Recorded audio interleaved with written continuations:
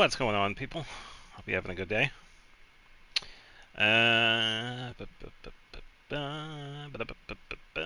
it is. You get to listen to the sound. Nope, pass. Alright, so a little bit earlier, because I am a little bit ahead of schedule. Just checking the sound. Should be good. Alright, I'm gonna get the dailies out of the way because we gotta get going with the Archon quest.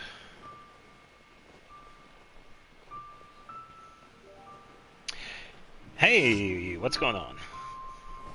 What's going on, Xavier? Let's see, I should probably switch to my friendship team.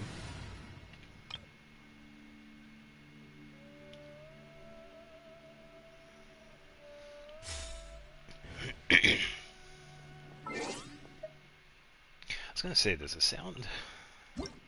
the game sound really quiet? Because it does to me for some reason. Got your mannequin, and yes, they do have voices. Oh, okay. Interesting. Oh, so I wonder if they're also doing the same thing, them being anonymous. Okay, that's good. Yeah. Yeah, we get to listen to Hiya. Yeah, that's good. Alright, oh, that's right. Yeah, I remember seeing this earlier on. You can choose which voices you can have, essentially equipping a voice to them. Yeah. Yeah, I remember seeing that in some of the earlier testing with it and stuff that we were going to be eventually getting. Clean up. Yeah. Go Yeah, thank you for reminding me of that, because yeah.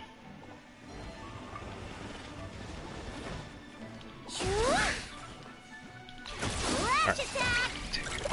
Take care of this, enjoy this, and poof, he's gone. Defensive mode engaged.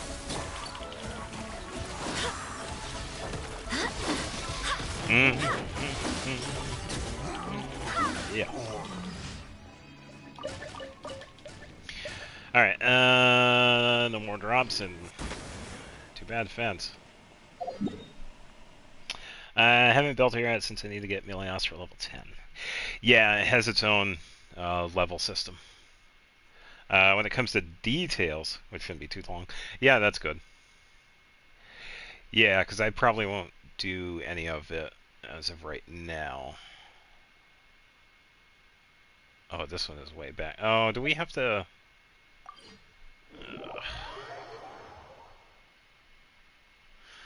It's one of the escort mission ones.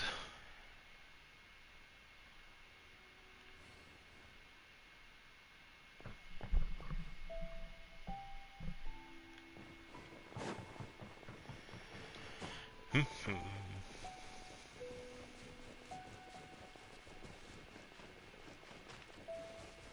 to go all over here.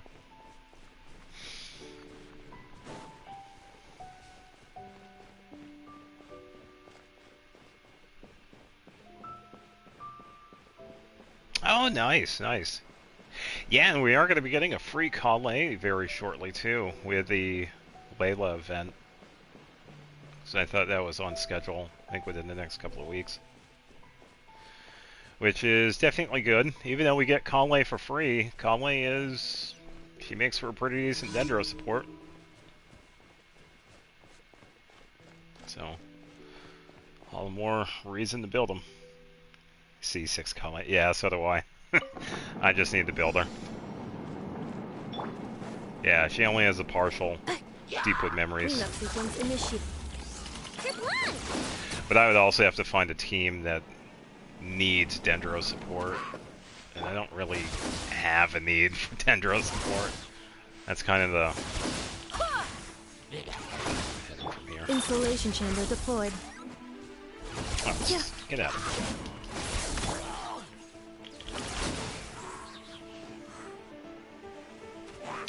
Oh, I gotta get this. I can pretty much ignore that, dude.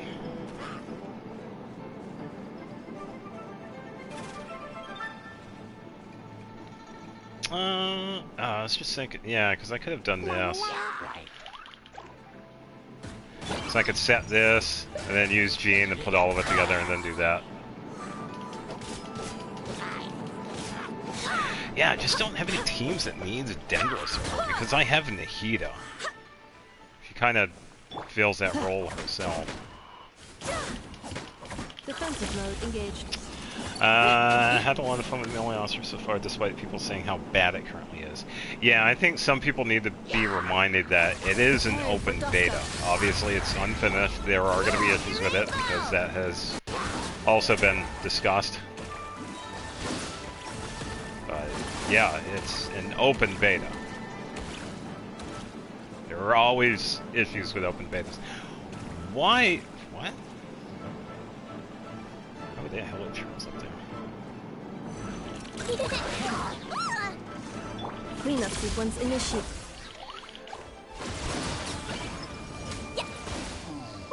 There we go, nice 32,000, and that should be it. Yoink. Yeah, honestly, even though I'm on the PlayStation 4, I'm kind of glad I don't have access to it, because I already have so much stuff I gotta, like, do anyway. I don't need one more thing to track. They also have roguelike games in this. Yeah, you can build game modes, and so far, a lot of people have already built that. Because you could check out other people's games, and you can try them out. Yeah, so I have seen some of it. I haven't really delved too much into it. But yeah, one of the main things I've seen so far is that people are kind of noticing different bugs with quite a bit of it, but it is an open beta. It's not a complete product or a section. So they are going to be working on it for a while. And I just noticed I have full resin. Wow. Ugh. That's fine. This way.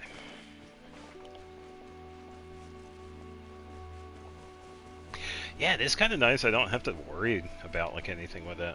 I don't have to worry about getting my lobby to level 10. I'll worry about another character that I need to feed with materials and pretty much bosses and whatever. And I think somebody was telling me they essentially piggyback the element that the your Traveler has. So if you're running with either Lumina or Aether, if they're running with like Pyro, for example, they have Pyro. Which would kind of work out, because I have been using Pyro Lumine for a while now. Yeah, it definitely would come in handy. I saw the Geo one yesterday, and it seemed like it was pretty quick. I don't think you need materials for mannequins for talents on level up. Yeah, like I said, when it comes to the details, I don't know. I'm only kind of assuming. So if that's the case, that's actually not that bad. Sorry, hello girl. Yeah.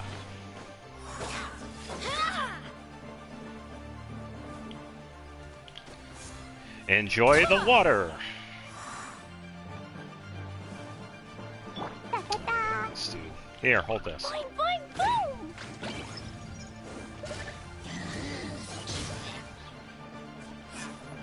Hiya. Enjoy the water.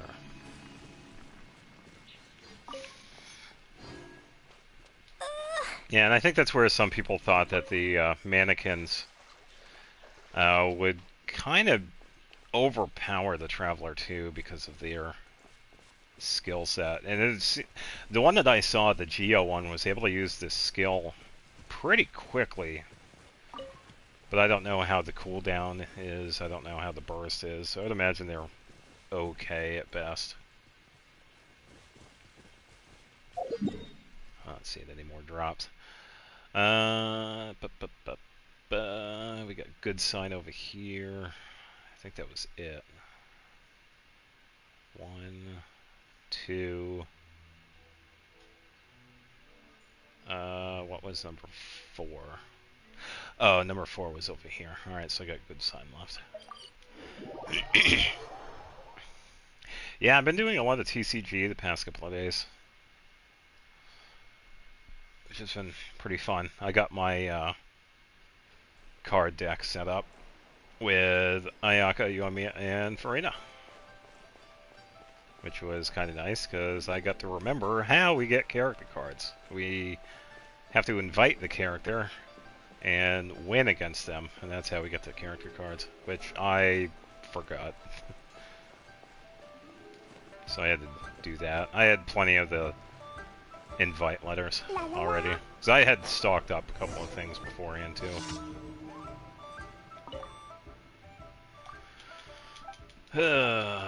Blah, blah, blah, blah, blah. Yeah, it's been pretty fun.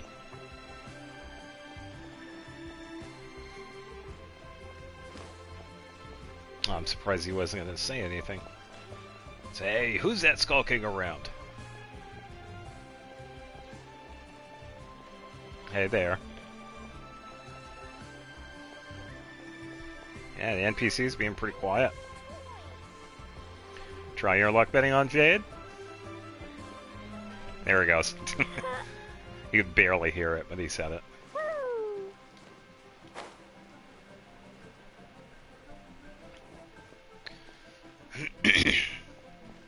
Yeah, because I was over here earlier, going against some of the NPCs in the card battles.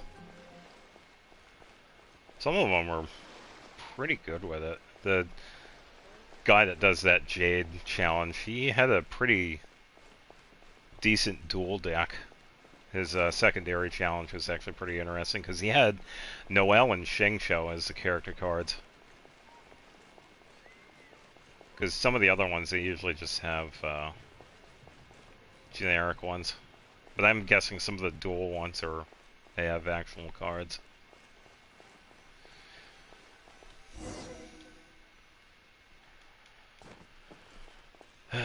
Alright. This one's this way, so I think this one is the dogs.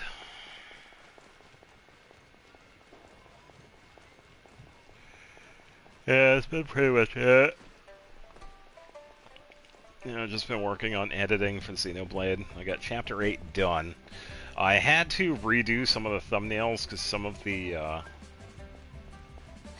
much stuff. like where it says like Part 1, Part 2 is kind of off, so I had to redo a couple of them. And I got Chapter 8 scheduled. And I'm going to be working on Chapter 9 this weekend. Which means I gotta play that some more. I gotta find time to play it.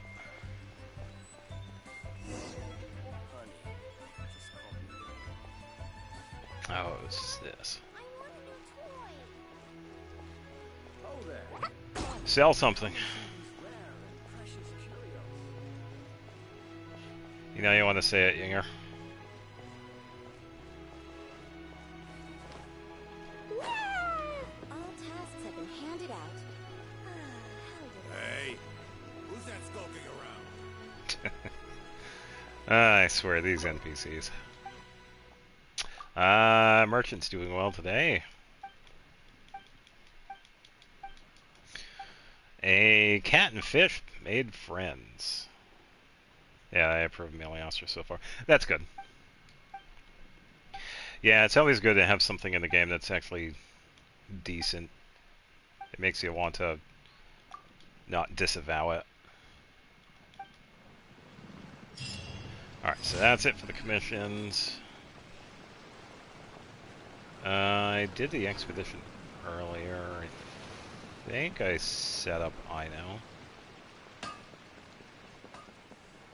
See, it was early this morning. Add Astro. Add extra, Thank you yeah, for thank you, completing- Eleanor.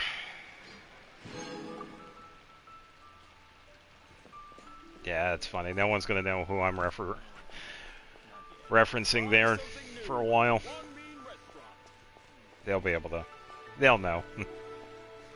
Might be a few months before I get back into that game. Resin. So we can make 3 condensed, which means I'll have a total of 5. 40 left over. 20 left over, I mean. We are actually going to take a break with Mualani and actually help out Farina. Let me double check the notices real quick. So I'm just waiting for it to load. Sorry for the blue screen, I'm just looking at the notices. It would be cool if you could see these two, but it doesn't really do anything. I think it was just an update. Issue where some sound effects are missing. Including sound effects for certain skills of the characters Ganyu, Kuching, and Fremine. Issue will be fixed in the future version. Oh, here we go. There is an issue where by two mannequins owned by the same traveler can be added to the party at the same time under certain circumstances. Yeah, so one of the things I learned is that you can only have one mannequin per party. And the rest of it's just like character skills and stuff for Melee Astra. So, yeah. It's kind of interesting. Yeah, so they are on top of it. And we are back. Yeah, it's probably some goofy way that you could add them to the party so that you can have two of them in one. But you are supposed to only have like one mannequin per party. Or at least that's what I was told. Play a total of 300 action cards. Sweet, so that one's done. It might be a while until I hit 70,000 coins.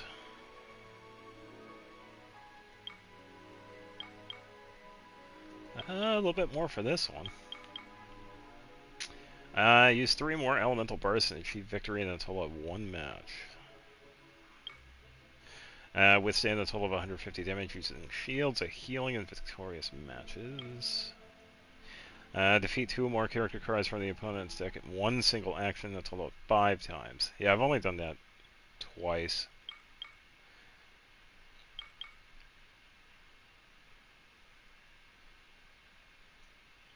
Ah! Hi, Charlie. How are you? Hope you're having a good Friday.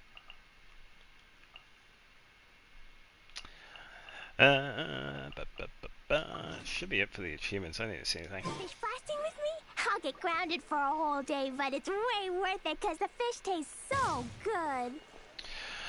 Alright, let's double check some of this. So we have this. One of the short ones. I think this one is over... I made a couple of people. Okay, so that's really... yeah. Alright. What else do we got? Claim all of this. Defeat boss. Yada yada yada yada yada. Oh yeah, that's right. You're one of the ones that have a different time zone. Yeah. All right. So I hope you're having a good Saturday. Man, it is really early for you. Yeah. Yeah. Welcome back. It has been a little while. Yeah, just been busy playing Xenoblade. Having a lot of fun playing the game again. And pretty much just playing Genshin still. So I'm kind of at that spot where I'm still on the PlayStation 4, so I don't have the yeah, new content, but I'm okay. I'm okay with that. What else? I think it was that book. We should be able to get... Arsonist. Yeah, Destroyer of Mountains. Yeah, here we go. To temper thyself. We should be able to get the next one here. So, next week is when we're going to be able to get the Constellation for Ayaka. And then... see what happens after that. So, before I do the domain for Farina, 2 things. I gotta check the teapot for the daily stuff there, and does... okay, she does not. So I haven't gotten any new Columbina interactions yet.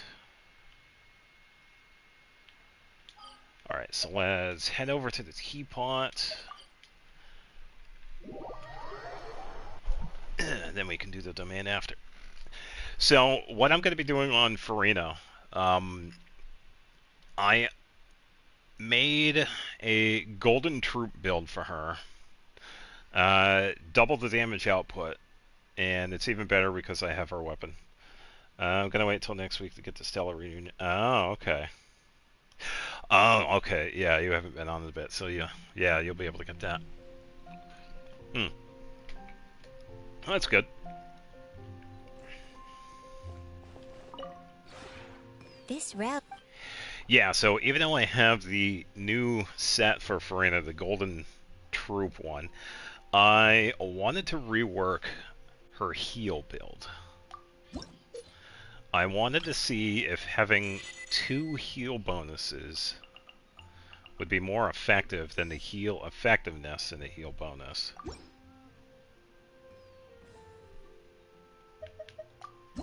And what's really nice about this is that there is a second artifact set that actually has the heal bonus, which is... it's the opposite of Nighttime Whispers. Navia's set. It's that other one. I keep forgetting what it is. It's at a Navia's domain. Not this one, I believe. Yeah, here we go. So, we gotta get Song of Days Past. Gotta get that one for Rena. So, I'm just looking for the 2-piece, not the 4-piece, because I just want that healing bonus. So, that is the plan for Farina. For Mualani, I'm also working on her. I'm just still looking for a couple of better artifacts, especially the circlet. Because I still want to have the crit damage, but I would like to get HP and crit rate for substat. We don't need crit rate as much because I have the 4-piece obsidian, but having just a little bit more helps out. And HP all the way. So definitely preferring the HP percentage for that. So Dream Team is Aoife, Risley, Arlecchino, and Flans. But you only have Aoife. Well, that's a good start, though. Aoife's pretty good.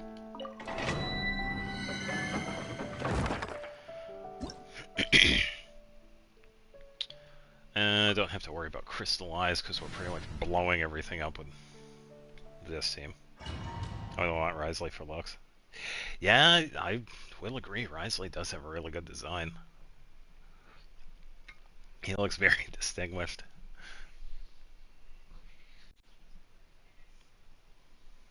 Ugh.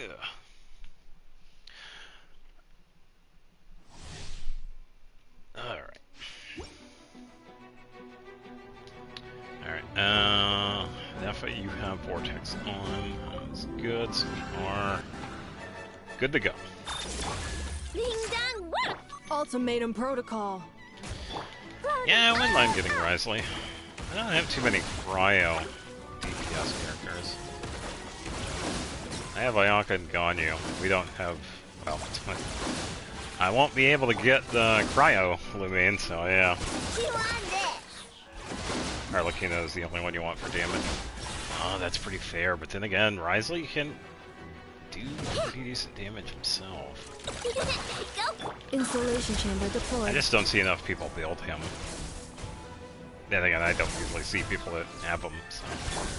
Look, your rainbow! Alright, Yeah. yeah,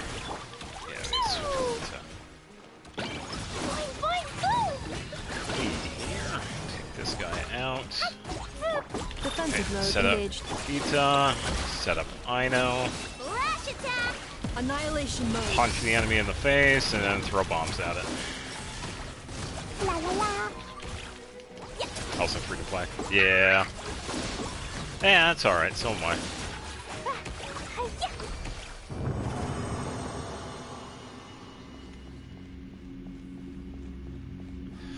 Alright, so that's 1. Hopefully we can get some artifacts. Yeah, disregard the 61,000 primos. Those are just for show. I mean, I'd give my Arlecchino away if I could. Yeah, yeah. But then again, I've said this before when it comes to like character trading in like other games. I know, I know there would be an issue if they had that. I know they'll never do it for like characters, but if they had a mechanic in here that you could trade with other people, oh, that would be exploited day one. Or at least within the first hour of it being released. Look, a rainbow! Oh, I would not be surprised. It would be hilarious. Dumpy, dumpy, go! Barbados, guide us. Yeah, character-wise, I don't ever see. Preparing for that dust happen. up. Defensive mode engaged. Would be cool, but yeah, that also would have some issues. You on this? Blazing delight! Yeah, because for example, start a new account, get Noel. Start a new account, get Noel, trade it to the first one. Start a new account, get Noel, trade it to the first one. You get C6 Noel before even entering mod stat. So yeah, and that's just her. I'm using her banner as an example because that one's the trial banner. And this isn't even including anybody else you might get too, because it's, yeah.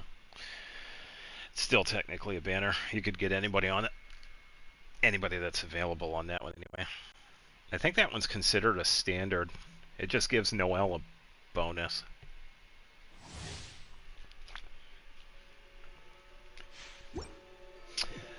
Still put the limit on the AR for trading characters like AR 55. Now I would bump it up even higher. Make it like 58. Just like with World Level 9. Because I know people would exploit character trading. That is a given. Because that happens in any game that has any way to trade stuff to other characters. Pew! Dumpy, dumpy, So that would go! definitely happen within the Cleanup first sequence hour. initiated. Ding dong, Yeah, I wouldn't even give it a day. It would be like the first hour people would be exploiting that. I would just sit back and laugh. Annihilation mode. Defensive Yep, mode okay. engaged. Look, a rainbow! Yeah, they would definitely rethink their decision. Boing, boing, boom! Sparks and flash!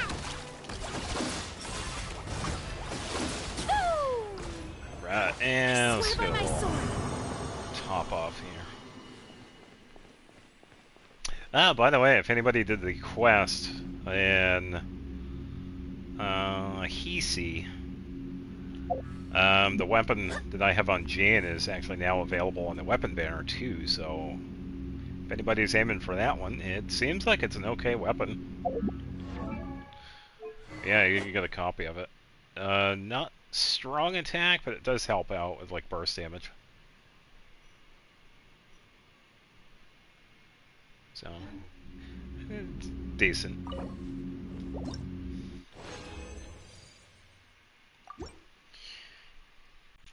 I don't have Aquila on here because I have Ayaka has that.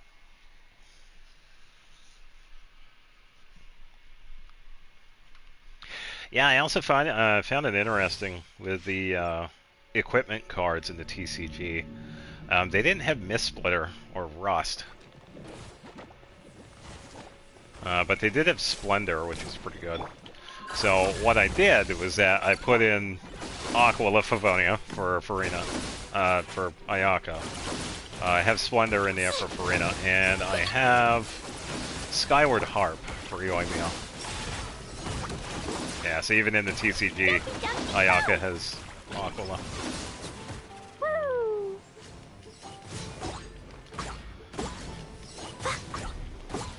Cleanup sequence initiated. Alright, kinda wanna get this over Weather bomb! Ultimatum protocol. punch this dude over here. Hey, what's going on, Finn? Hope you're having a good Friday. Defensive mode engaged. Might be getting Genshin on college laptop. Accelerated. And I would imagine that would overheat like crazy. Look, a rainbow! Games and laptops usually don't mix, but if you can get it to play and not burn anything underneath it, then yeah. Good luck. La la la. Probably have to put the laptop on like an ice pack or something. Ah, ah. Hey, what's going on, Jester? Hope you're having a good day. Just getting some daily Cleanup sequence stuff done. initiated.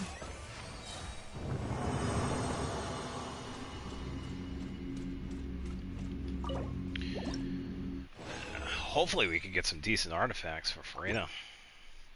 Don't need to fight very much, I just need to claim rewards.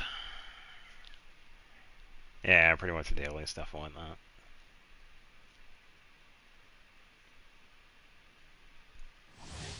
I don't know, if I had mine, I would probably get like a tower.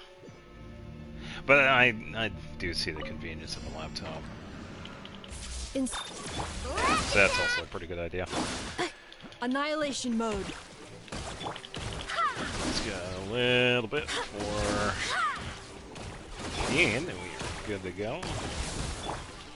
Let's do this. Hey! What's going on, Nefer? How are you doing today? Jumpy, jumpy, go! Defensive mode engaged. Ding dong, whoop, throw them all up. Yeah, we're going to be doing the Archon quest shortly. Still haven't logged into Genshin, probably won't be until Monday. Yeah. Cleanup sequence initiated. Computer's not working well, I have to lie, or working on free, also working on... Also working on free now, just don't have the thing open. Yeah. It's been pretty good. My weeks have been going pretty good. Nah, it's fine, Xavier.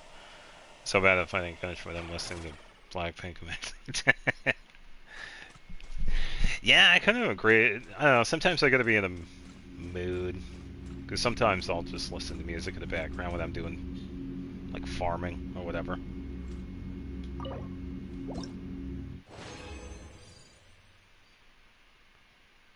Especially when I don't need to, like, worry about anything. Yeah, still, yeah, I've been having a lot of fun with Xenoblade, Nefer. It's been a lot of fun. I got Chapter 8 scheduled. I'm going to be working on Chapter 9 in the next couple of days. I just got to find time to do it. Never finds it sitting in game waiting. Yeah. Very soon. Very soon. She'll be part of your roster. No, don't be sorry. Thanks for stopping by. Yeah, and have a good rest of the Saturday.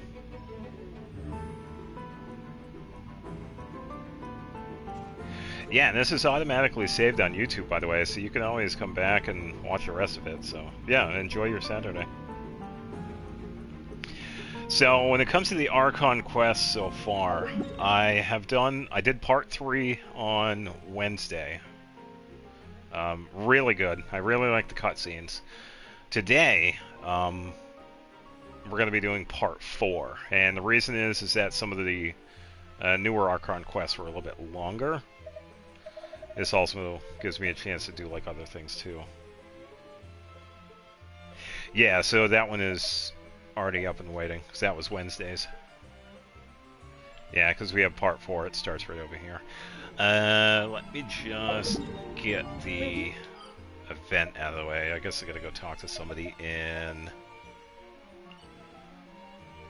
Children of Echoes. Tell me anything without spoiling so you look forward to it. Ooh, the fight scenes. And no, I'm not going to spoil it. Yeah. Oh, it was so good. It was so good. Yeah, so that was a fight scene. And I will say, some of the ambiance, like later on, was pretty decent. So I gotta find somebody. Oh, nice. Yeah, I haven't started it yet.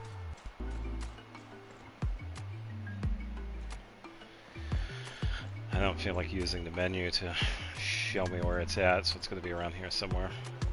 So, part 1 was about 7 hours, a little bit more than 7 hours. Part 2 was about 5 hours. Part 3, I think, was maybe 4 hours. So I'm thinking part 4 might be like 3 or 4 hours as well. But yeah, compared to some of the other regions, they have definitely added a couple of things to Nod Krai. Not seeing anybody I have to talk to. I might have to Accelerating. Yeah, I was told beforehand, but I was also kind of shocked, especially with part 1. Because it was, you know, the introduction to Nod Krai. Well, the journey home was the introduction, because that gave us an EFA. I think the journey home was 4 hours, maybe? 3 or 4 hours? Yeah. Yeah. And I live streamed it too, so yeah, it made it a bit easier because I wasn't gonna like record it. It's like, no, I'm good. Way too much nowadays. Yeah, I've just been busy with that playthrough. I have no idea who I'm supposed to talk to. Started Liwa. Okay. What are the devs eating? They are cooking. They have been doing so amazing with Nod Krai. I tell you what, with Liwa, even though it's one of the older regions, it still is a, pun intended, pretty solid story. Alejandro would be proud. Giant rocks, yeah. Oh, I'm nowhere even near it. Oh, it's on the, it's in the entrance. We get to see Zhongli. We get to see Keqing, Ganyu, Ningguang. Yeah, we won't spoil it. Everybody's pretty good here with not spoiling anything. Yeah, Liwa is a pretty decent story. No, I won't spoil it. We see characters, and that's pretty much it. This looks familiar.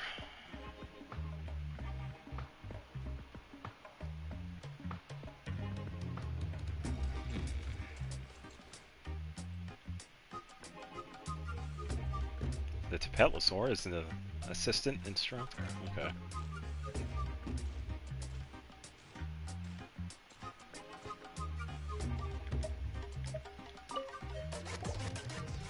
Yeah, so I'm assuming this one's going to be a quiet one. Yeah.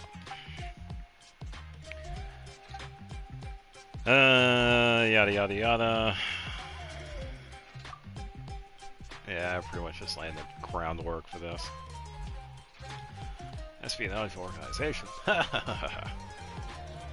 Wow, you automatically... What? Why did that do that? I didn't click the button.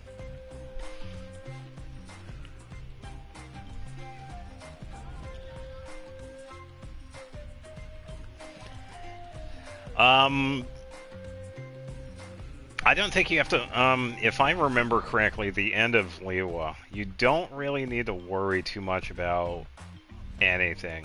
You'll see. Yeah, you'll see.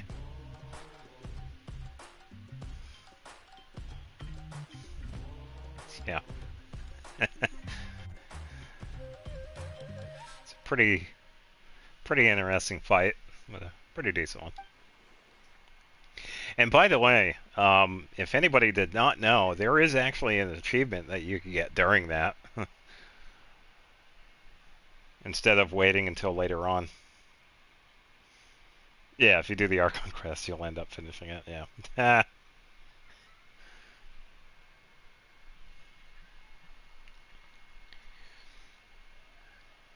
Yeah, so the achievement I got during that fight was, I think it was running consecutively for like 30 seconds or something like that.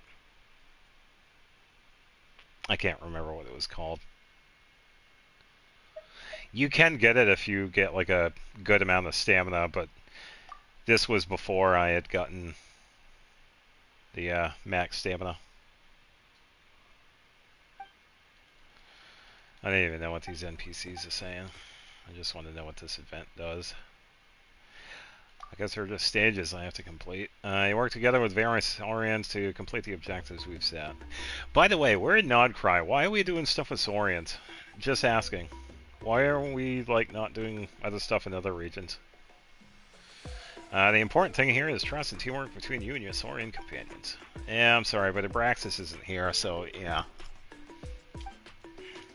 Oh, and one more thing. We won't be traveling with the Kukasaurs this time, as we don't have the necessary high-altitude safety kit just yet. Safety is our #1 priority, after all. Yeah, I know I'm in Natlan. But Nod Krai is not part of Natlan. It's an in-between. Yeah, anything from Paimon. Yeah, we've had enough of the Saurian events. They've had so many of these. During the challenge, you can freely switch between yourself and the Saurian companions, of course. Additionally, your characters cannot use skills or special movement abilities during the challenge.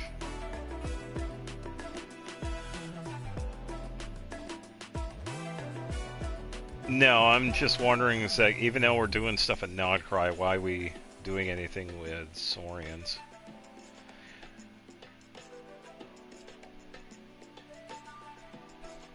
Can use your abilities to traverse various variety of dangerous terrain while you can operate mechanisms to open paths ahead. Didn't we have this during one of the quests for the little one?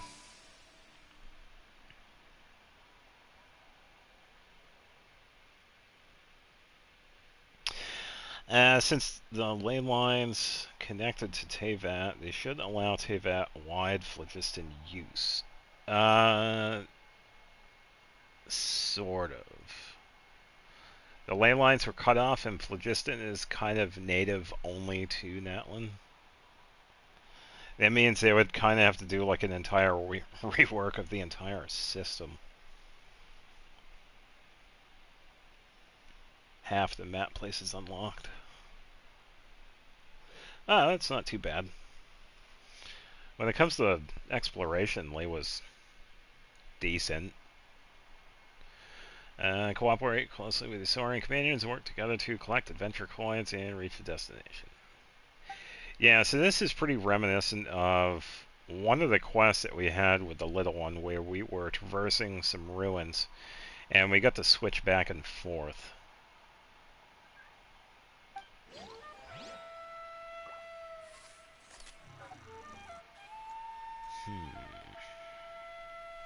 Oh, let's talk to Conan again. I was just about to.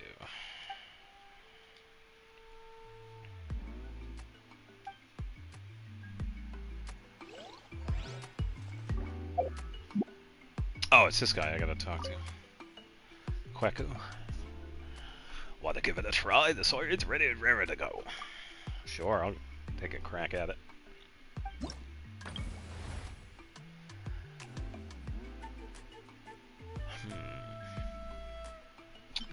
Complete the challenge and collect 3 coins. 2, 1. Okay, so this is for the next 4 days. So I could probably do this like Monday or Tuesday. I'll do the first one. And what's interesting is that they only have 5 out of the 6. Yeah, I don't see any Kukasaur symbol. Koholosaur, Tapetlosaur. The Dendro one. Ichthyosaur and the Tatankasaur. What is this one called again? Yunkasaur, I think. Yeah. Chasm Interlude quest. I did it. It was such a jump from Inazuma in terms of quest mechanics. Oh, I really liked the Chasm quest. Oh, that one had such a nice ending to it. Ooh. And the characters that they had in there too. It was pretty funny. Yeah, it was pretty funny. Yeah, Ito being Ito, once again. Boiling water is hard for humans to traverse. Yeah, obviously. Rays cannot be crossed, of course. Got a new tablet, need all my stuff on my old tablet because tablet will not turn on, so I had to restart. Yeah.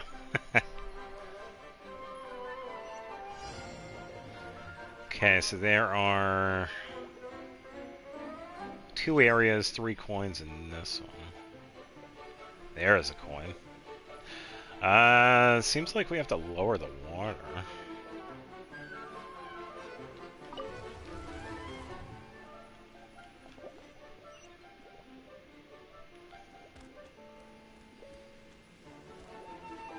A rare time where we actually get to see the traveler.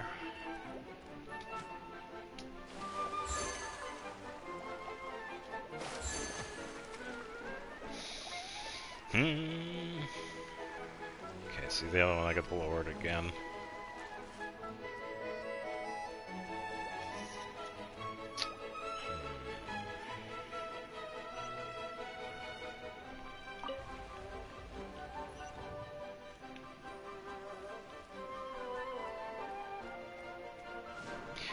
Yeah, it's something similar to it, because you could switch back and forth between Traveler and the little one. Yeah, it was a pretty nicely designed ruin.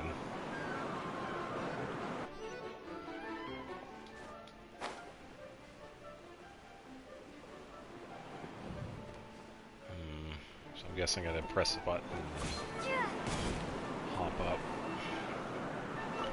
Open sesame.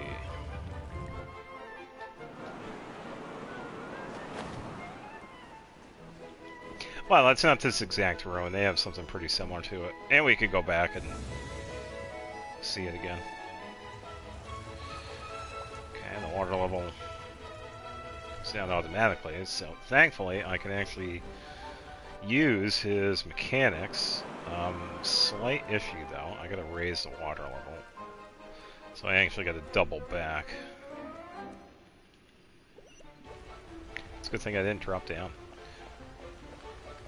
Yeah, we also gotta find a way up to that.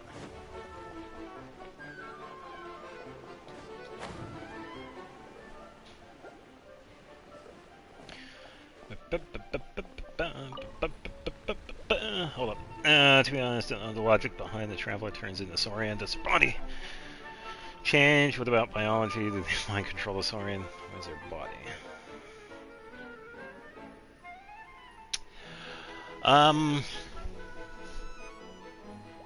I think it's more of...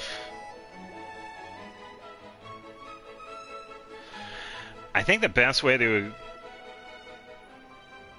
explain that is that if you have a cup, an empty cup, consider that the Saurian, and you just add water to it, and that's a traveler. That's pretty much what happens.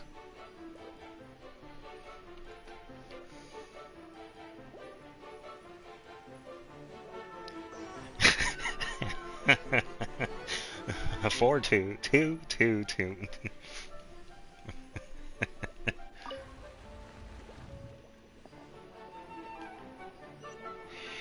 Yeah, I'd say they're kind of... I don't know, when it comes to controlling the Saurians, it's more of... I think it's like a partial control.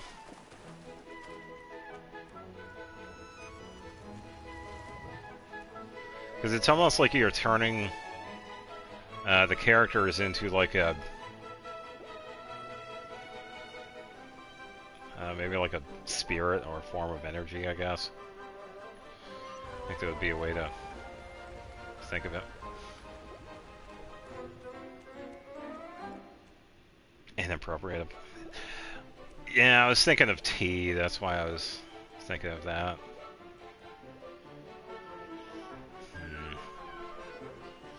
I have to lower the water to get over here.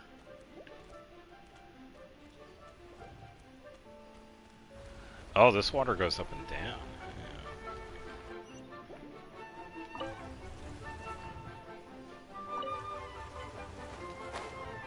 Okay, anyway, so maybe I don't even need that to begin with. Yeah, they've had a few different ones. There were a couple of them that I wish they would actually bring back. So they've had a lot of events over the years, but they've kind of only done like once or twice. Since Chaska used Saurian the Fly and such, at the beginning of Level Hell. Oh yeah, yeah, right in the beginning. Because even Paimon was surprised.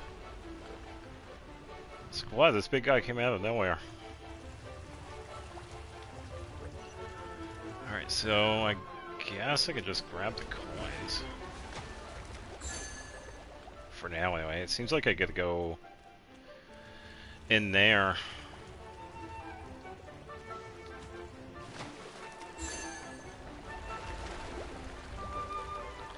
And just wait for the water. And I'm going to assume I can also activate the mechanisms with the Saurian.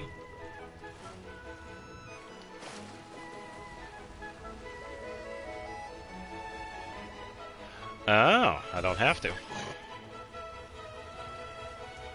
Okay, that makes it easy. A big guy. Let's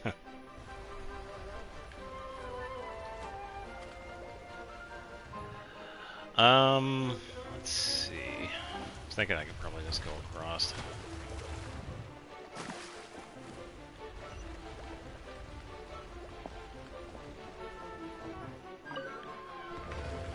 Open the door. Yeah, it's just like the quest. Oh, handy. We're not going to use like fancy gliding skills or... You know what? No, hold on. Swimming skills I'd be winning them. Yeah, no kidding. I'm going to do this the old-fashioned way. I'm going to time it.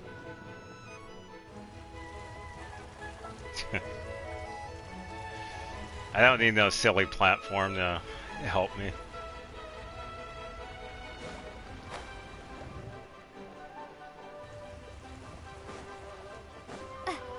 Hot water, hot water, hot water!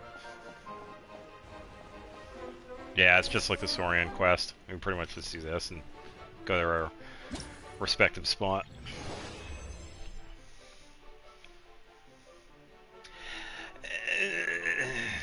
A little easy for me. Yeah. Because I'm trying to think. It's like they'll probably have a survey for this in a couple of weeks.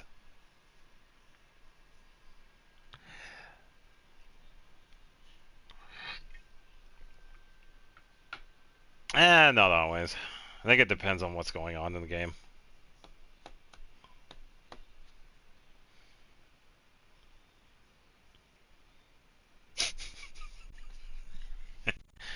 Yeah, I think we might know. It's okay. Okay. Guess I'll snag the rewards.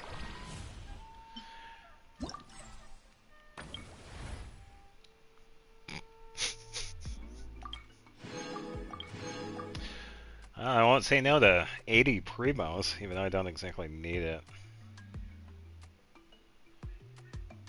Fight the wall saying, nah, you ain't that tough. Why aren't you saying anything?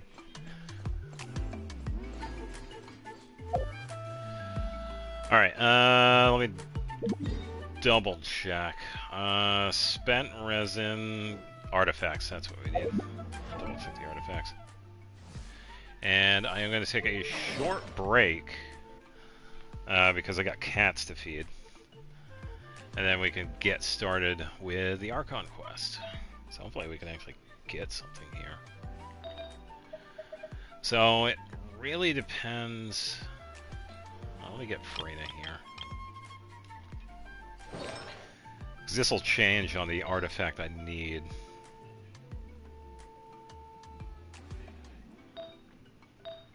Because if I get better ones of Nighttime Whispers, I can probably switch these out.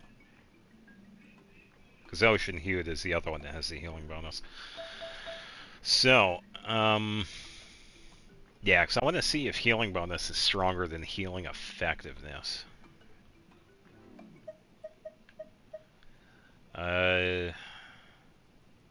Not Time Whispers. I meant the other one. Too many artifacts to remember. By the way, that's actually a pretty decent one. Crit damage, crit rate, attack. Why couldn't I get these for some of the other characters? I don't even have Navia. That's ridiculous. By the way, that would actually be a pretty decent one for Noelle if you use Crystallize, which I don't because I use Husk, but it's not too bad. The wall is too strong. Nope. Defense ER crit rate. Ooh, that's not too bad. Alright, so HP, crit damage. I don't need defense, though. Crit rate, HP. That's going to be tough. I kind of wish I had crit rate on that one, because that one's actually decent. Farm for Navia for a year straight. Wow. Gave up on 75, 130 crit ratio, and 3,000 attack. Damn. Did you ever get a weapon, though? I think our weapon isn't crit damage based? Because that would give you... I think it's one of the ones that are like 88, so that would be...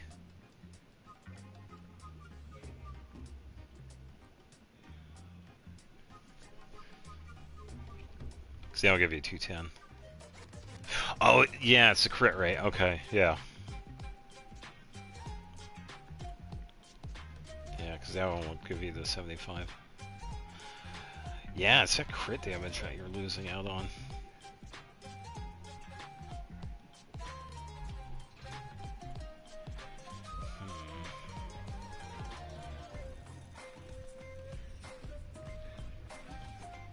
Pyro Red is fine, or Hydro Tulpa. Yeah, Crystallize itself is decent, but I don't normally use that with Noelle.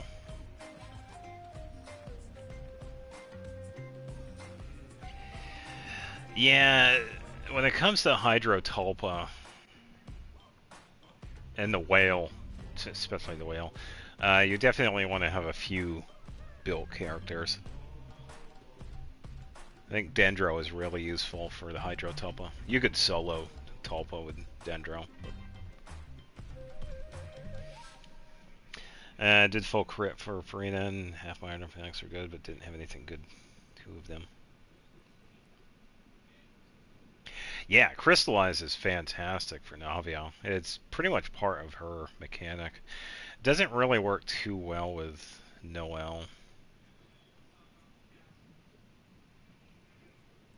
Yeah, I also agree. If you're having any problems with bosses, I could probably just go in and smack them around. So, hello, boss. What are you doing? Defense, crit damage, attack. I don't think I need that one. I don't know. I need something better than this, though. What's the feather? HP. Oh, that defense. If only that was like crit rate instead of defense. I don't need defense for Arena. No, I think they meant the other way around. Have me join you. Yeah, because there are quite a few that cannot join me because I'm at world level 9. But yeah, since I have a high AR, I can join anybody. But you gotta have a certain AR to join my world. Yeah. Yeah, that's the thing with co-op. In order to join someone, you have to have a certain amount of AR.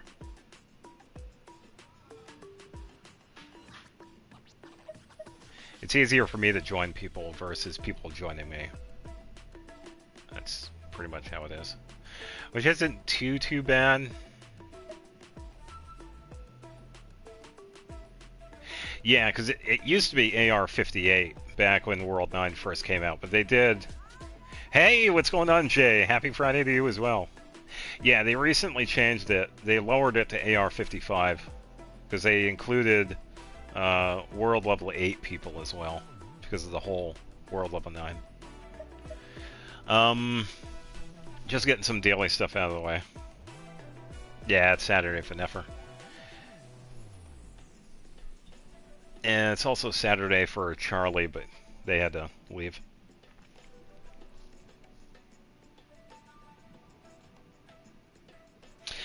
It's just that some reason I can't get your co-op to work.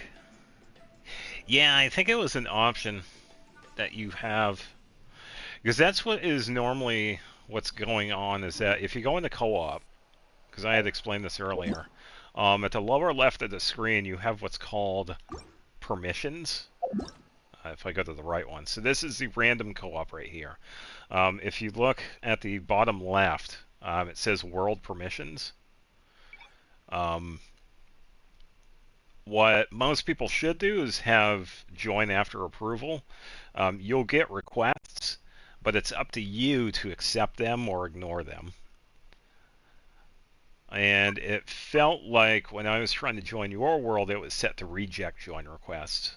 So that if you click on somebody's world, it pretty much just says unable to join. And when it comes to allow direct join, I kind of don't like that one, because you pretty much just get like full Cleanup access sequence to the in world. progress. Based on data from past incidents, please avoid dropping small items such Enough as is echoey. mora, screws, gears, minerals, toys, gummies, snacks, hairbands, socks, and slippers. Oh, she was very echoey. I had to listen to that first ever Genshin co-op god. Now, because I've encountered that too. It's like, yeah, when it comes to worlds, I know some people usually say, hey, it's free to open, but yeah, have it to join for approval. It gives you a semblance of control on who you can have join or not, compared to direct join. Alright, so as we are... I can't join you if he doesn't have your UID or blue AR16. So they are currently AR22 and they are on my friends list. So I can actually check it right now before I take a quick break. They are currently not online, so I obviously can't join them either. So yeah, they're currently AR22. That's the thing I was thinking of. It was a world permission. For me to join, they would have to have it set to join after approval.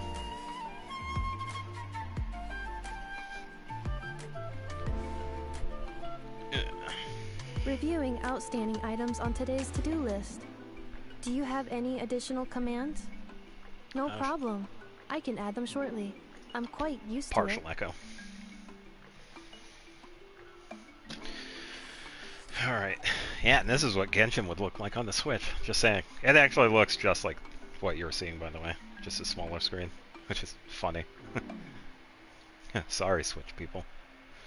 I should totally take a picture of this, by the way.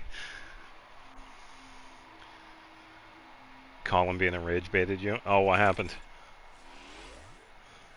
Yeah, I'm still waiting for one of her new interactions, because I had completed the first Chronicles, and I'm just waiting for the second ones to get started. Yeah, she's been a riot so far.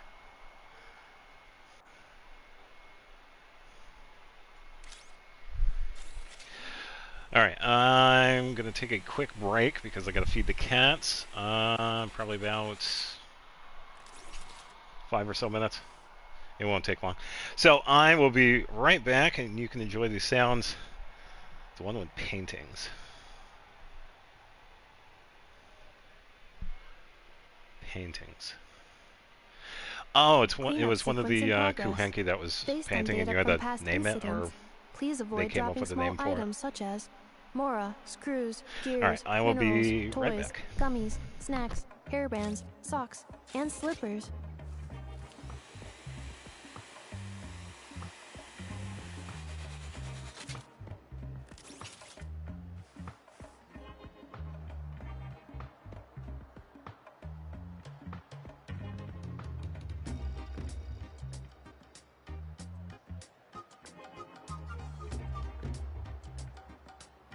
Combat data updated. Please rest assured that I will not blow the roof off again.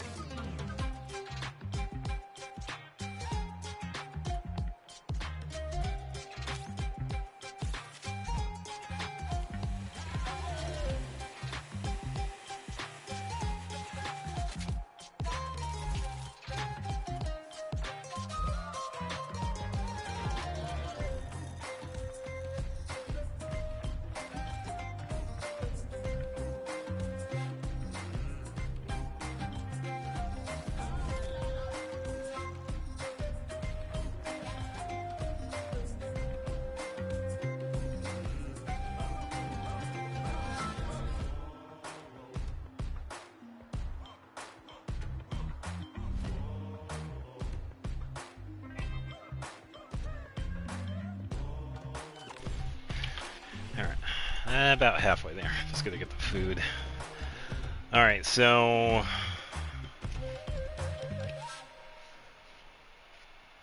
let's see. What are we feeding the crazy animals tonight? Taz is getting chicken and salmon. And the other two are getting beef and mackerel. Oh, we'll do it.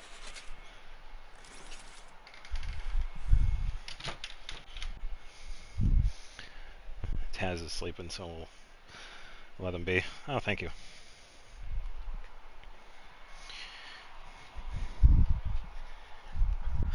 Yeah, Taz has been having a couple of hard days. We have him set up for a vet appointment Monday because he's been having issues with sneezing. He was getting a bloody nose because of it, so we have him set up for the appointment. Probably Monday morning. New goddess, sorry, Columbina. Oh. I don't think I saw anything recent, but I think I said this before. I have seen these characters like well before their official release, so I knew of Yehoda. Reviewing like, outstanding at least a items few on weeks today's now, to-do list. or several Do you months, have any additional commands? I should say. No problem. I can add them shortly. I'm quite used to it. But no, I haven't seen anything recently.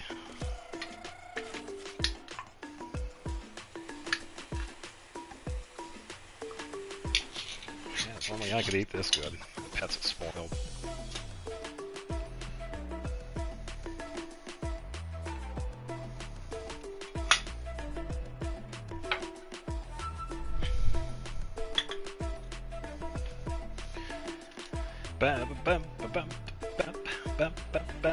At least the music in this area is Combat kinda data nice. updated.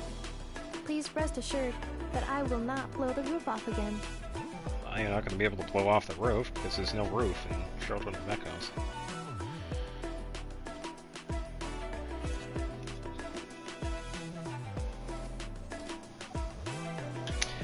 She got drip marketed, and she's even cuter than I expected for some reason, and... right.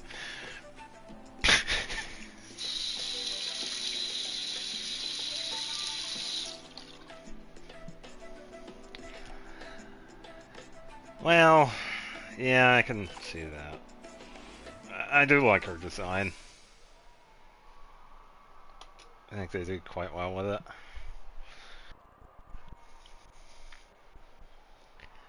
Finish Zenless Endgame, nice. Reviewing outstanding items on today's to-do list. Alright, Do you so have that's any additional commands? one No catfish problem. done. I can add them shortly. I'm quite used to it. Don't lose hope in humanity. I'm not human, trust. Ah, okay, so we have a robot here. Taz is sleeping right now, so I'll just leave his food right here. Now for the other two menaces. Was never human. I am a human. Trust me, I can do CAPTCHA.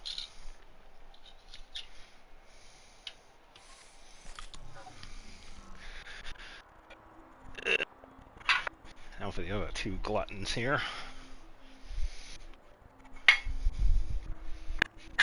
Totally a cat dream, by the way. I have wanted to set up like a little cat stream, but I don't have a camera.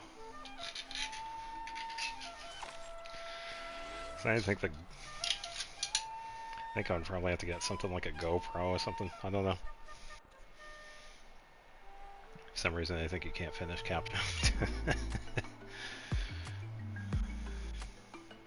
Yeah, I have thought about it. I'd have to actually shop around for something that would be fine. It would be Cleanup mostly just sequence in Taz progress. laying there. Based on data from past incidents, please avoid dropping small items such as Mora, screws, gears, minerals, Better toys, not drop that gummies, Mora. snacks, hairbands, socks, and slippers. Who drops slippers?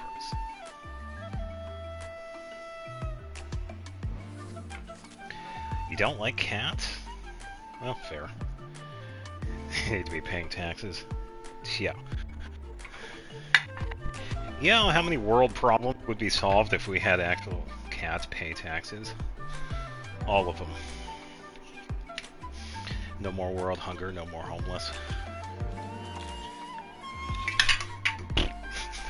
Almost dropped that. Do not spill the food on the floor.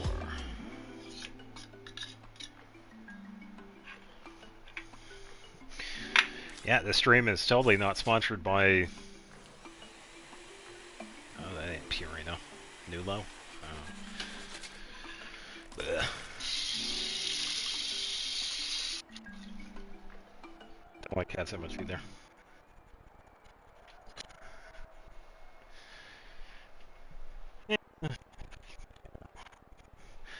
I don't know. I don't know. I don't really consider myself a cat person or a dog person.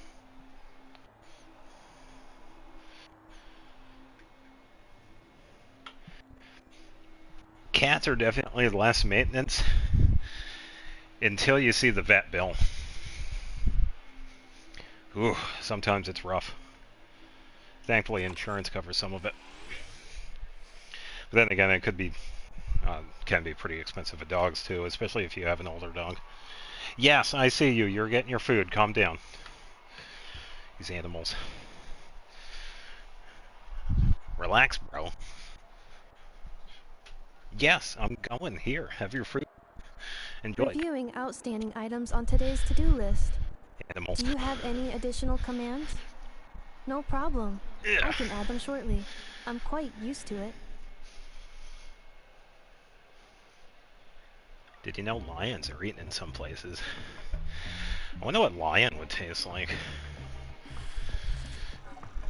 I know a few people that have eaten horse. Apparently horse is somewhat similar to like deer, but... I don't know. No, I didn't know lions were eaten. I wonder what they taste like. Delicious.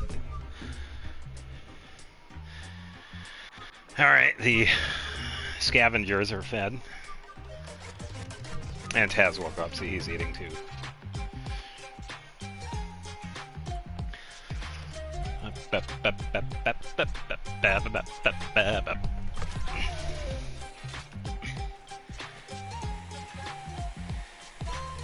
Farm mussels? Yeah, maybe. Used to have a restaurant here that sold exotic meat. Yeah, I believe it.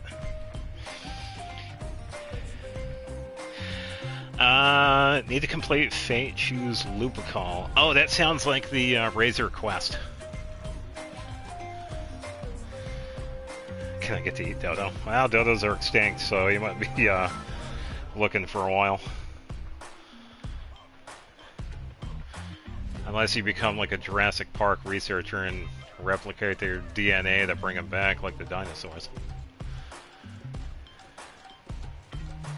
Lupicol, that is Razor. That is this character. Let me just go all the way down the Razor.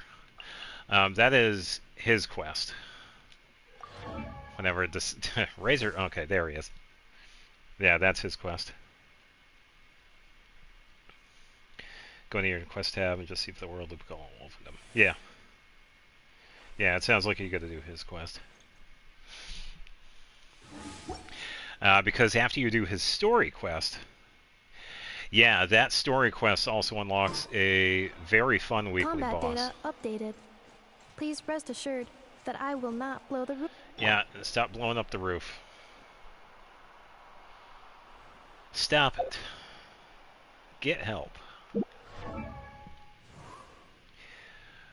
Okay, back to artifacts. Hopefully I got something. I only saw the feather. I need the HP, but maybe the ER, but that's a defense. I don't need the defense.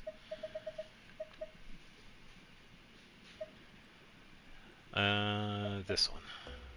HP crit damage defense. I don't need defense, so I am not going to take that one. I'm going to keep searching.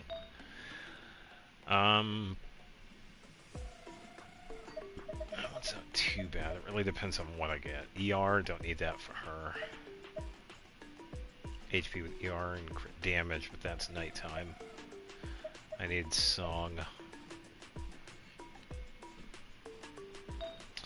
Alright, goblet. Let's see what we got. Dander bonus, don't need. Attack with crit damage, garbage. Attack with ER, garbage. Defense, antidote, garbage. And I have anything to lock. Someone stop them? What?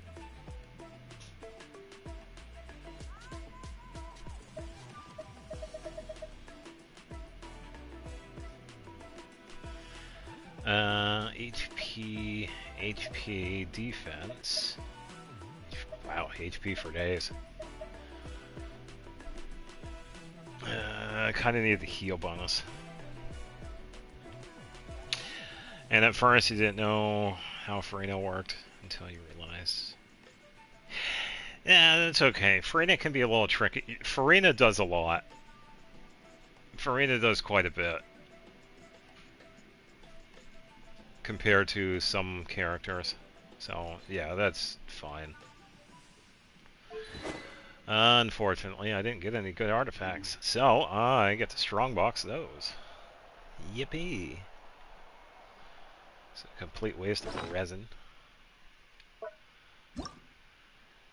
Alright, quick select, confirm, salvage, goodbye. 3, 4, 5, 6, 7, 8, 9, 10, 11, 12. I can do 12 artifacts. Sweet. Frina has a lot to do with paint styles. Yeah, I agree with that. Find a character you like that has like a really complementary playstyle. Crafting bench.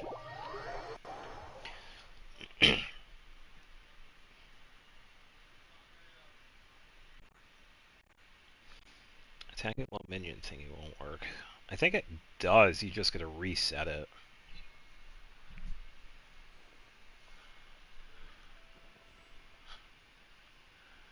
Because you could also do like a hold charge attack and you could switch to her healing form. Gain HP, then switch back to her DPS. But yeah, Farina's definitely one of those characters that are like an all-around support. She can attack, she can heal, she can buff, she does everything. She's like the kitchen sink.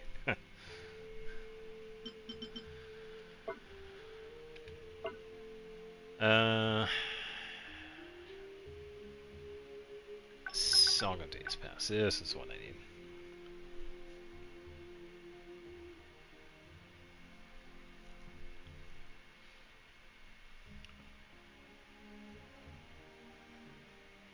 Yeah, that's part of her mechanic, yeah.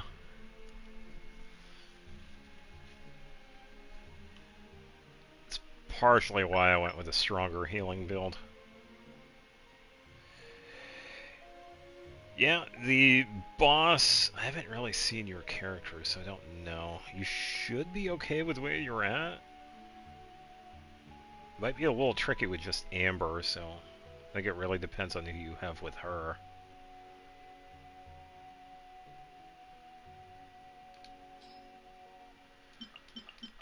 All of these are garbage. Oh yeah, this is new, by the way. Oh, look at that. It's so much faster. Yeah, by the way, they added a thing in here for artifacts. If you press and hold, you can actually boop, boop, boop. Don't use Amber at all. Yeah, I had said a pyro character, so Amber might help out in a pinch, but yeah, since you don't use her, she's probably not going to be of use.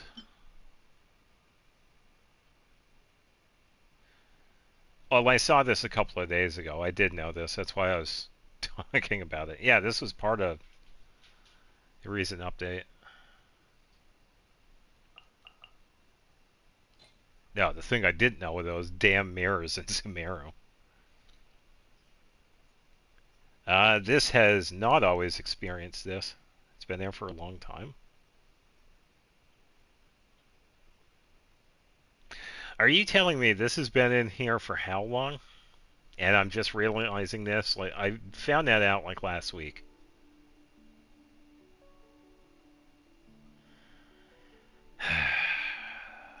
Again, I am always finding something new in this game. It's like when I played Golden Sun. Every time I would play the game, I would find something new. This is ridiculous.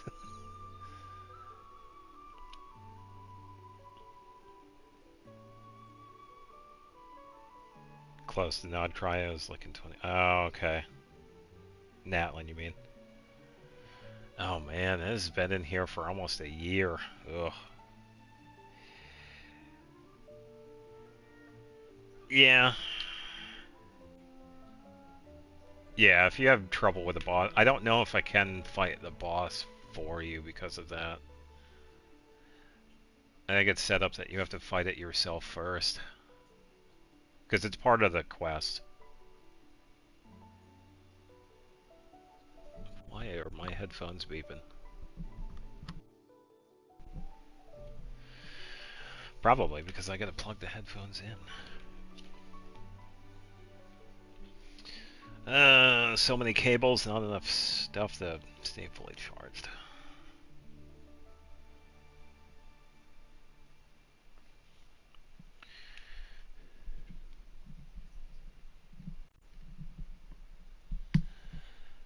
What bosses can't be done in multiplayer unless you mean a arena one. No, I think the one they needed to fight was the wolf.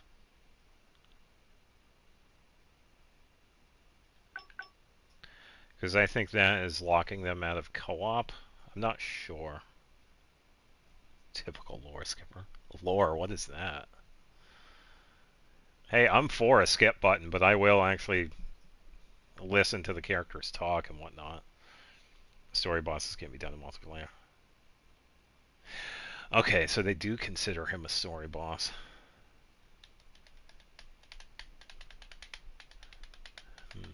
Okay, that makes sense. Yeah, because they were having trouble with that boss. Yeah, so because it's part of the story, I can't fight it. Oh well. Yeah, time to look at more garbage artifacts I probably don't need.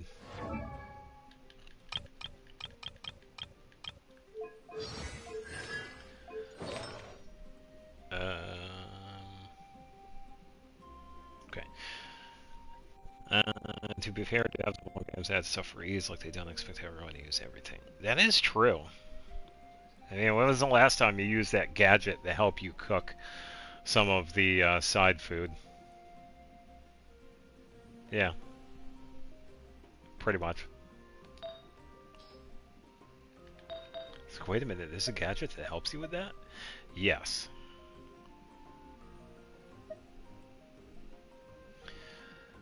Create.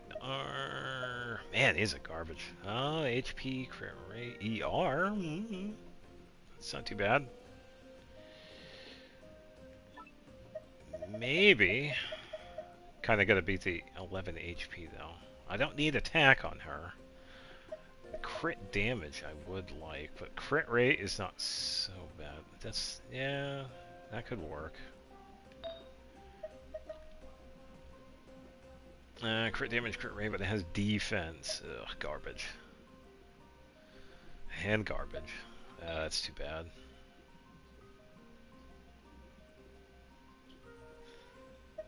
Yeah, and for this one, I kind of want to have close to that. HP based, but has like ER and probably crit rate and crit damage. I don't know if I'm sleep deprived, but I see you reading chats that I don't see. Okay. Well, the reason why I see them like pop up, so I don't know. Ooh, DPS or support Kale? I don't know. I kind of probably DPS because that was kind of the build I was going for. It's like I did want to use Deepwood Memories on her because that is like a pretty decent one for her, but it was like an attack based, like attack, dendro, and then crit damage or crit rate depending on the substats. So I would like to see a DPS Kale.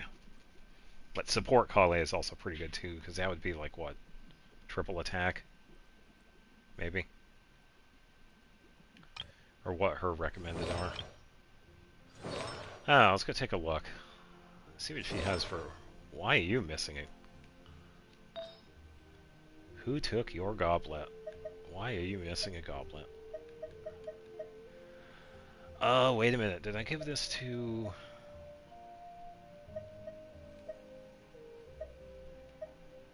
Oh, why do you not have anything? Be done by the end of the month. Nice.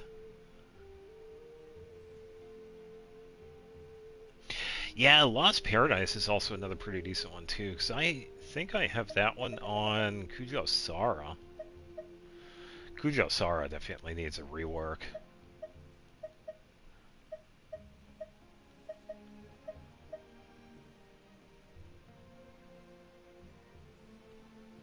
Savior would be a good politician making promises like that. I guarantee it. It's going to be done by the end of the month. You have my word.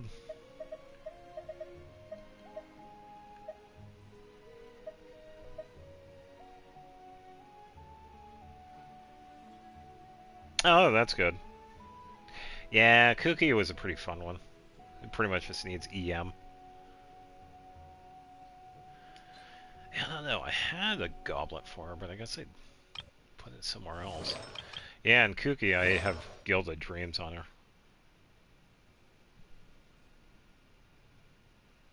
Because that just gives her the 786 EM, which is okay. I'm not really seeing anything decent for Farina, which is kind of sad. Yeah, it's also been a little while since I've farmed Paradise.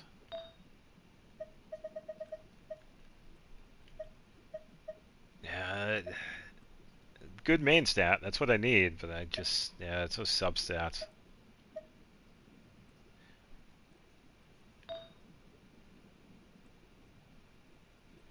Yeah, for this one, be another one that I would like to get ER, but I don't need anything else. Yeah, I didn't get anything new here. And for Circlet, healing bonus. Ooh, with HP. Oh, but that doesn't have anything else. I don't need attack and I don't need defense. Garbage. 9 out of 10 years, Genshin will be 50%. Oh. I don't know. I wouldn't want to have a game being half of my life. Setting calendar. Yeah, that's just kind of the one I wanted to build for Kale. It was kind of like to see what she could do, because I know she's probably... If I were to base her sub DPS, probably low to mid sub DPS. I still would like to see a pretty decent DPS build on her. I still would keep King Squire on her because that one pretty much, it looks like a signature for her, so.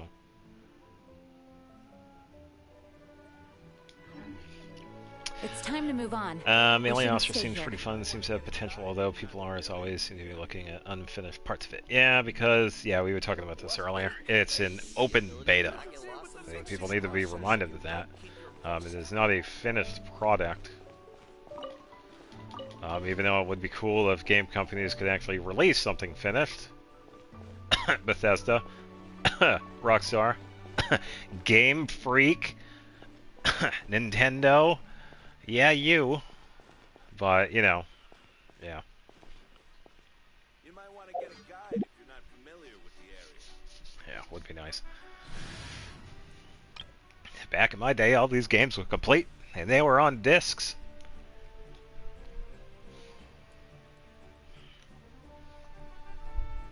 We never had any of this DLC hooey because all of it was already included. Alright, what does Lamine have? What does Morgan have? Alright, it's been long enough. We need to get going with this quest. Alright, it's been long enough, people. Let's get going with Act 4. Naming all the lawsuit gods is crazy. The only one is Nintendo. They're all set because I'm not playing a Nintendo game. You hear that, Nintendo? The last good game that I ever played of Pokemon was Arceus. I don't know what happened after that. Swords and Shield is garbage. Scarlet and Violet were fine, but that was because I wanted to play them in ZA. No, I won't even bother. Oh, and by the way, Nintendo, Winds and Waves, already disappointed. I already saw the leaks. I am disappointed.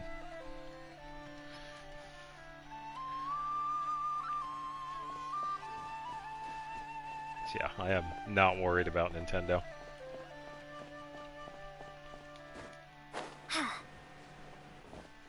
They're probably too busy complaining. It's like, oh, why do people not like our game?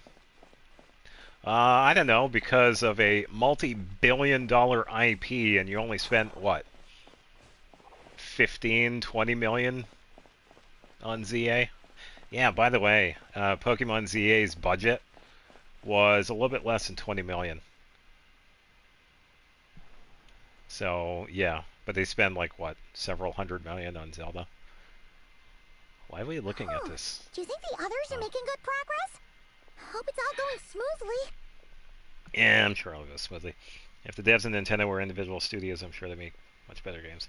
Yeah, I think I can't remember. I think one of the issues is that you got too many head figures in one place. It's like too many ideas in one room. Oh, hey look! They made it back as well! Flins and Lalma. Flint's! Llama! How did it all go? Yeah, especially for an IP like Pokemon. Pokemon is, I am surprised it's not a $1 trillion industry. It is in the billions. And they only spent like 20 million, something like that. I don't know what the exact amount is. I think someone said as low as like 13 million, but I know it was around 20 million. Yeah. And that is sad. And you look at what's come out with ZA, it's like, oh yeah, I can see it. It is sad. All is well, thank you. Nefer and Yehoda had to stay at the curatorium to wrap things up, so they won't be joining us for now. Oh, we won't get to see Nefer and Yehoda. Sad. I ran into Miss Nefa and Miss Aino on the way back. Their work is still in progress, so I suspect they won't be back for a while either. Ah. You seem rather cheerful today, Mr. Flins. Yeah, you could totally see it on his face. They'll buy it anyway. I certainly am. Yeah, that's the biggest thing. I achieved thing. what I set out to do and came away with more than I bargained for. Too many people defending Nintendo nowadays. It's like, do you have a spine, by the way? You know you can say no and stop buying these garbage games because they're not games. We're at the time where most major CEOs are old. Hopefully the replacement ones are intelligent in a good way. I agree. More than you bargained for? Fighting alone can get quite tedious, but I had the good fortune to run into I know that design. brave young warriors. Hello, Durin. We meet again. How have And you been? Albedo. Albedo! What are you doing here? Hey, it's been too long. I'm guessing you're here to see Varka? That would be a natural assumption to make. It's also the correct one. I also see how Durin's not showing his face yet. These two courageously lent me a hand while I was fighting the wild hunt. When they told me they were Servarka's colleagues, it all made sense. Paimon's gonna be like, what do you mean, these two? And given how people of outstanding talent tend to cross paths, it's no wonder you're already acquainted. Yeah, we meet everybody. We are a social butterfly. So, who's your travel buddy, Albedo? Elon Musk is smart but impulsive. Yeah, definitely the... Why don't you come and introduce yourself?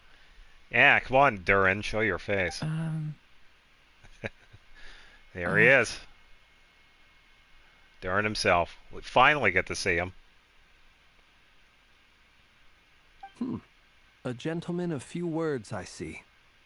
And a rather stern countenance. I presumed you were acquainted with him. Nicely done, Jay. Is that not the case? Seeing Durin for the first time in-game, by the way, he actually does look pretty good. I'm glad they haven't changed him too much.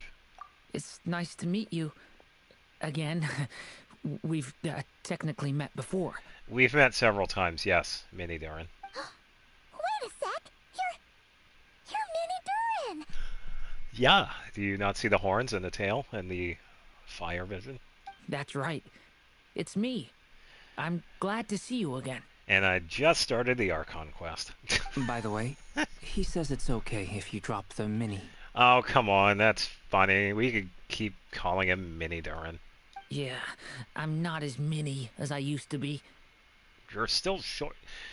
You're a short character, dude. I think Zhao is probably taller than you. Interesting, isn't it? The first step towards blending into human society appears to be reflecting on whether one's name really reflects who they are. Wow! You look so different! In a good way, of course. It's great to see you looking so healthy. A little bit. Thank you, Paimon. And although you're as mini as ever, I understand that diminutives don't always convey endearment.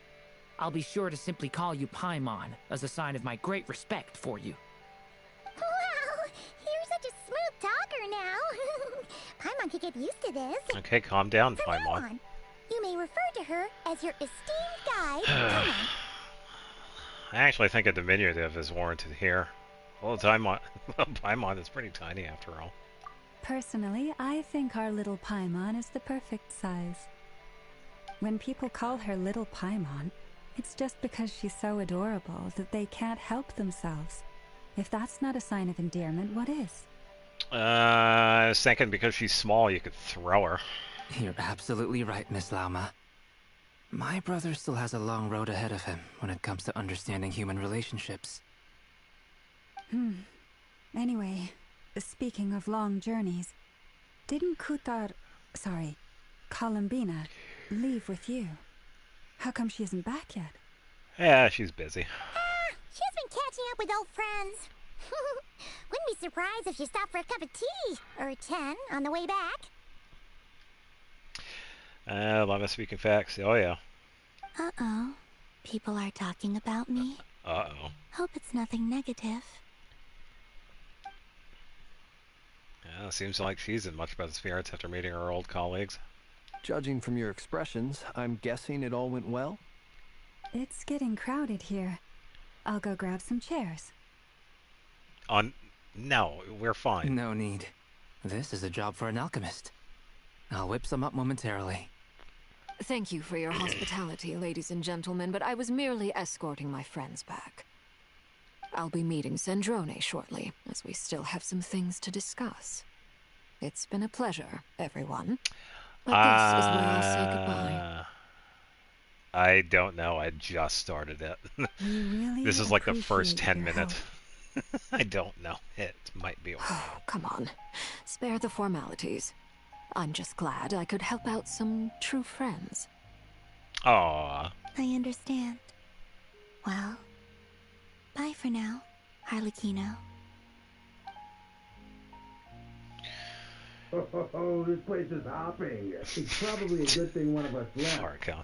Otherwise, we might not fit all these people in. Are you saying we're about to run out of chairs? As a matter of fact, I am. Come on in and see for yourself. Oh, let me guess, other people here? I still don't see why they put "and" because it's a unit. It's throwing me off grammatically. It really is. Yeah. See you when you see it. Thanks for stopping by. Let me see part. Well, it depends. It should be loading shortly. I tell you what, Varko looks good. He looks good. And there he is. Oh, hello, Dainsley. What are you doing here? Oh boy. Well, we're in it to win it, I guess. I overheard your little chit-chat outside, by the way. With Miss Columbina's colleague gone, we should be back to the original crew plus the other colleagues I brought in. He looks good. He really does. Though, it looks like we have another new face. Someone else managed to rope in a colleague, too? Sorry. He's probably here for us. Frankly, you and Paimon are the only people I know here. It's because you never talk to anybody. You just talk to us and then just leave and do whatever. This here is Deansliff, colleague of Tibet's greatest guide, Paimon, and greatest adventurer, the Traveler. Well, not exactly colleagues, more sort of friends. When someone else jumps in to do the announcing, you know you're speaking to someone important. Let's hear what he has to say. Note to self. Once Paimon knows your name, the rest of the world will soon follow. Pretty much. When he comes looking for us, it's usually something important. Paimon's guessing you've heard about the Wild Hunt, then. From the looks of it, you're about to hold a meeting. If I were to say that the Wild Hunt is our mutual enemy... Oh, interesting. Would that earn me a seat at the table? As the saying goes, the enemy of my enemy is my friend. Mr. Dainsliff, there's a seat with your name on it. Though, I can't promise the same for everyone else. Hey, Albedo, think you can rustle up a couple more chairs? After all this time apart, Grandmaster Varka's first order is to rustle up a couple more chairs. I've missed this. Is he being sarcastic? Honestly, I think he's not. I think some of these characters also have not seen Varka in a while. Hey, he's your brother. Why are you asking us? Oh, yeah, it is pretty good, isn't it? Yeah. I've still got a lot to learn about the nuances of human conversation. Trying to decipher Albedo's way of speaking has been like jumping in at the deep end. Oh, good point. Paimon gets you now. Don't sweat it. There are people who go their whole lives without getting the hang of it. You're ahead of the game already. Look at you, Paimon. Expert in the art of encouragement. I wonder what's okay, that was pretty funny. I didn't Perhaps expect you should that. go and check in with her. If anyone can hurry her along, it's you. I just got back from the curatorium. Besides, aren't you curious to see what's taking her so long? Nah, she's fine. Miss Nefer doesn't strike me as the type to share secrets. And since gathering intel is her specialty, I'm guessing she'd prefer to keep her methods confidential. Under such circumstances, would it not be tactless for me to impose? Oh, but it's fine for me to impose.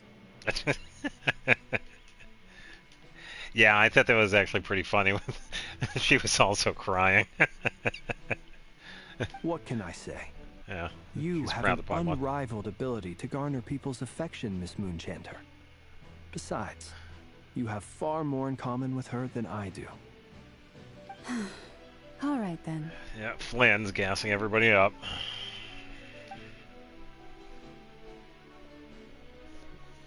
Impressive. She barely fought back at all. I admire your powers of persuasion, my friend. Yeah, no kidding. As I'm sure Miss Lauma will realize soon enough, the trick in life is to always pitch in with other people's responsibilities so that you can be selective with your own. Another trick is to simply hide in the background. Spoken like a true sage. Anyway, looks like we've got some time to kill before the meeting. Let's take a little breather, folks. And feel free to chat amongst yourselves. We'll get down to business once the other two arrive. Oh, so we probably get to talk to some characters. Cool.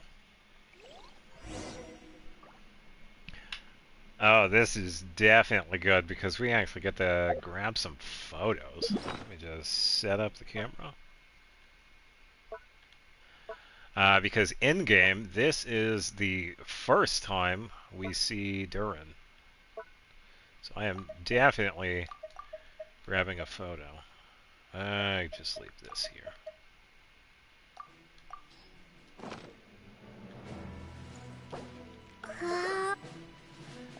And Varka as well, actually. Yeah. I have plenty. Well, I don't have one of Albedo. Oh, I can't move around. Hold on. Let me improvise. I need Charlotte. Yeah, that's what it seems like. And Danslef is here too. Farina, take a break. Where is Charlotte? Here.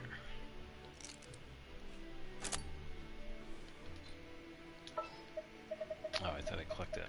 Let's get this interview started. Yeah, because the last time we saw him was in Paralogism. And before that, we haven't seen him since a very long time.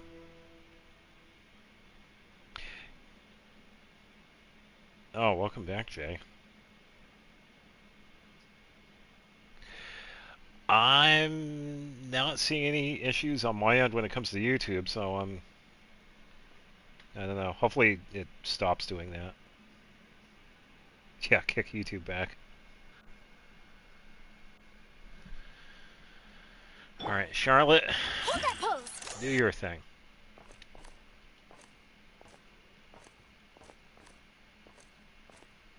Sorry, Columbina, I already have plenty of photos of you. When it comes to Albedo, I don't have many of him. See if I can time it. Haha, got it. Alright, Durin. What am I on? Oh, there's a rock there. Say cheese.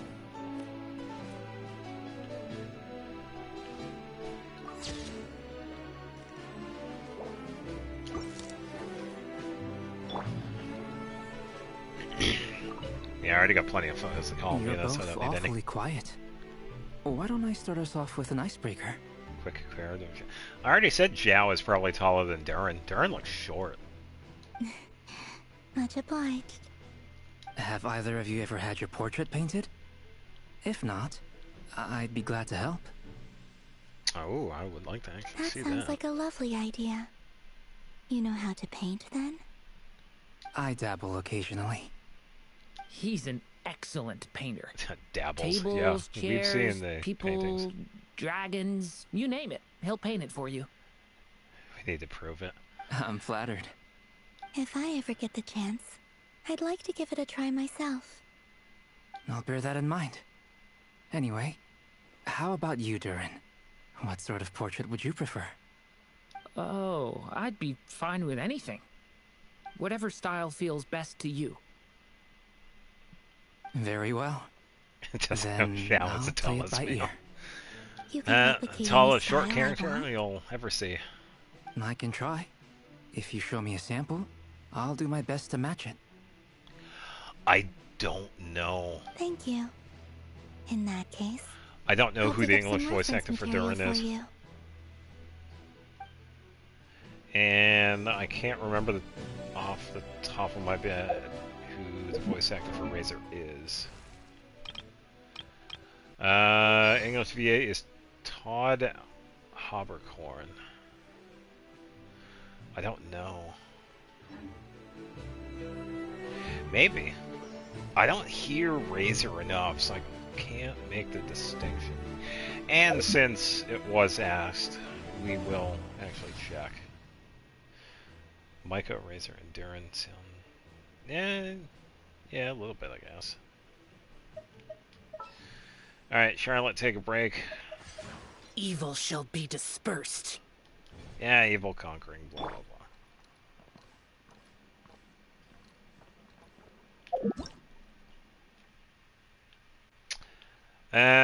Oh no. That is not good. I think it might be because of, oh, Zhao is actually shorter than him. Oh no. Lori Keniston. Oh, so that's the VA for Durin? Oh, they don't sound familiar. Saw a Reddit thread of Flynn fan talking about Flynn's being tallest, and someone said Lama and got downvoted for just saying the truth. Zhao was bending his neck to stay polite. Alright, let's put Zhao back on the shelf.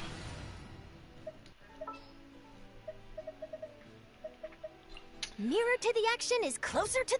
Alright, let me actually take Charlotte for a while. Let me double check her stuff. Frost Bearer.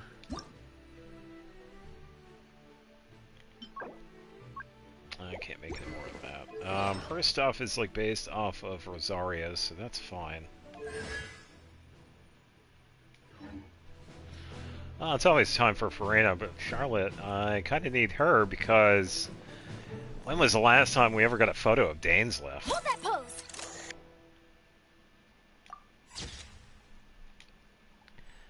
Definitely saving.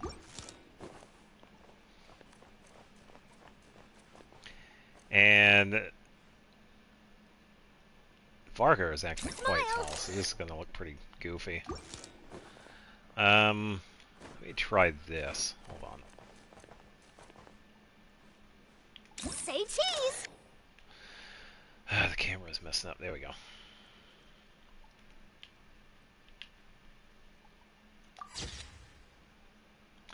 There we go. That's not too bad. Default pose. It's one. Yeah.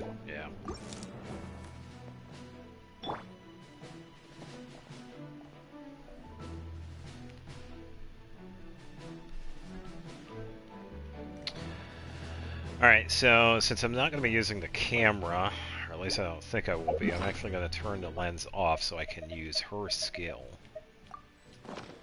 She'll be the healer for now. Dane, it has been a little while, so what's going on with you? Is there something you'd like to say to me? Yeah, what's up, bro? Yeah! For starters, why'd you just show up here without even giving us a heads up? The hair. If you think back to our previous interactions, you may recall that that's hardly out of character for me. Of course it's out of character. You never show around. You never show yourself around in the mainline Archon quest. It's always an in-between quest. You do have a point there. Alright, sorted out your accommodation yet? Oh yeah! You'll need to find somewhere to stay the night too, right? Want to tag along with us? You never know. We might get a group discount. Sure. Let's do that. Oh. Great! Paimon will handle it. And in return, we can get Dainsleif to be our very own personal bodyguard. Paimon, you're thinking out loud again. If that's what you had in mind, you should have said so sooner. I'd be happy to help. Oh, okay then. Paimon was only kidding, but good to know. Yeah, anyway, no kidding. Since we're all here together, we might as well watch each other's backs. That's just what friends do, right? Indeed. Thank you. Paimon's been reading too many of those Inazuman short novels. The light novels. Shared room for discount. Yeah, no kidding. She doesn't hang around Yae Miko too much. I see something shiny. Some handwritten messages on the whiteboard. I took the time to do a few sketches that represent the staffing for different units. The art's pretty good, huh? Bet y'all like it. Like I always used to say, I had a talent to make it big. Seemed to have been written by Varka. Oh yeah, true. Sitlali and her book collection. Another message appear after these lines written in a different hand. Your creative work has, by the testimony of our fellow knights, proven excellent food for thought, Grandmaster Varka. I have looked through it carefully, and I suspect this is because your work is novel, yet your technique remains slightly unpolished. This is only natural, of course. After all, you have never received any formal education in art. In accordance with requests I have received, I shall complete a few new paintings to serve as mementos for everyone. Yes, please understand that the Grand Master almost always has his hands full defending others, that his artistic abilities are developed as a testament to the time he has spent alongside Spark Knight Clay. Writer signed off in the corner is Albedo. Paimon, I'm taking your food again. Oh, I shut off the thing. Oops.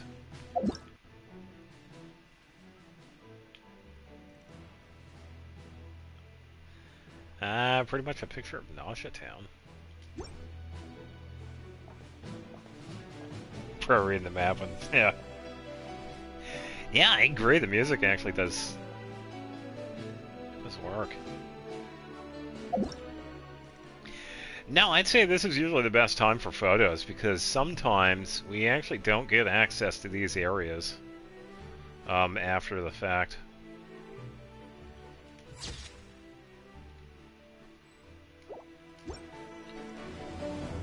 Some of them are pretty limited to their pretty much where they're at because I'm pretty sure this is considered a domain. That's a big reason why I wanted to grab a photo of Varka, Dainsleif, and Durin, because it might be forever until I see them again. Truth be told, I can't remember the last time I was in a meeting with so many people. You're not alone there, my friend. The Lightkeepers also struggle to bring everyone together for a serious discussion. Indonesia. I don't doubt that. I've only ever met two Ratniki, one being you, and the other being that young guy, Eatlua. Eatlua is a good apple. I'll give him that. He's kind, honest, and regularly delivers supplies to my lighthouse. A true Ratnik to the core. In that sense, he puts me to shame. So you're what? A fake Ratnik? That's what it sounds like you're saying. But I get the feeling that's not quite what you meant. Come on, why the awkward silence? Yeah, okay. Sorry. I'm not even gonna bother trying to hide it. You've known all along, haven't you, my friend? Now that was an awkward silence. Let's just keep this between ourselves. Probably best if Eatlua doesn't know, huh? I wonder if they're talking about him being not just a Fae, but in a sense, spoiler, resurrected. That goes without saying. Gotta be careful what you share with youngsters, after all. Anyone else in the know? Let me guess. The Traveler and Paimon?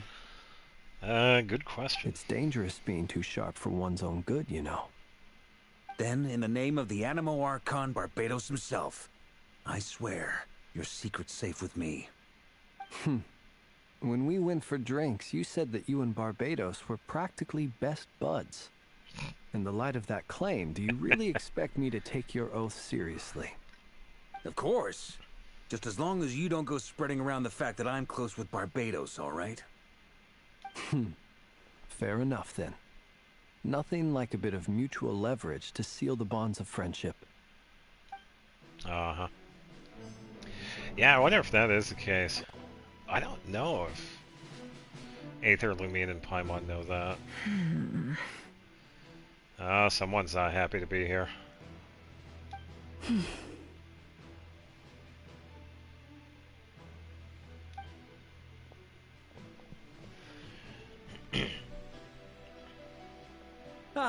Miss Nefer.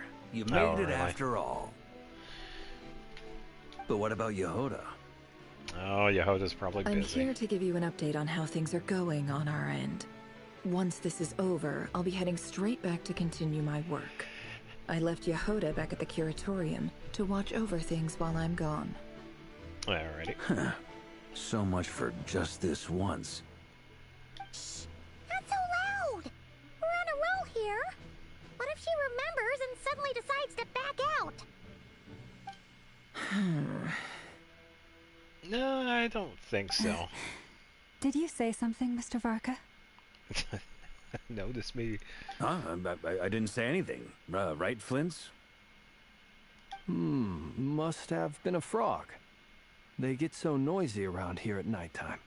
It's like they're putting on a concert in the background. Pretty silent for a frog, though. Anyway, before we begin, there's a few introductions to make. Let me start by saying that it's an honor to be speaking before so many distinguished colleagues and collaborators. First up, we have Miss Lauma. As Moon Chanter, she's the leader of the Frost Moon Scions, a local religious community in Nod Krai. Then there's Miss Nefer, boss of the Curatorium of Secrets, an intel gatherer extraordinaire. Nefer is leading the investigation into Rerer's background, assisted by Yehoda and Lauma. From the little I've heard, they're making some great progress. Yeah, you too, Nefer. Have a good weekend. Over here, we have Mr. Flints, a ratnik and guardian of the Thanks for abandoned stopping by. lighthouse. In our last operation, he courageously distracted the wild hunt to buy time for the rest of us. For those of you who've never met, this is Mr. Albedo, a renowned alchemist and captain of the Knights of Favonius investigation team. By his side is a new face for us all, Mini myself Durin. included, Mr. Durin, who's come to lend his aid. Next up, we have the Moon Maiden and former Fatui Harbinger, Miss Columbina. Then we have the Traveler, who's earned more titles than I could possibly hope to list out, so I'll spare you the rundown.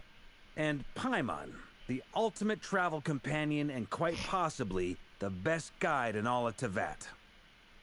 Wow! That's a lot of people! Great turnout! Miss Nefer, There are a looks fair like you amount of might have people. another job coming your way. So, congratulations on the booming business, I guess. You think I haven't got enough on my hands as it is? Who's looking for me now? That would be me, Miss Nefer. I have a commission for you. Uh-oh.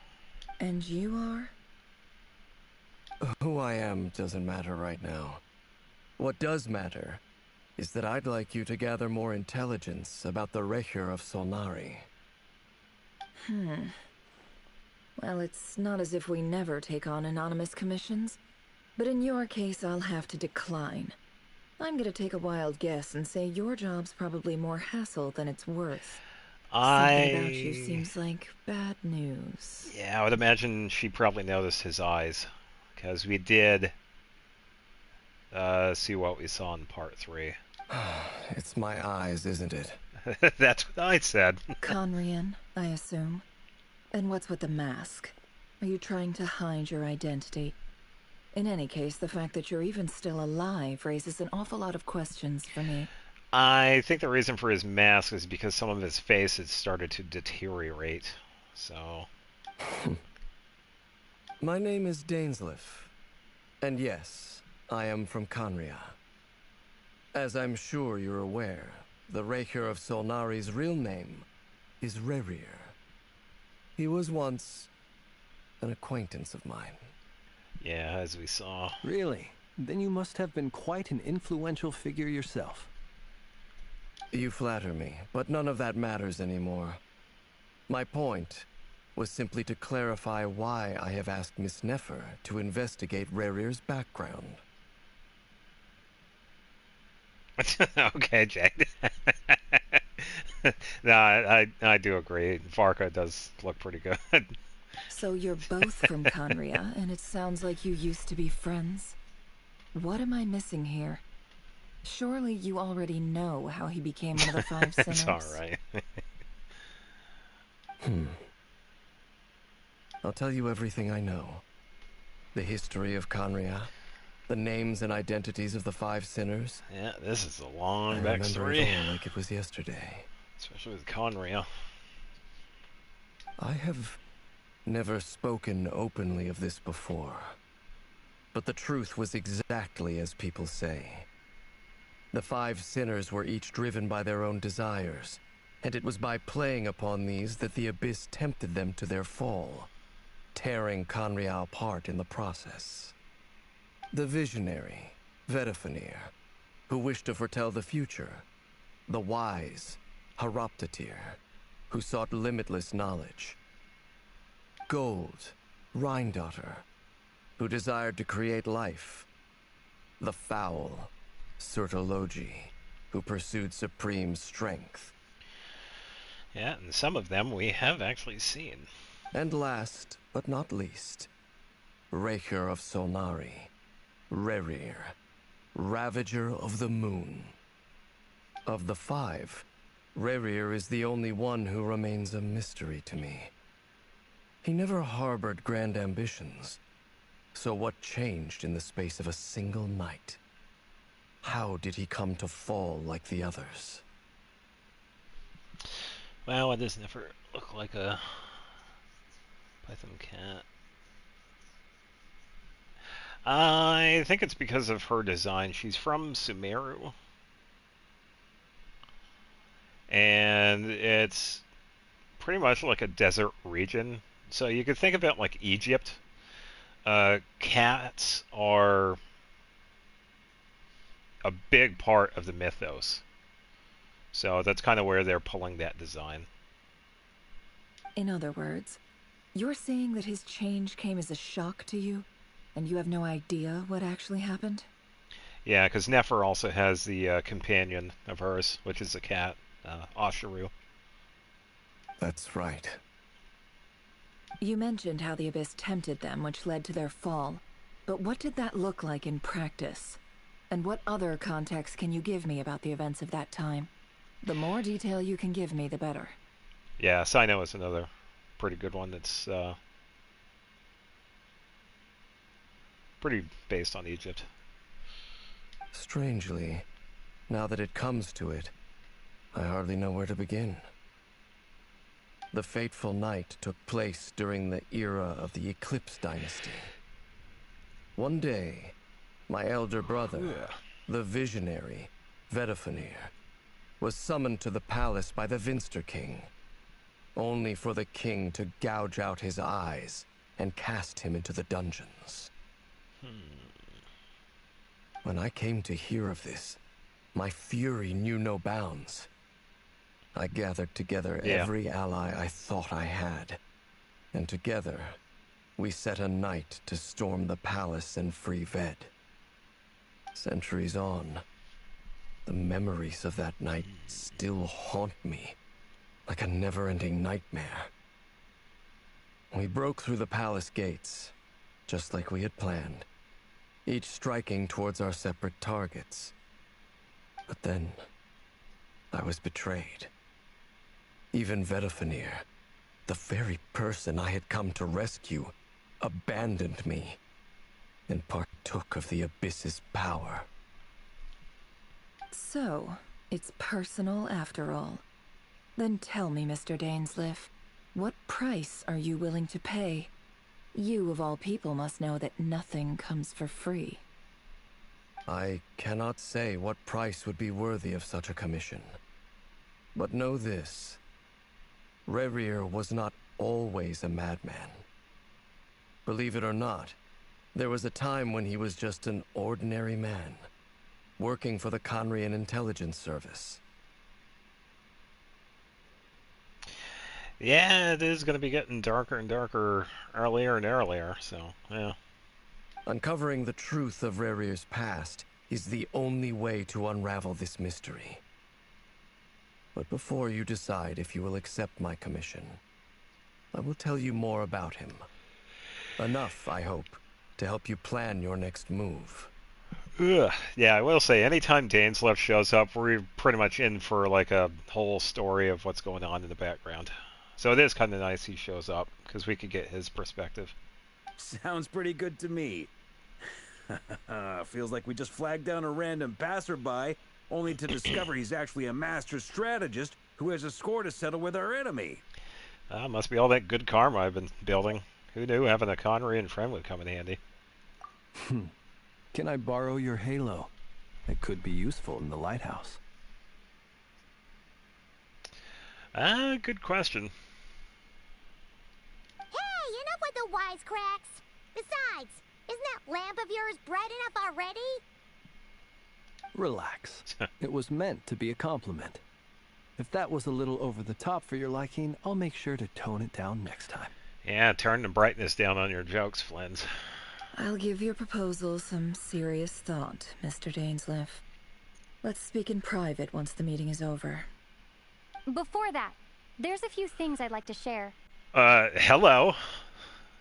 Welcome to the team, Sarah. Hold on. Lumina's talking. Oh, yeah, cool. We pretty much just go into this. Your account meeting the name. You made it clear that the name should help you of our own accord and conclude by reporting out the hearts of the three moons are finally in your hands.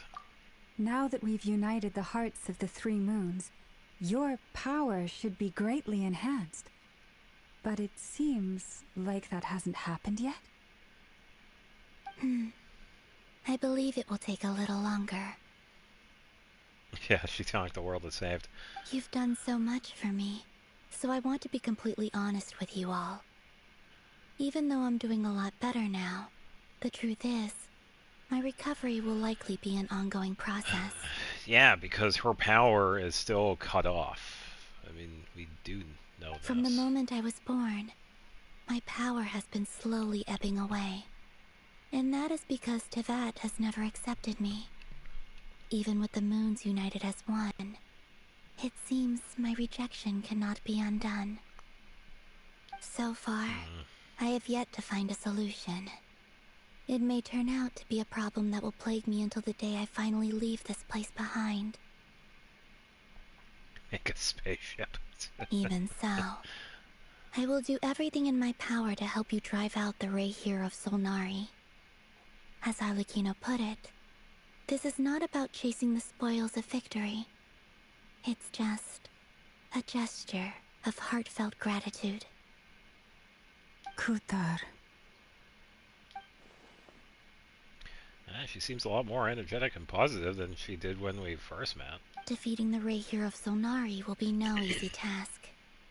While my strength slowly recovers, we'll also need to gather more intel. Naturally. We should take all the help we can get if we hope to defeat him. We've considered several viable plans now, but our choice hinges on the answers to a few key questions. Yeah, I can check whenever I have the time. I'm just doing the quest. Is it even possible to kill Rahier? What experiences shaped the person or monster he became? Yeah, I did kind of get what's he that. really after?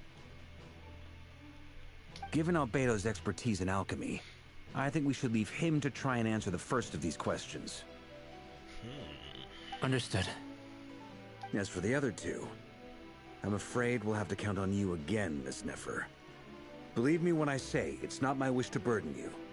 But right now, relying on your skills is our only option.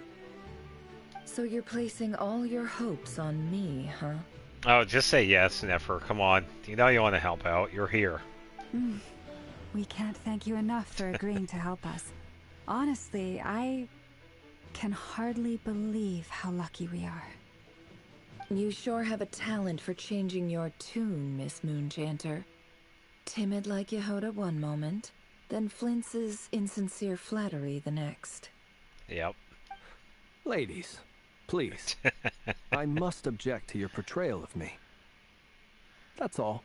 Feel free to keep bickering. Just pretend I'm not here. Oh, man.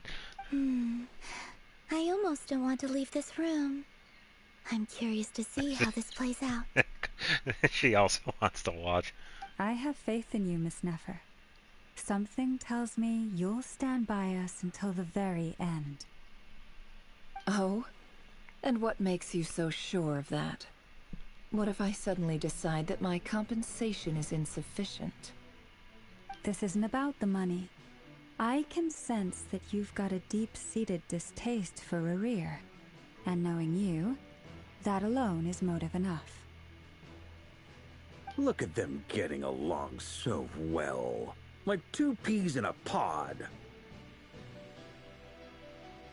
I believe so, yeah. They have done a couple of streams together. Yeah, because Alejandro was helping out... what's the VA for Flynn's? Nick? Yeah, helping out with Nick playing Genshin, which was hilarious. Yeah. They have a couple of times. Nick is funny. Man. And yeah. I'm the one they accuse of insincere flattery. There is no justice. Miss Lauma, you have to understand something. Unlike you, I don't actually enjoy having everyone's hopes on my shoulders. Is that right? Well, maybe the fact that I'm willing to put my hopes in other people says more about me than you. But the fact is, I also trust you. And that's because I know that you're someone we can count on. Nick has definitely been a really interesting person with us, yeah. Yeah, I did see that short. Alejandro was like, wait, we can't talk about that. No. Yeah. Which is absolutely right. There are some things the VAs cannot say because they are under contract. Anyway, so that is real. Plan, so let's get moving. Yeah, they would most definitely get fired. Mr. Dainsleif, let's talk. And Traveler, once we're finished, if you've nothing else planned, yeah. I'd like you to come with me. Yeah, because I used to watch the streams back then, especially with Zach. I was really big into watching Zach and Sarah's streams. This whole experience is teaching me a lot. For instance, I now know that when other issues come up in the future, I'll have far more luck getting Lauma to convince Miss Nefer than trying to do it myself. Count on the Mahamatra. Yeah. Hate to say it, friend, but that's one of the funniest things I've heard in a while. Why? You think I've got it wrong? Quite the opposite. But what makes it so hilarious is how long it's taken you to realize. Never days left careers intently for quite some time. Apologies. From the gravity of their expressions, you can tell how heavily the next stage of the plan weighs upon them both. After a short chat, Albedo and Durin head off with Farquhar on what they describe as a sample-finding mission. Lama steps out for a while and comes back loaded up with emergency medicine. She tells you that while people rarely expect to get hurt, it's their duty to be ready when they do. You and Paimon wait patiently for Nefer, content to see how well everyone is working together.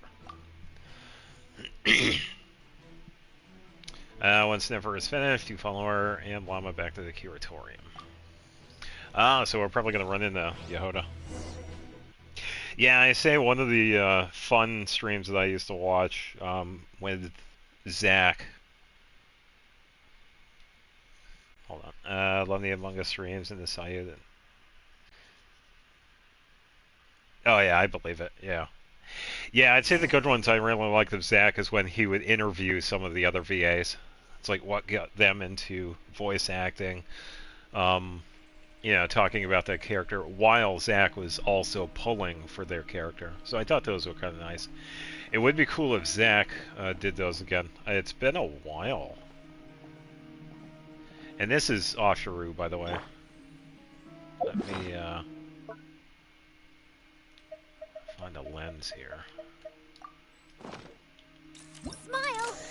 Yeah, this is Nefer's cat. Yeah, they were pretty good.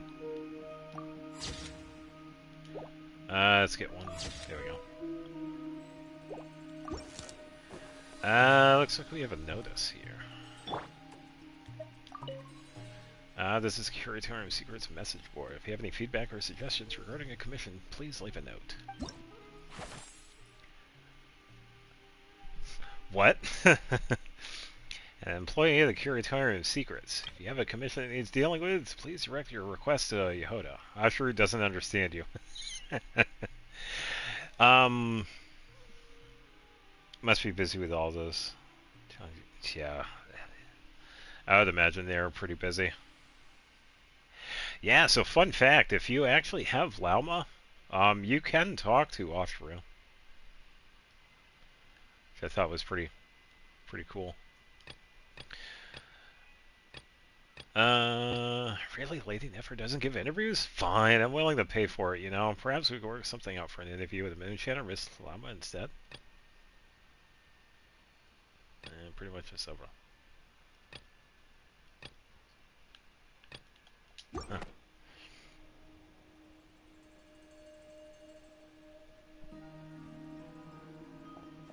And I believe...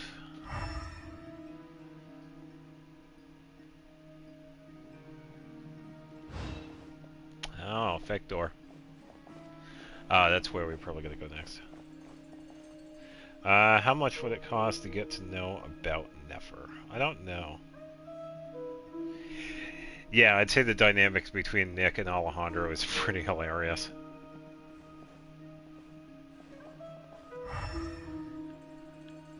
Let's see anything else over here. Alright, let's knock on the door and say hi.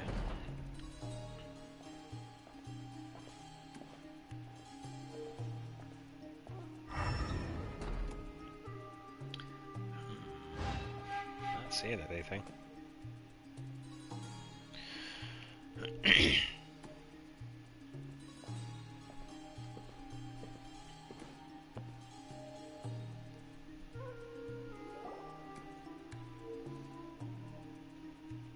Thank you for waiting. There's Yehoda.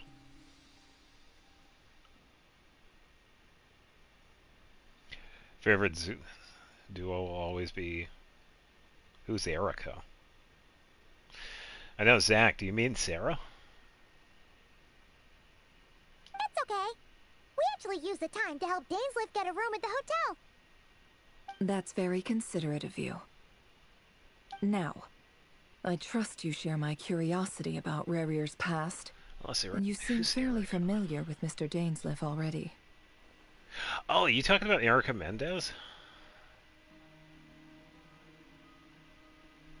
That's right. We've known each other for quite some time now. We spoke at some length after the meeting. He was the one who suggested I should invite you to join this operation. He feels confident that these secrets will be safe with you. Desert documentaries on old TV. Oh, oh, okay, yeah, whoops. Sorry, people that like Venti, my bad. Yeah, I could probably pull up the profile. Dane has a lot of faith in us, that's for sure. Yeah, thanks for your trust too, Nefer. Likewise. I appreciate that you got right on board without interrogating me about why I invited you. It shows that you trust me to explain everything in due course. That's because we know what you're capable of. We appreciate you too, Nefer. You might have been forced to help in the beginning, but this time, it was your choice.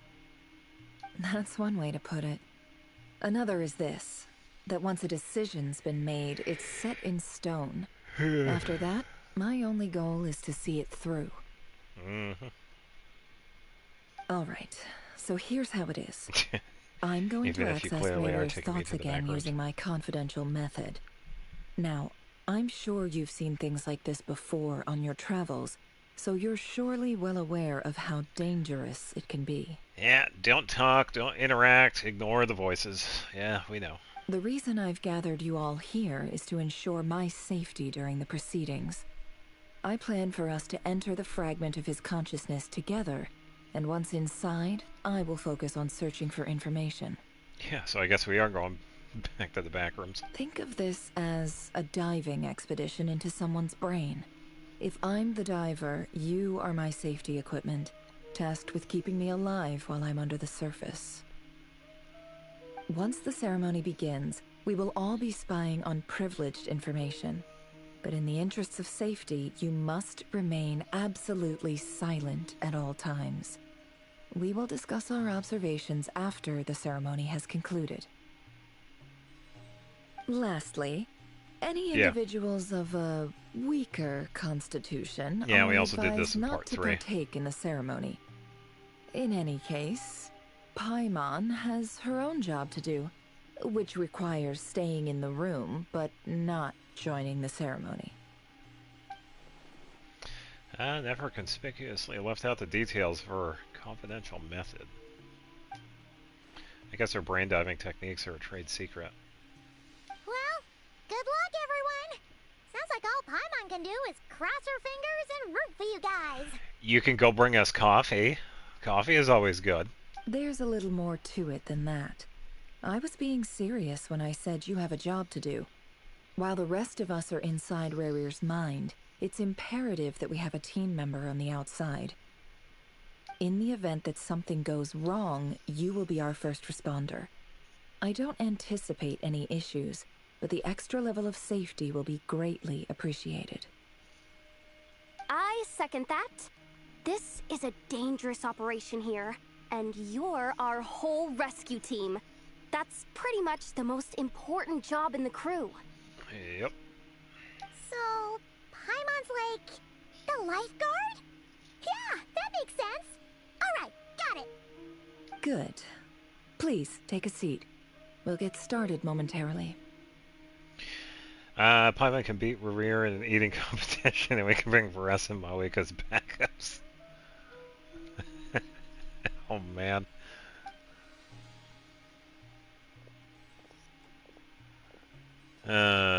Okay. So, did Mr. Dainsleif tell you anything else? He told me that he believes Rarir kept some big secrets in his life. He's not sure that they were the cause of his eventual downfall, but he's asked me to uncover what those secrets were all the same. But surely you're not planning to go through with this, no matter the cost. If you think that, you'd be overestimating me. I'm a businesswoman, not a mercenary. But I do have my own professional reasons for taking this job. You think I'd turn down the opportunity to get a first-hand glimpse into Conrian history? No chance. Well, as long as you don't let morbid curiosity get in the way of safety concerns, we're good. We'll do whatever we can to help you. Yeah, I will say, when it comes to Yehoda coming into her own with, like, you know, finding her own place with everything, we have seen this with other characters, but I think around the time when she actually gets officially released as a character instead of just an NPC, we're probably going to see her come out of her shell more. But yeah, for now, she definitely gets brought along for the ride, as it were. You're such a killjoy. She's got incense, candles, almost feels like a summoning ritual. Seems like Nefer still has no intention of sharing her trade secrets, but now's not exactly the moment to pry. What's in the box? I see there's a chess set on the table. That have something to do with her intel gathering methods? Alright, I'm good to go. Give you a story quest. I'm selling my soul to Hoyo. I'm still waiting for Chi-Chi's story quest. All set over here too. Yeah, I'm ready as well. Promise, Paimon, you'll be extra careful. Pinky promise. Alright. Let your whole body relax. We're about to begin. Close your eyes.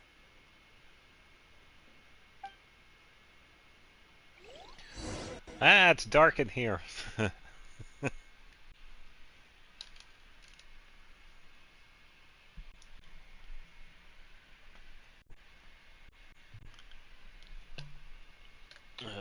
Now I'm out of water.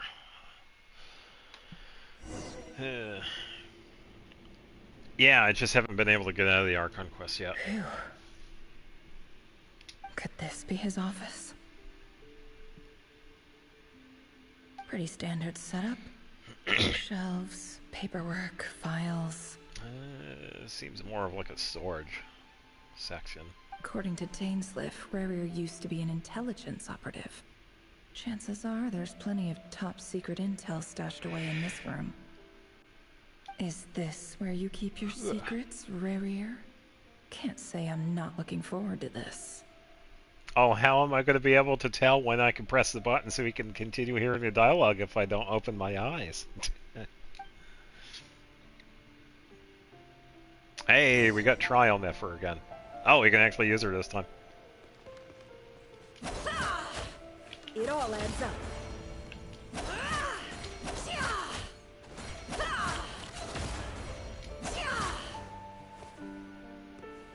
I see something shiny. Bookshelves full of documents. Looks like these are all files, packed with the personal details of individual Conrians. The Crimson Moon Dynasty preceded the eclipse. Since Rarier worked as a secret agent during the latter, it stands to reason that he was tasked with purging remnants of the old dynasty. Never is the shiniest one. Yep. Lines up exactly with what Dainsleif told me.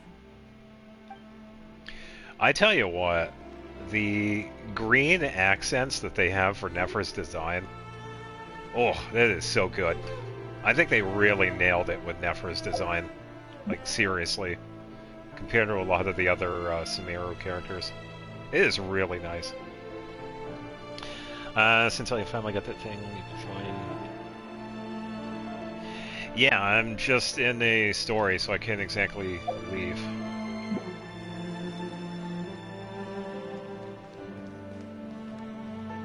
I got a flower here, but that's probably nothing. He looks even gloomier than last time. Oh, there's a mirror. I wonder what's changed. The one that says #1 Nefer Lover? Yeah, I see it. I also saw the profile picture too.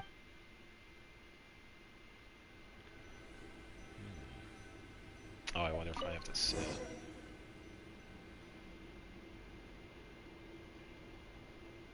Today's files are in.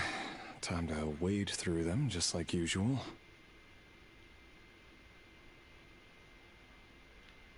Oh, trippy. I'm moving my head around, but we don't see it in the mirror. Okay.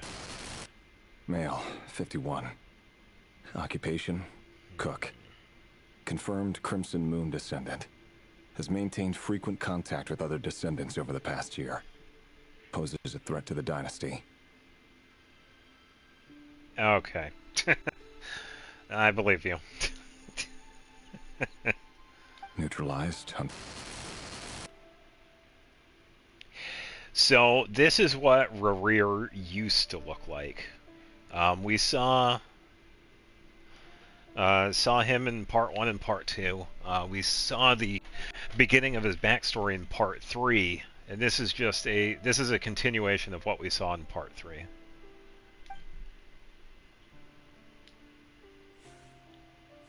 This one should be archived under purged targets.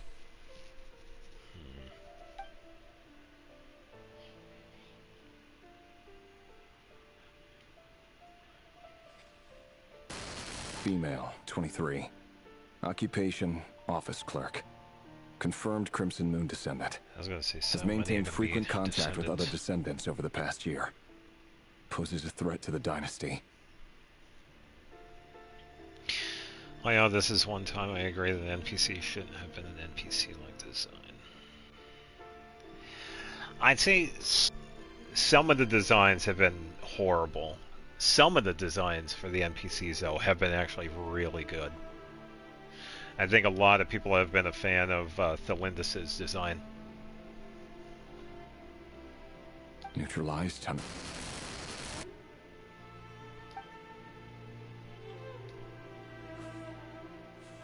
Another one for purged targets.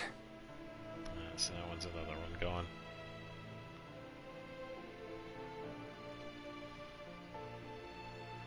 Sounds like she was that other man's daughter.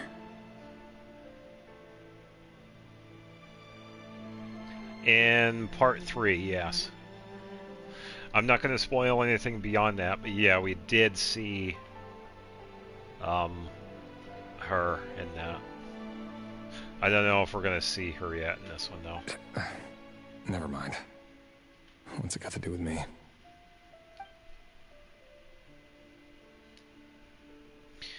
Alright, now for the next one.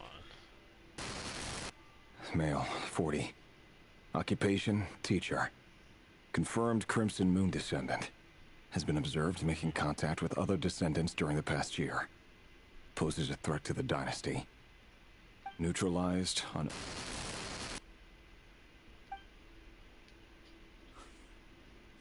Just another nobody for the archive. Come to think of it, I remember surveilling this man. A case like his never would have been considered a priority in the past. Huh.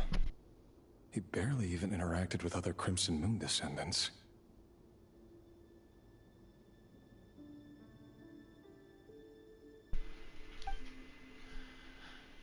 Alright, now for the next one. Female, 16. Occupation, none. Orphan and confirmed Crimson Moon descendant. Has been observed making contact with other descendants during the past year. Poses a threat to the dynasty. By the way, the video recommended right below my live stream is named Luna 2 Archon Quest Explained, and it shows Dotor in the thumbnail with a text to true villain. Genshin may become a mystery game now. I might know why, but I cannot release such information because of... Yeah, I'll just leave it at that. I might know why they did that. But I will say, some of the Quest Explained videos that people do make are actually pretty decent. I'd give that a watch. But I would imagine those might be... I don't know if they're like spoiler friendly. Neutralized on... I would still give them a watch, though, because I would imagine they're decent.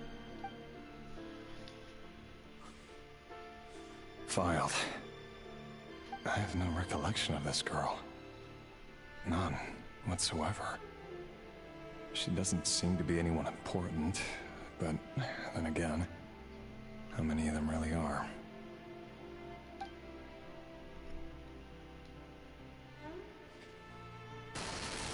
Female, 13. Occupation, none. Another orphan and confirmed Crimson Moon descendant. Has been observed making contact with other descendants during the past year. Poses a threat to the dynasty. Yeah, I think some of the ones I usually catch are the ones that are in the shorts. Neutralized and... I don't usually watch any of the lore videos. Unless I just happen to catch her short. Filed.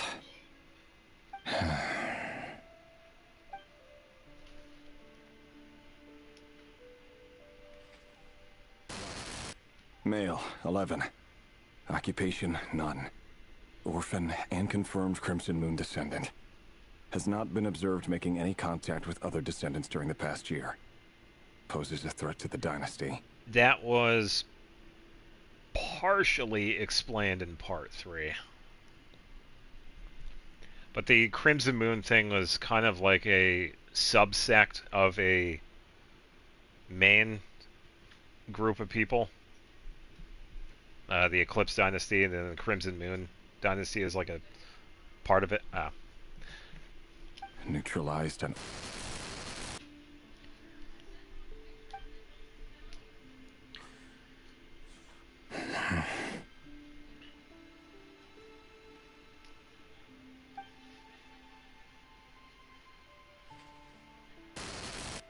Male, 6.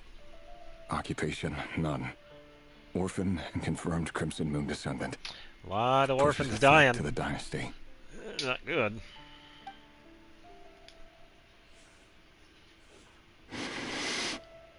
I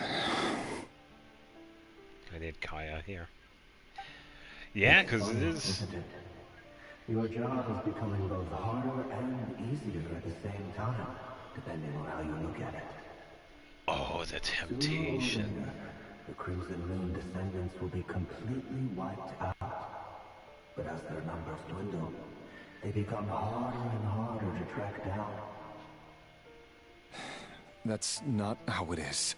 Fortunately, however, most of the able-bodied adults have already been taken care of. The remaining weaklings will be increasingly easy to deal with. No! No. My job is to ensure the survival of the Eclipse Dynasty. And the only way to do that is by eliminating any and all potential threats. It's a perfectly legitimate line of... Every single one of my colleagues can attest to my fairness. And if my friends were aware of the facts, I know they'd back me up too. Assuming, of course, that they were aware of all the facts. Oof, that had to have been really tough for him.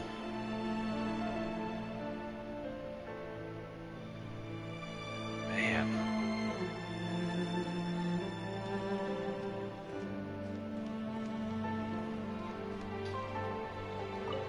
What's in the box? A box containing a ring inlaid with a precious gem. Oh no. Must be for his girlfriend.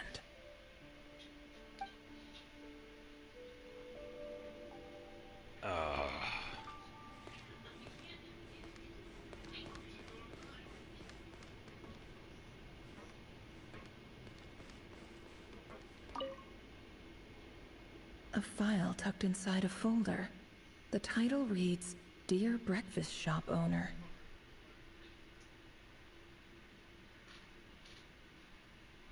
Yeah, it's very reminiscent because it's essentially the same architecture. Yeah. Economy and Chasm. It's a list of names. But at this stage, I have no idea who any of them even are. Yeah, because they are of Conrian make. Wonder what kind of encryption technique this is. Seems like it has to be inserted into that camouflage device nearby. Meow. Aha. It's an audio recording. Please, hear me out. I can't shake this feeling that someone's been spying on our house. No, I'm not being paranoid. It's true. I'm not paranoid, you're paranoid. I saw someone dressed in all black.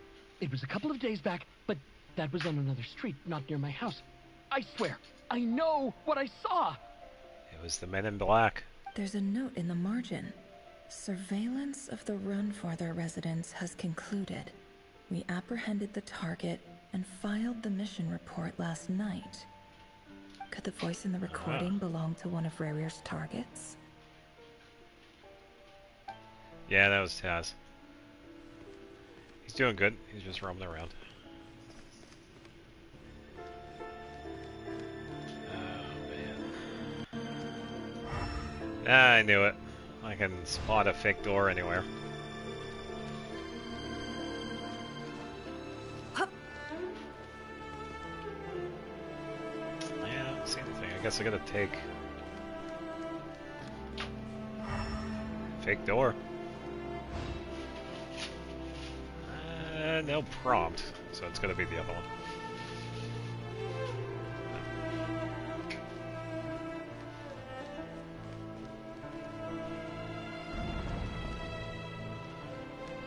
Oh, it's the same hallway. Yeah, we were in here in part 3. Mr. Venefelmir, it's been quite some time since we last met. Rarir, I trust you're here because you have something important to discuss. I wonder if we're gonna see his face. Forgive me. Probably not. I wasn't tuning out, it's just, I noticed you didn't even phrase that as a question. As if you knew I was coming. Well, he is a visionary after all, so yeah. Tell me, does someone in your position ever feel the need to ask questions at all? It is indeed within my power to foresee certain things. Looks good on him. Things like your arrival. I was just thinking. It won't be long before I'll be inviting both you and Dane to my wedding. That isn't a lie. but nor is it a fact as such. It's a wish, isn't it? No fooling a prophet, is there? Ever since that day we met for drinks, I knew it was only a matter of time before you came looking for me. Unfortunately, you might be right. I do think the other one had something to do with it. Does it feel good? Knowing how the future will unfold. I'm afraid the notions of good and bad fail to capture the complexity of what such a power entails. Once you've seen what will come to pass, it can be all too easy to succumb to fear and melancholy.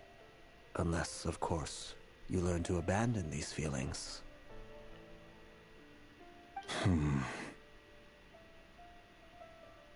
You fear my silence, and long to hear the words I left unspoken that day.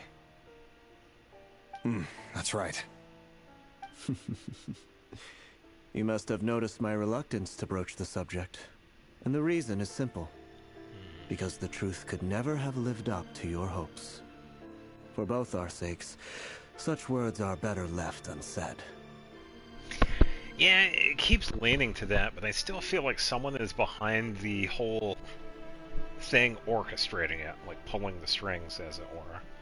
So I don't want to blame, in my case, Aether. I think he was a part of it, but not the reason why the whole Conrian situation kicked off. The burden of prophecy was never meant for your shoulders. So who exactly do you deem worthy to hear your prophecies? None but our exalted king? Or rather, our king as he once was. You're closer to his majesty than I am. You must know better than anyone how much he's changed. You say that as though it is to my benefit. Yet precisely because of that, I dare not speak rashly. A king can turn out to be the most virtuous of rulers, or a tyrant more terrible than the most vicious of dragons. Ow. You are so wise and far-sighted, yet still you would have me live in fear of the unknown? You make a fair point. Especially given my silence alone was all it took to send you spiraling downwards. Yeah, you're right. Nobody was inherently evil. There have been evil people that we've run into. Yeah, it's Taz.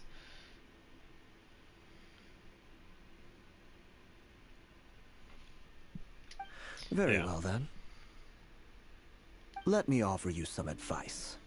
And I say this not as a prophet or a visionary, but simply as the brother of your friend. For many reasons, there is very little chance of your marriage ending in happiness. If happiness is what you seek, you should find another fiancé.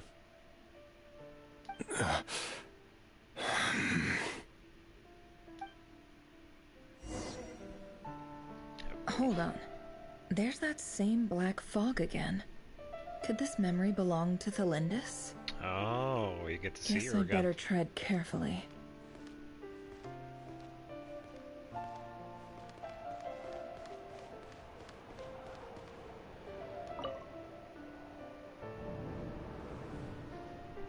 Wait. Hear me out.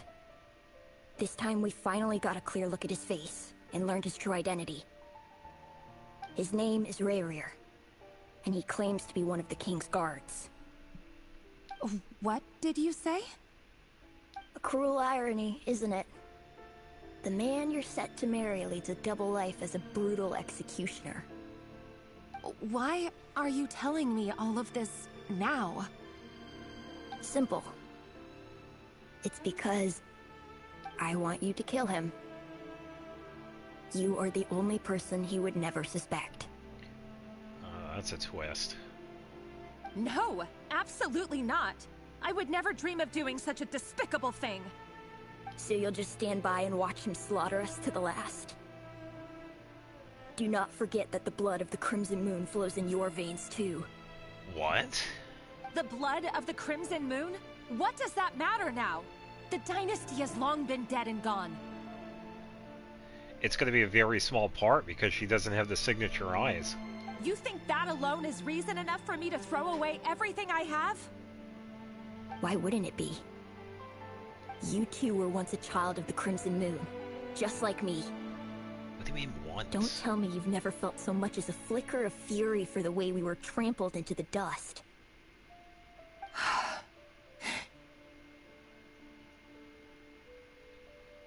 As long as you promise to abandon this pipe dream of restoring your dynasty, I can try to persuade him.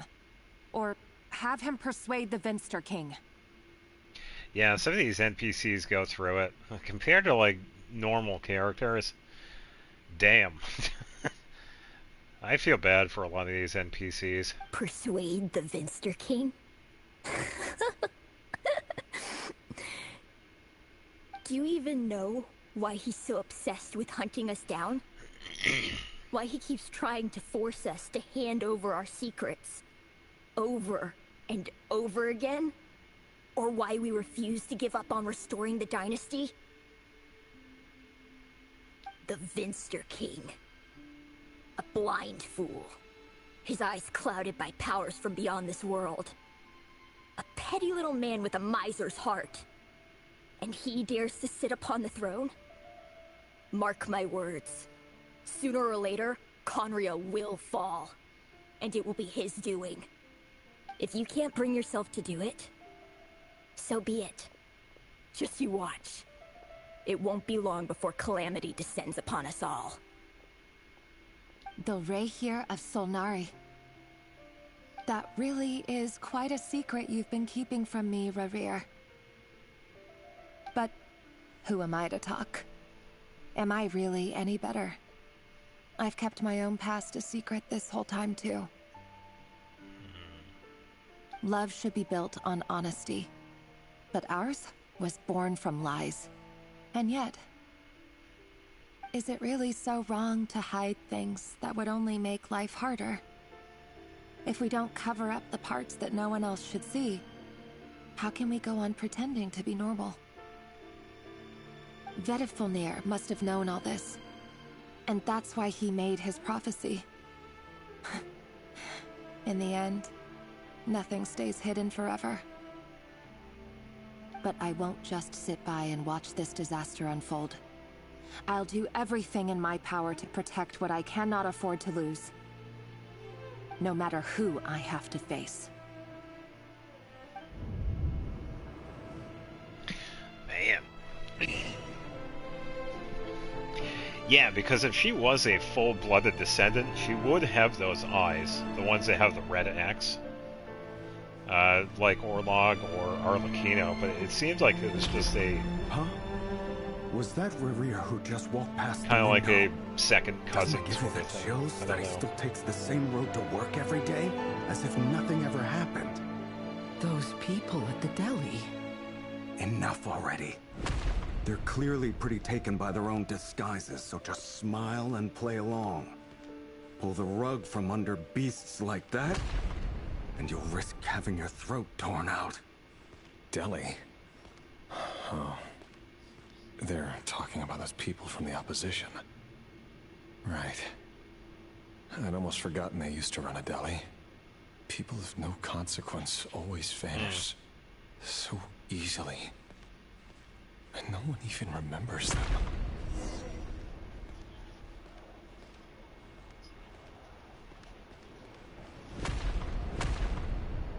All the doors are closing. But surely you can see he's not the man he pretends to be. So many have died already, and they say that the king's madness grows with each passing day. We're not going to survive this, are we? Oh, it's another one of those orphans. Why does it have to be this way? Do we really deserve to die just because of the blood that runs through our veins? Felindis, are you even listening? Sorry, Freether. My mind was off wandering. I heard you, though. You're talking about what Rerir said. He's just following the king's orders. Oh, man. He's a secret agent, and it's his job to hunt down rebels and dissidents. By the time you first met him, he'd already taken lives. Maybe he was using you from the very beginning. No. Rerir has no idea I have anything to do with the Crimson Moon. My family are only distant relatives of the main lineage, and besides, my eyes are perfectly ordinary. Yeah, even she knows. Truth be told, apart from my teacher, pretty much no one knows I have any connection to any of it. It's been a long time since my family severed ties. But as Orlog said, who could possibly talk sense into that raving lunatic of a king? No one. I'll work something out. Trust me, I'm with you all. But for now, you need to keep yourselves hidden. Don't let anyone find you, anyone at all. No, I will say the eyes that they have chosen for Thalindis is actually pretty reminiscent of another character that I know of.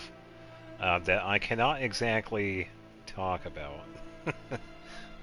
But we will see in the future. Don't forget that Rerir is an Eclipse operative. You need to be extra careful when he's around. And when I am too. Yeah, it's great. This Archon quest has been really good. For now, don't come looking for me. And if anything happens to me, just act like we've never met. If even you can't escape this, what hope do the rest of us have? But after all this time together, surely he wouldn't lay a hand on you. I won't speak in his defense, nor can I give you a clear answer to that question. But I'll do everything I can to put an end to this. Maybe. I don't know any characters from Honkai. Here, hold on to this. If an opportunity to escape presents itself, take it. You'll be glad you took some spare change. You call that change? But what about you? I've got a job, and there's still money coming in. But you can't go anywhere right now. Please think about yourself for once.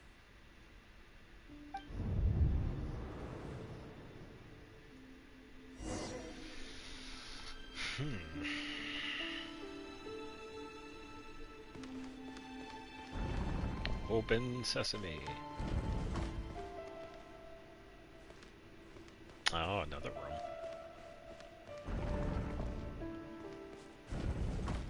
Another day, another round of assassination training. Training ground is just beyond this hidden passageway. When you kill a person, doesn't it bother you when you end up covered in their blood? Why would it? Aren't we all just walking blood bags? But not everyone is accustomed to hunting down others like prey. You've been a hunter for so long now, you seem to have forgotten that most people don't just go around killing one another. Leave me alone. You know, this right here, this interaction out. You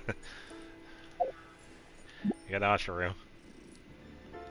The interaction we have right here with whatever the Abyss thing is and Rerir reminds me, if anybody has ever played Nier Replicant, it reminds me of Kaine and Tyrannus. It's somebody from the Abyss or has abyssal powers that's talking to him.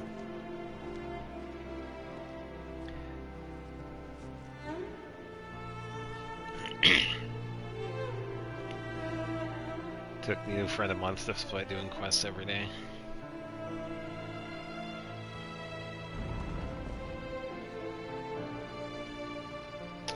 Oh,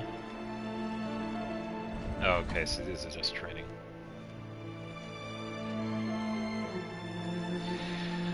Let's see if I can explain it. It was a little bit different in Replicant, but it was essentially a being that kind of... Why does Ashru sit up on the counter? To welcome our clients, of course. A kitty's gotta earn his kibble somehow. Rerir is definitely being, oh, what's the word? Led down a certain path.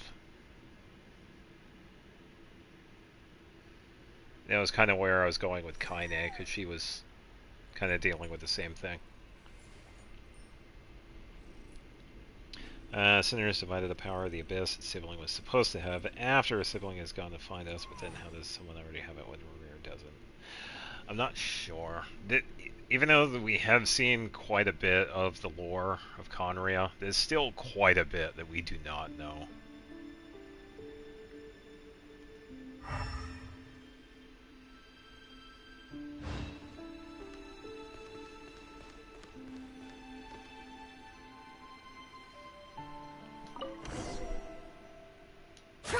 Make sure you have a firm grip on the handle.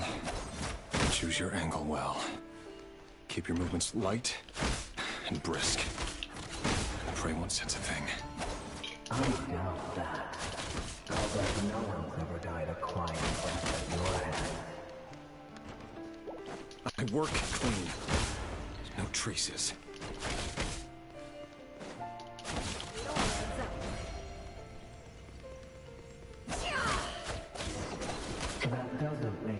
Oh yeah, this isn't it.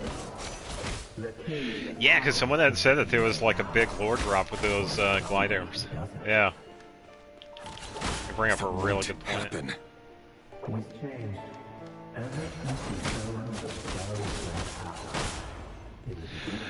Yeah, so we've met, like, for example, if you pick Lumine, we actually do run into Aether. If you pick Aether, you do run into Lumine.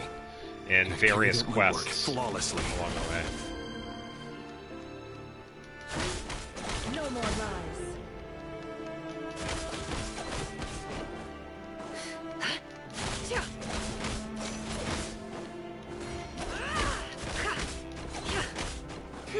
It all adds up.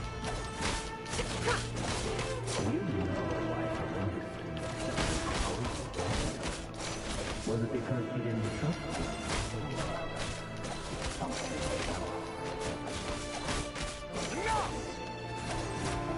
Oh man, that's a pretty rough visual.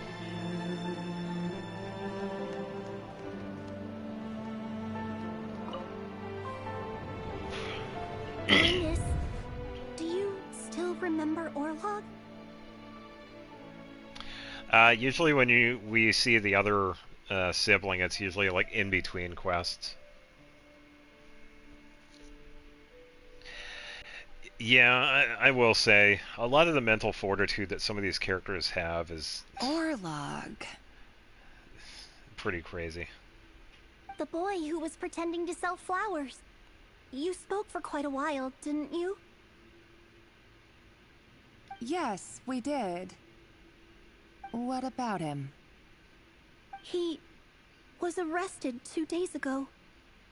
Chances are he's already dead. He... I just don't get it! After everything he's done, why do you still stand by him? Or does it mean nothing to you that people keep dying? No, that's not... Just hear me out. I need to go now, Thelindis. They're looking for us. You take care too. If you ever need a place to hide, come find us.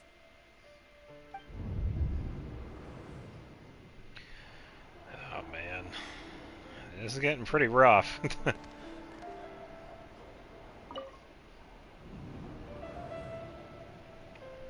Author Thelindis. Over the course of this week, the research object was subjected to interference for a total of 47 hours for experimental purposes. The results are as follows. All subjects of observation that were sent inside have now... The situation within is proving more problematic than anticipated. No progress whatsoever.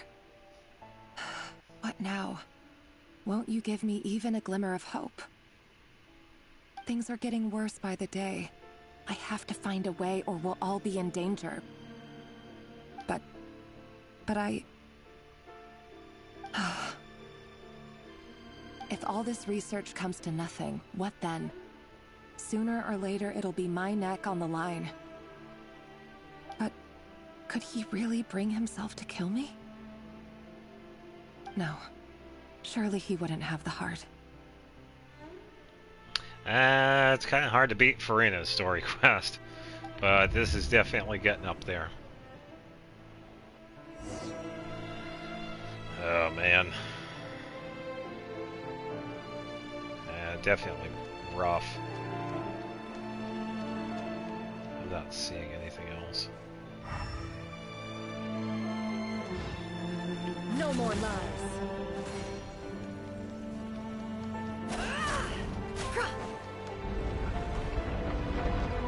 Oh, trippy. Why won't you just let us go? We don't even know each other. All we want is to live ordinary, peaceful lives. You want to live? It's a ghost. Oh, I actually can't even run now. I'm pretty much forced to walk. Yeah, I'm probably going to run into a few of them. Yes. I just want to go on living. Is that really such an unforgivable crime?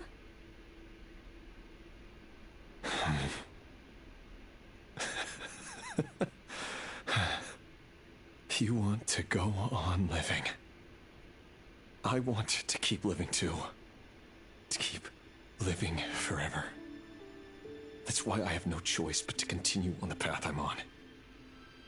If only some savior would suddenly swoop down and change the way the world is. Too bad that's not going to happen.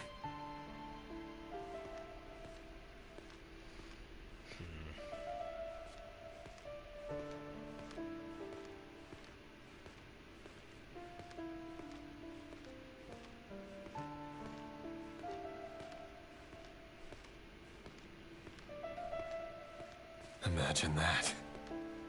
If there really were such a person, you and I wouldn't be standing here like this, would we?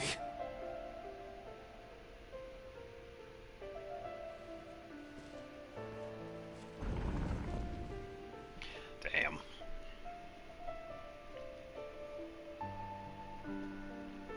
Well, I don't know, since we know what Farina... You can't really call Farina a puppet. She was more of... I think the best way to describe Farina was kind of like a split personality. So these files are in. Time to wade through them just like usual. Because it reminds me of Pyra and Mithra from Xenoblade. So it's pretty close to that. No, I don't get tired of it. It's my job. And not only am I lucky to have it, I'm good at it too.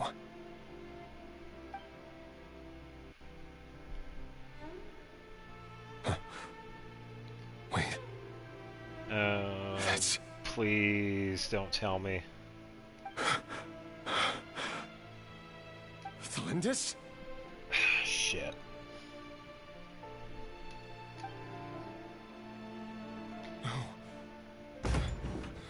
No. Yeah, that's where he's gonna lose it. Why? But you bear no mark of the Crimson Moon. He didn't know. How could you possibly have anything to do with them? It cannot be. A diluted bloodline. Carefully concealed. I see it now. You've been living in the shadows just like me. What a fool I've been. Numbing myself with talk of justice. Even imagining my friends would back me up. But in the end,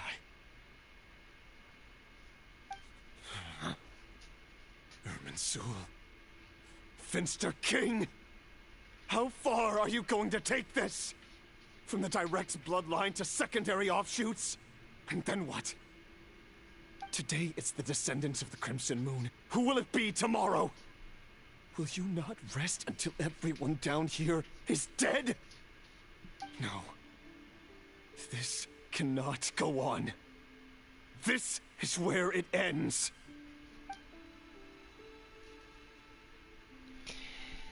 Yeah, I would imagine that's his breaking point.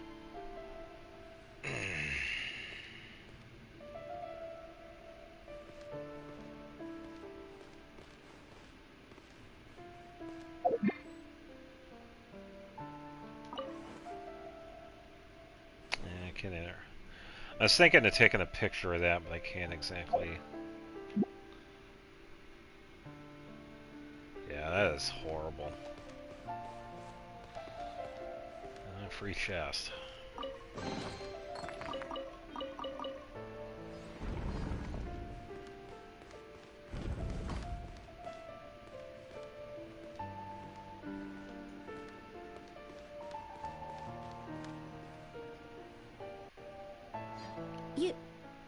You're really letting me go?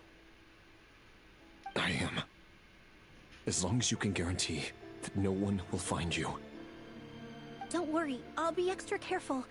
No one will know I was here. But what about you? Me? If you let me go, you won't be able to complete your mission, will you? Good point. In that case, maybe you should stay. No, please! I just want to see the outside world again. To... Go on living? Yes. I know you're a man of your word. So please, just let me go.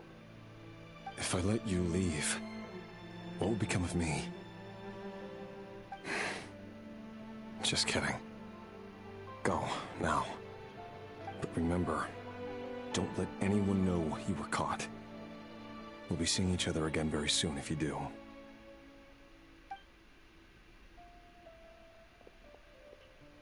Even shadows in the dark must live by a code. But you can't save everyone. You've been whispering in my ear for days now, Vedifalnir. What are you trying to do? Break me down? Oh, so we have an answer. I only say this because we long for an answer to your problems. Let her go, Rerir, or you risk losing everything. I will not abandon Thalindis. Then you'll need a little more vigilance and a lot more power. The world is changing, Rerir. Keep your eyes peeled for your moment of opportunity. That voice used to be so unclear, but now I know exactly whose it is. It's Vedifalnir. He won't tell me how to actually resolve any of this, but he keeps trying to manipulate me like a puppet. What's his game here? Tell me then. What will this moment of opportunity look like? And no answer. He's like a ghost. Always disturbing me when I'm on edge, but never answering when I need him most. Well, knowing the time that this was placed, probably the Cataclysm. So, the Eclipse dynasty was purging, well, massacring the descendants of the Crimson Moon. Around then. And it seems like it was all connected to the Vinster King's research. The King's obsession with abyssal power left the future of Khaenri'ah hanging in the balance. No wonder every aspect of Rerir's life was so unstable. Funny enough, she's breaking her rule here of keeping quiet during the little, seance, by the way. And it looks like this Thalindis, Rerir's would-be fiancée, herself belonged to a sub-branch of the Crimson Moon dynasty's descendants. It almost defies belief that a couple like them could hide the truth from each other for so long. If the Vinster King hadn't intervened in such a drastic way, they might have gone on deceiving each other for the rest of their lives. And why does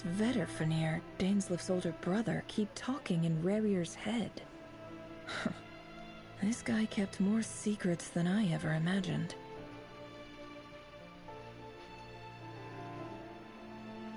The human mind is like a vast desert of shifting sands. Oh, it's also When you 7. follow Oh the flow no. of someone's memories, But then you I start only this. ever I'm only see the 2 parts hours they're in. willing to let surface. Time for something a bit more creative. Oh, it's gonna be a long night then. We've been inside Rerir's mind this whole time, building up a picture of his psyche. There's already enough clues on the board to start reading between the lines and mapping out the rest. Now, we can finally begin to put the pieces together. Sure, it'll only be a reconstruction, part simulation, part reasoning, but it's usually pretty accurate. Oh, I have some ideas to what she's gonna do. Once we've built up a cognitive profile, we just need to cross-check the logic behind his actions. And then we'll be able to take a sneak peek at whatever it is that Rerir has really been hiding.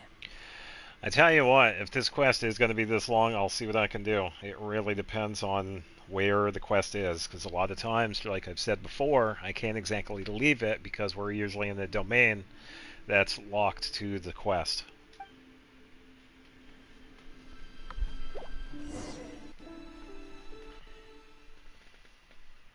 And you can usually tell by the loading symbols right here. Yeah. Have a lot of explaining to do, so 7 hours makes sense. Yeah, no kidding. This is what happened in the beginning. It all started way back when. It might be a while. Rerir, are you there? Oh, they got this thing. I knew some people were complaining about this. So, if you remember that box that Nefer had, this is essentially what it is. It's pretty much a chess game. Moving pieces consume action points. When all your action points are used up, you will be returned to the previous save point. When the piece moves to a square with this marking, you'll gain a corresponding number of action points. This will also become the latest save point. So I have to get there. 1, 2, 3, 1, 2, 3, 1, 2, 3. Well, sort of like chess. It's Nefer's version of chess. 2, 3, 1, 2, 3, 1, 2. Hey, Rerir! Come out, it's urgent! Dane? What's wrong? Quick, come with me. I'll explain everything once we've met up with the others. Easter egg to Harry Potter. Oh, man. Okay, I'll come. But the Lindis is still over at the Universitas. I'll need to leave her a note. All right then, but make it quick. Yeah, I don't know how long this is going to take, by the way. Before. Whatever this is, it must be big trouble. Because I knew some people were complaining about this in YouTube Shorts. I guess they didn't like the mechanics. Or maybe there was some issues with it. I'm not sure. It looks like there are sliding parts to this. Yeah, it makes use of movement squares and moving pieces into more locations.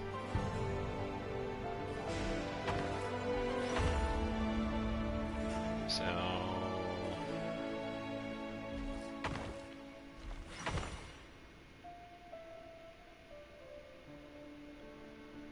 Okay, so I'm going to move over to the right.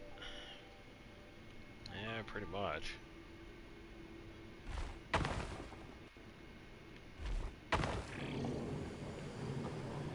And then move backwards. People just don't like things they have to use their brains for.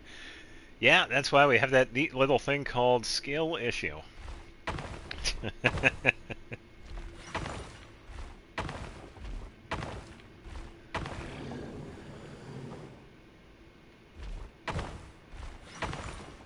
I got to the next one. Yeah, I know what's left. Right? Well, this is a nice change, meeting you all at this hour. When men and women of ambition can speak face to face in broad daylight, I say that's a big step forward for our dear Conria. Don't be ridiculous. We do not fear the day. Why would we seek refuge in the night? You might ask your blade that same question. I'm told it prefers the cover of darkness. The word on the street is that Sertologi only strikes when he has an unfair advantage. But that is patently false. I see you're missing an arm and a leg. Surely only a fair fight could explain that. If this is your way of offering me replacement limbs, believe me, I'll take them. Oh, we can certainly discuss that. With bioalchemy, anything is possible. Assuming I have your full support in my research. Lunatic. Pot calling the kettle black? What brings you here? This is another one. Why, Dainsleif, of course. He invited me. Please, cast aside your apprehensions, Miss Rhine-daughter. Whatever the rumors may say, I am but a humble servant of the king, and I can assure you he affords me no greater convenience than he does you. Well, the Universitas Magistrorum won't stop fawning over you, so at least some of the rumors must be true. You're clearly doing well for yourself, so drop the humble servant act. It endears you to no one. You're president of the Universitas Magistrorum, the chief royal mage known as the Wise by royal appointment, and by far the most favored among the 4 pillars of Conria. I suppose it would be gatekeeping character models, but it kind of gives them a present. It leaves it to the imagination, because a lot of these characters that have been in the background, we have not seen. Varka, for example, we only just saw him. We've had to use our imagination of Varka for the past 5 years. Alice, we have only just seen what her character looks like. Yeah, and this right here is very unique, too, because they haven't done anything like this. Vice President Veit doesn't even try to hide his envy when he sees you. My success is the product of hard work and good luck. It's as simple as that. Were the king not such an extremist, I hardly think I would have received a senior post at my age. Of course, no job is without its gripes. Serving a king like ours can be a challenging task, as I'm sure you can imagine. And as for Efterveit, in missing out on the presidency, he's dodged a mountain of stress. Like everything else in life, it comes with pros and cons. You're all here. I apologize for the short notice, but it was an emergency. Dainsleif.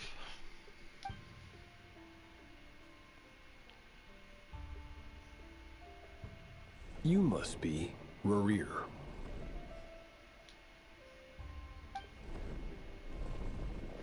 Mr. Sertologi. Yes, I handled your case file during your sentencing. Nothing personal, of course. I'm pleasantly surprised that you remember me. Conrad seems to have some strong people in power for being a nation without a god, true. Like Rhine-daughter alone is strong as Archons. Yeah, it's almost like it was kind of created as like a collective.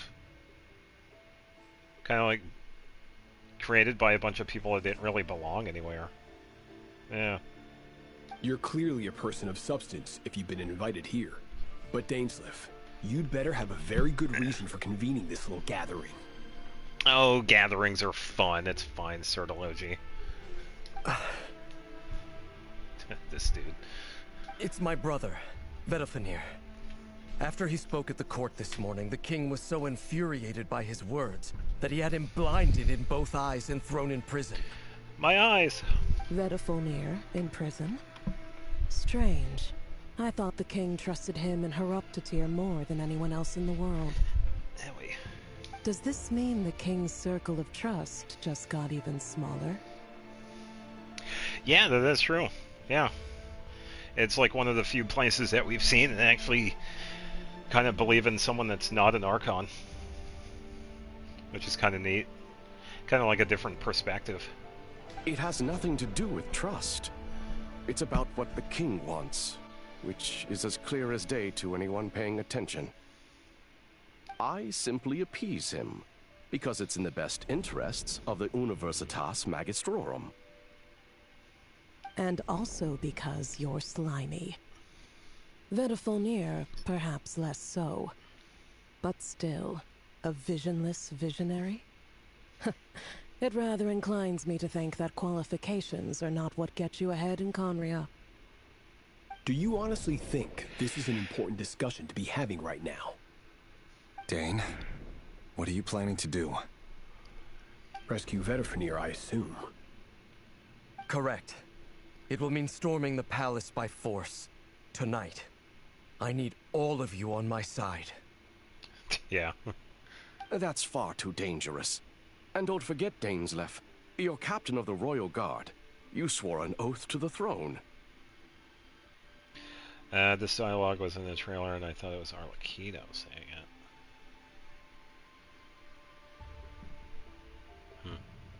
I didn't see the trailer for it.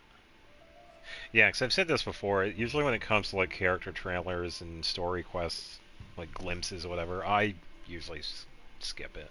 Hmm? You've been planning this for a while, haven't you? How did you know? I have no desire to commit treason. But whatever critique the king may have of Vetifolnir, disfiguring your most loyal subject for putting the best interests of his court and nation first, this is not the conduct of a wise ruler. My blade will force the king to see the error of his ways. So, Vetifolnir's prophecy enraged the king. I'm sure it wasn't what he wanted to hear, but if he won't take counsel even from the visionary, that is deeply troubling news. The extent of His Majesty's madness is now all too clear. The question is, how does a man like me get out of this situation unscathed? You have noble ambitions, Dane, but I'm afraid they don't do much for a guy like me. I'm not interested in saving the world. All I want is a letter of pardon. A letter of pardon? For whom? Thelindis? The chances of the Vinster King issuing a pardon for anyone connected to the Crimson Moon seem vanishingly slim. There we go, the puzzle. Joy. Yeah, we also have things we gotta avoid here. This black fog over the board must have some connection to Thelindis. But why is it taking this form? Does it have something to do with Rarir's past? Another mystery I'll need to unravel. Yippee! I see a lot of drama. Oh yeah. Consume a marked number of action points to defeat your opponent's pieces. Pieces will only attack when they have more action points than needed to defeat your opponent. Okay, so I can pretty much just run up to this one and destroy it. But then I lose two. Okay, so I need to grab the 4.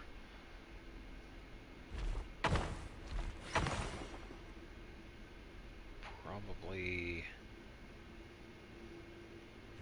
I think I'll need to grab the 6 here to get both of these.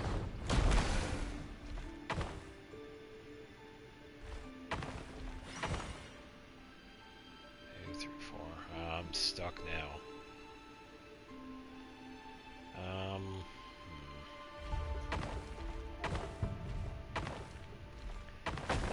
I can't move diagonally. 2, 3, 4, 5. Oh, I think I can do this.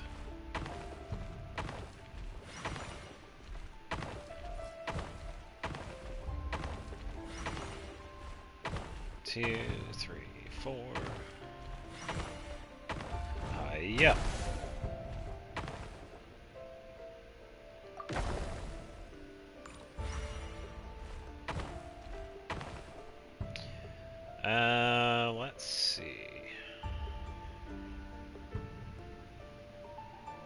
plan my next move. If I grab the 4 to my left, I'm not going to have enough to get to the 3.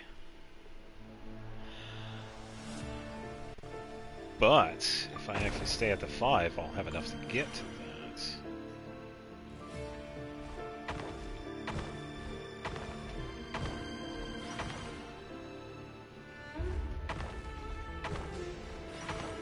There we go.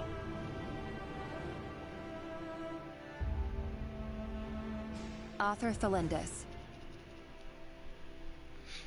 Yeah, like I said before, there's a lot of stuff that we really don't know. We've only heard bits and pieces from Aether and Lumine, the other sibling, from Dainsleif, and now we're hearing it from other NPCs too. There's going to be so much that's happening in the background. Over the course of this week, the research object was subjected to interference for a total of 60 hours for experimental purposes.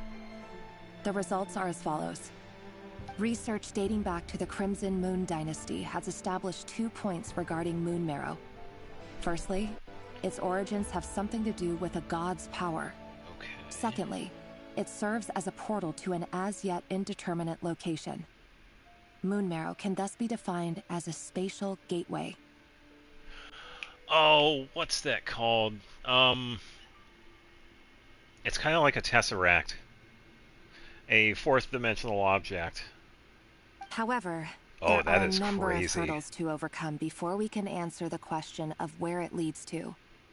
To start with, opening the gateway requires a specific power source, which the relevant literature indicates. I wonder if it's abyssal power. An enormous amount of power is then required to keep the gate open. Currently, the total power output of our instruments remains in the single digits. To make matters worse, I am now the only staff member remaining in the Moon Marrow lab. The Universitas Magistrorum recently decided to move most of its personnel into abyssal energy research, which has stymied all Crimson Moon-related projects. This is not a wise move. I have always maintained that placing all our hopes in a single source of power is risky, especially one as poorly understood as this. As well as making ourselves overly reliant on a single resource, we are neglecting other promising technologies. Okay, dude, learn how to shift. Damn. Loud vehicle. That's definitely an interesting idea. I apologize if this comes across as disrespectful. But as a Moon Marrow researcher, I desperately want to see the world beyond the gateway. If we really made it there one day, what would we find? And how would we go about taming the unknown? My imagination is endlessly fueled by questions such as these. Considering what's on the other side of it, yeah, it could be.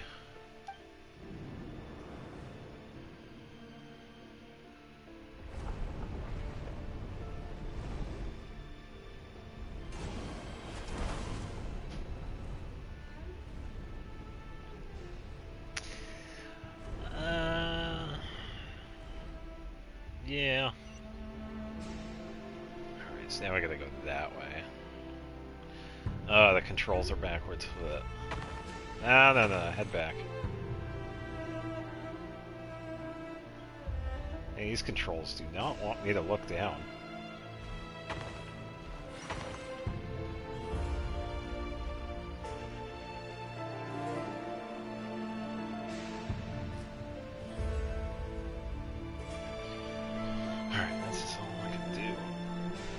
I guess we'll have to see. I could take the 4 and travel down to get to the 5. Because I don't have enough to get... Well, I have enough to get to the 4. I could probably use that to get to the 6 right here. Attack these 3. And find a way down.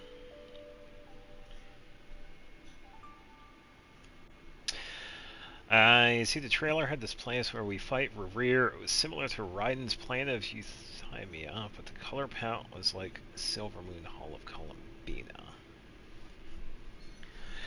Yeah, so I could probably take a guess.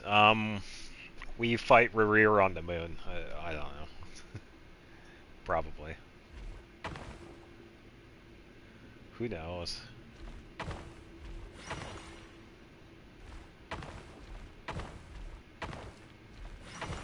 Oh, that's a 5, not a 6.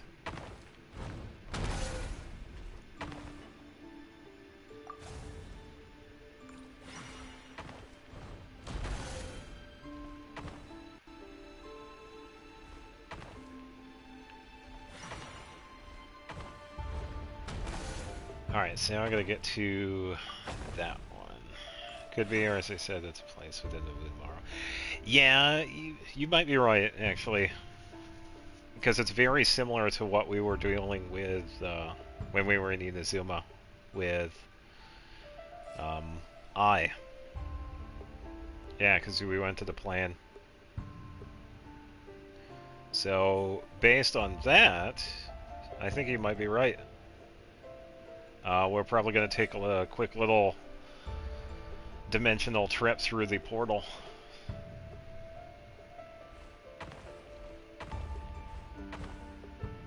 I'm going to grab this one so I'll have enough.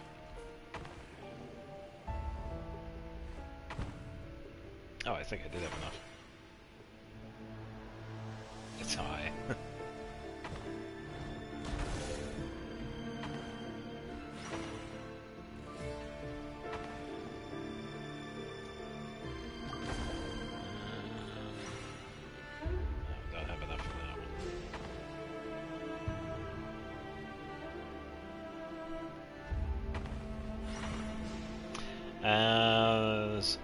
Apparently also going to be a Durin cutscene. I don't know if it already happened, but since you said you just meant Durin.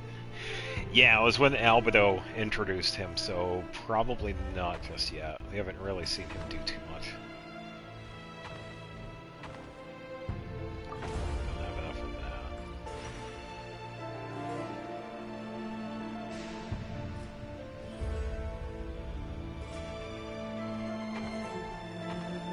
I think I gotta do it this way.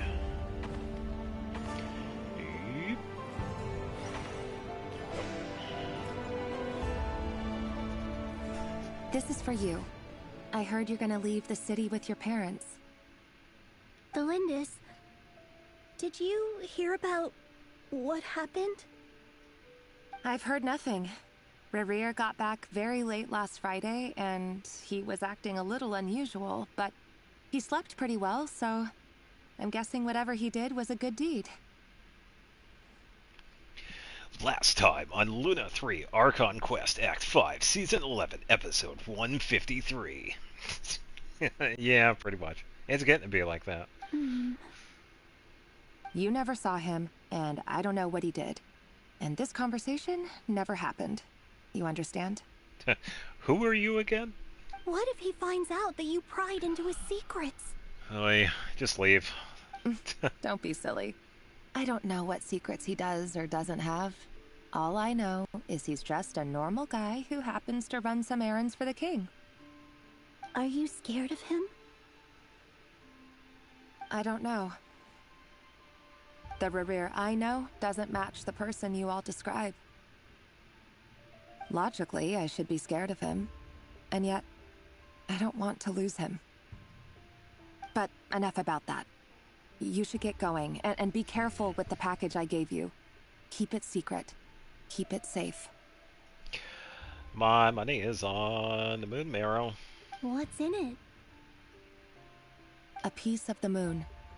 All you need to know is that as long as you keep it safe, then in the future, everyone will be able to see a red moon. Yeah, so this is the piece that we had actually gotten for the previous one. A red moon? You mean our moon? That's right. Our moon. Promise me you'll look after it. I promise, Valindis. The Crimson Moon bloodline will never die out. Its light, the color of blood, will become like a fire that flows in our veins.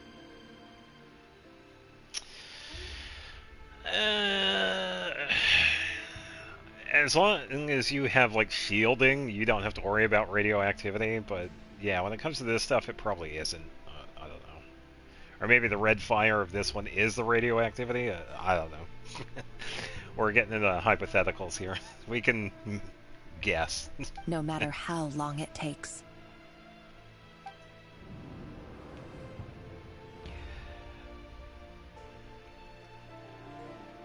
Yeah, so that explains why Crimson Moon Marrow is being moved around. At least to some extent. Alright, so we got a few up there to take down.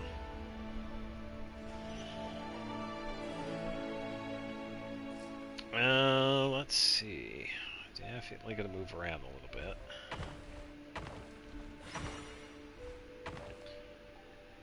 Yeah, unfortunately, we gotta have a higher number for this one.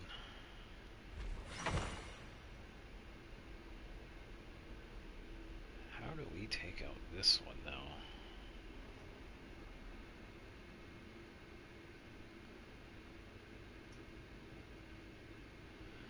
Unless I can't. Let's back up a little bit and actually head over to that side.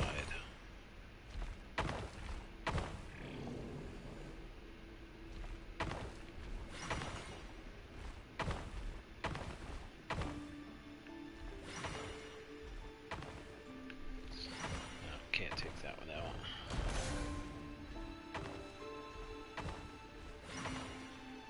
Oh, can I only take out certain ones?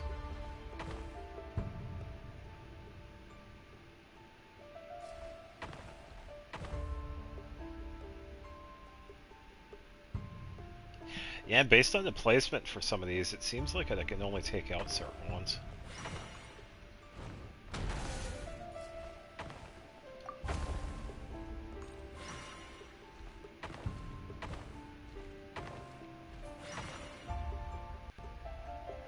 And this is an issue because of... and stick to the plan. Because I had a 5 and a 6 in front of me, and this was a 5 spot. Sir Dainsleif, what are you? Is this treason? You know what happens to those who betray the throne. Please, don't do this! You know what happened? Move. It is the king himself who has betrayed the throne. He has betrayed all of Conria. If you have any love left for justice in your heart, you should join me. It's showtime. Dane and his group will handle the troops in the palace. Then Hraptatir and Rheindater will disarm the security measures. My job is to enter the prison and rescue Vedifalnir. Stay safe. Wish me luck. I'm trying to think of similarities with that. I can't think of any. Look after my brother. It would be cool if they did. Draw your blade. It is time for justice to prevail. I agree, because there is so much lore. There is so much going on.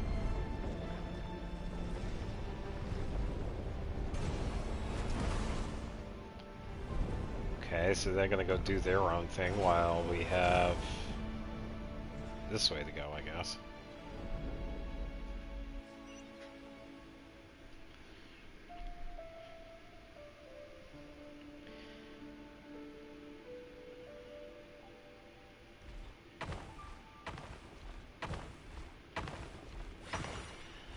Now I can take him out.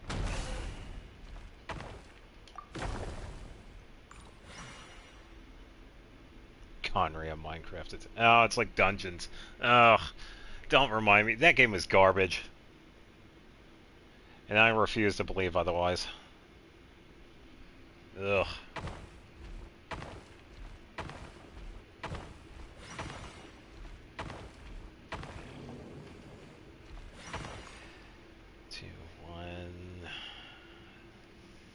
I think I have enough to get to this one, yeah. Yeah, it was like Minecraft trying to become Diablo, when Diablo and Baldur's Gate were, ugh, so good. It Path of Exile 2 is also a really good one too, but kind of hard to compete with Blizzard. Just saying. Sorry, Mojang.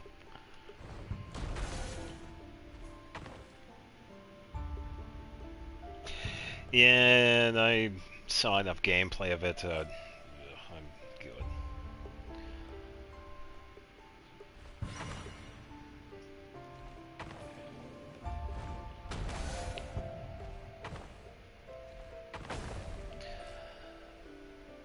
I hit left, but it didn't want me to move left.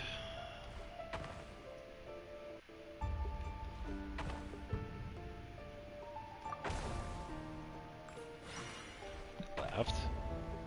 There we go.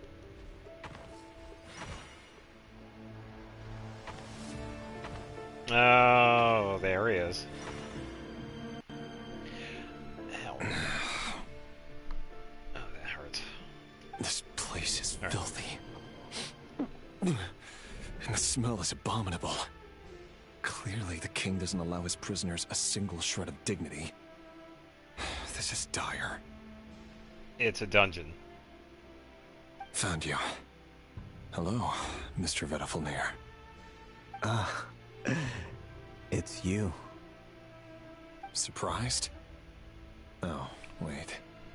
I guess surprise isn't an emotion that prophets feel very often. I certainly felt some surprise in the moment when I was blinded. Surprise at the king's sheer ignorance. Surprise at just how unfairly this world responds to words of earnest remonstration. Yeah.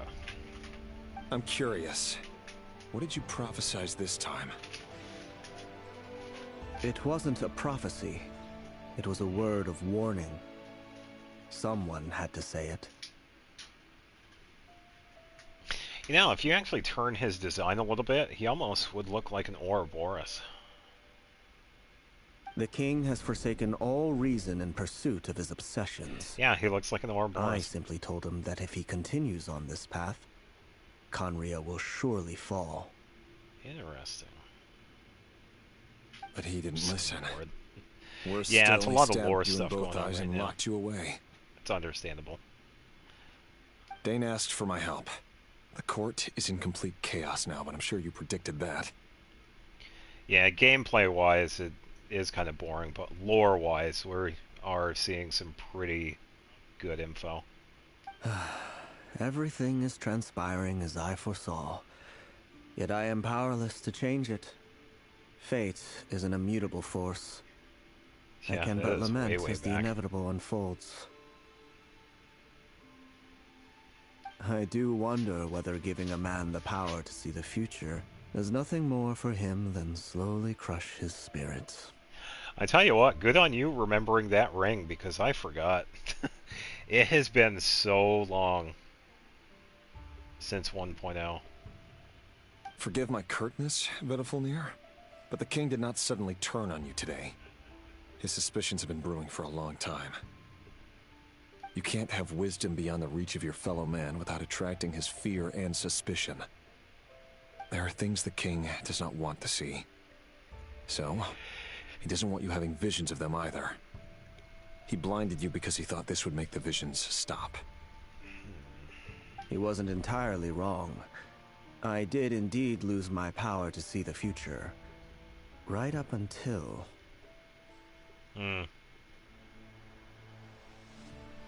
Until what? Just now. I believe I saw something new. Well, tonight could go a lot of different ways. 5 of us banded together to storm the palace, also we could rescue you. This will go down as the most tumultuous day in Conrian history. Rare, you have no idea. I sense hatred in you. But also hope. A desperate hope that with the tyrant deposed, that will be the end of the story. But this is not the end. It is the beginning of a new chapter, in a whole new story.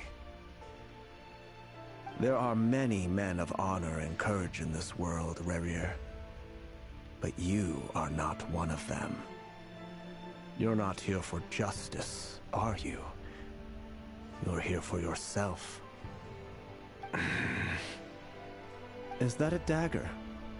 Interesting. Why not the polearm? It was always your weapon of choice. With your abilities, I don't doubt that you were able to recover some of your sight. But I also doubt that you want to make an enemy of me right now. It's hard to say. So far, Revere has had a really sad backstory, so we can see where he's coming from. But I feel like there's a couple of things that are missing, especially when it comes to current Revere. Of course not. We're on the same side, aren't we? We could be. But I need you to be honest with me, Vedafilnir. At this point, you're my only hope for the future. I don't know when the story quest ends. We don't know beforehand. You mean your future? With your beloved, Felindis? Yes. And I know there are bigger things at stake here. Yeah, we just don't know a dynasty, how long they are. A nation, maybe the entire world. But forgive me, I care first and foremost about myself. I can't abandon the one I love to save myself. I just can't do it. But you see a broader picture of the future than I. You see the solutions to the biggest problems of our age. So tell me, what is my solution? What's the answer? In matters of fate, answers are either right or wrong.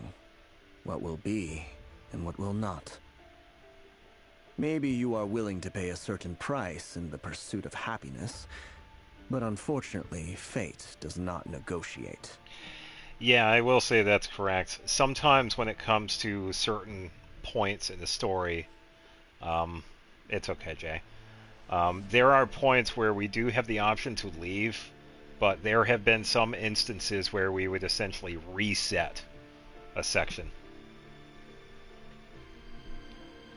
That is the cruelest thing about fate. It is unmoved by your sacrifices. Yeah, it really depends on where we are. Like, if it's in the overworld, it's fine, because it'll pretty much tell us, it's like, hey, go to Nasha Town, or go say hi to Lauma in Hisi Island. That can't be true. But a lot of the times when it's in, like, a domain section like this, I cannot. I know it's your voice that I keep hearing in my head, urging me to see how the world is changing, to seek more power, so I can protect the things I love. You show me disaster, but you won't show me how to avoid it? Why? Why are you doing all this? My voice. In your head.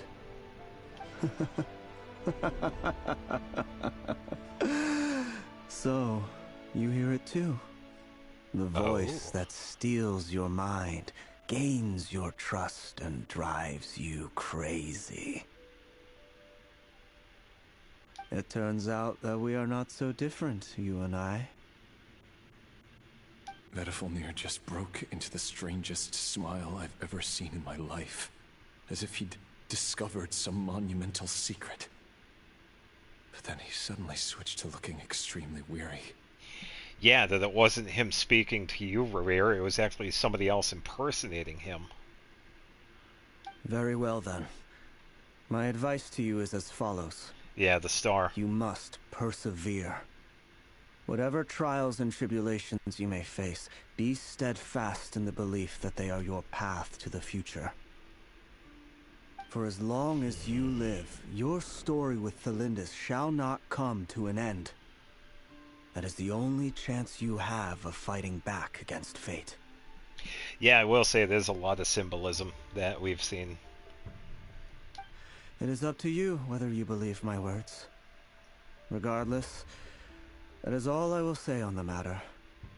I have no right to intervene any further.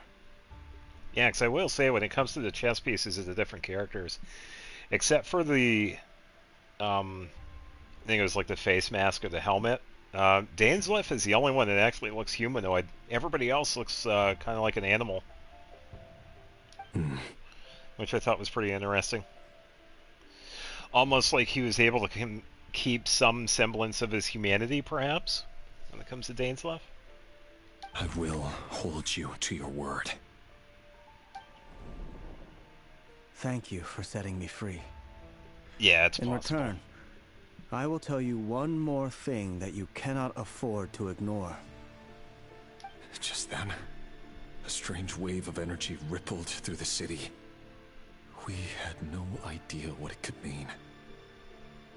If I were you, I would head to the Universitas Magistrorum. The Universitas? Oh no! I'm sure we'll be seeing each other again very soon, Rerir.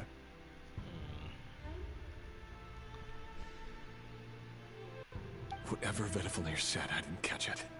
I didn't even help him out of the prison. There was no time to lose. Yeah, I agree. If it was something constellation related, or something really deep in lore, they would probably hold off. Yeah, even the stuff we're learning now is actually pretty good. Because it's just another perspective of what's been going on with Dainsleif, because we've only known bits and pieces.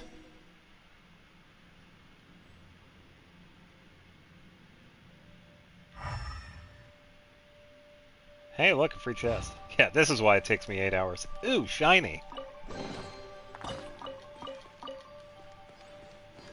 Ooh, what's that? There is a mission in Enkanomiya, so that surrounds him, I think. It's the upside down room. Oh, yes, yeah. I think that's when he accepted the Abyss. Yeah, because we've seen a couple of instances of that, too. I think it goes into the abyssal research that they've been doing. Monsters? Is this Rhindaughter's doing? Or the Universitas Magistrorum? Out of my... Say cheese! Defensive mode engaged. I'm just going to need a little bit of energy for Charlotte here, because of these dudes. Preparing for dust up.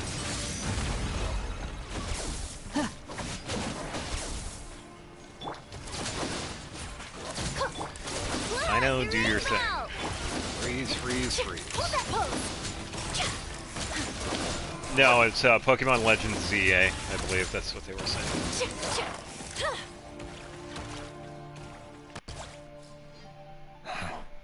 The Universitas. That reminds me of a rumor I once heard. Allegedly, the king installed secret mechanisms in the palace and around the city. No one knows where they are or what kind of power they hold. But if they were ever going to activate, it would probably be on a night like tonight. Help! Help! Help! Hold on! Don't let them anywhere near you! Save me! I can't! Ah! That sounded like an explosion. So, the rumor is true? The king really went through with it. What other means does the king have at his disposal? They must run on power from the Abyss. And given it's a major center of Abyss research, anyone over at the Universitas will be in grave danger. I have to hurry! I do not have a good feeling as to what we're about to see as Rerir. Just saying. I got a really bad feeling. Let me make a slight change here, because I kind of need her speed when it comes to her skill. Shouldn't the sibling be here at this time of the Cataclysm? I'm not sure.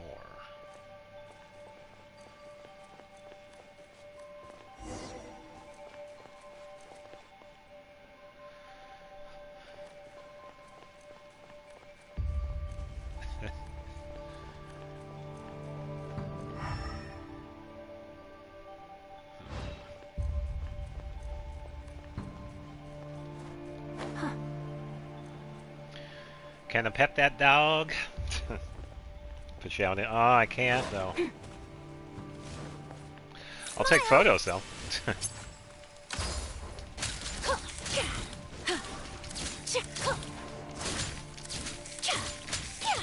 Cleanup sequence in. Good luck! Alright, Ding dong water bomb! and here we go. I just need a little bit more for Charlotte. Come on. There's still news to report!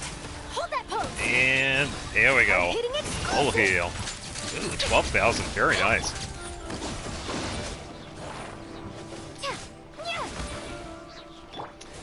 Alright, I'll bring her out because we want to actually see Nefer.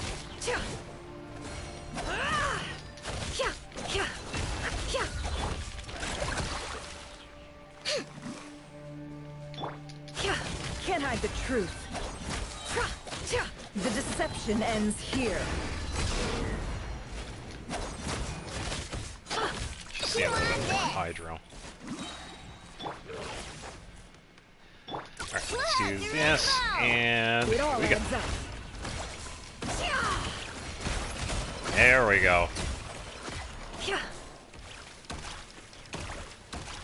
Aw, someone wants to play. Ultimatum protocol. Defensive mode. Yeah, even though she doesn't seem like it, Charlotte can actually do quite a bit of healing. It's just mostly through her burst, so I do have to set her up. Here, hold this. Can't hide the truth. I do want to be careful with Nefer, though, too. Because I only have Charlotte. Say cheese!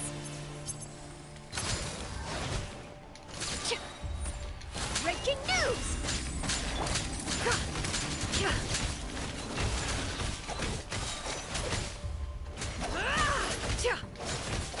Yeah, because I think somebody was making a comparison, like, see, all the weapons and whatnot were getting crazier and crazier.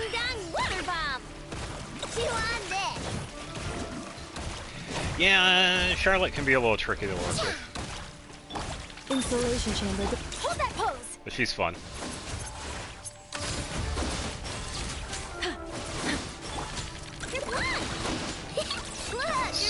Yes.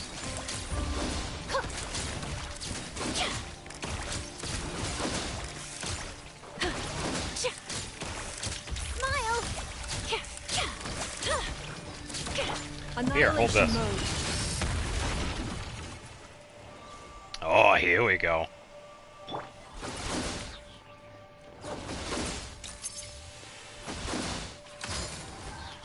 Alright, so I'll have this just as backup just in case I need it. With a bit of Mino and a Nefa. Then, because of the water, Nefa. It all adds up.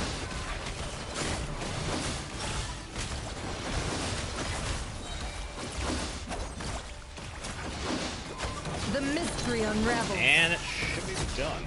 Woo, 101. That was a pretty good one.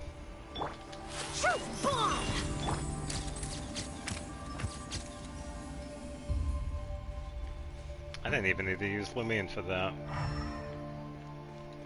Oh, by the way, we should probably take a look and see what she has. 1400, 595 for EM, 69, 239, 150, 215. I don't think you have Dendro.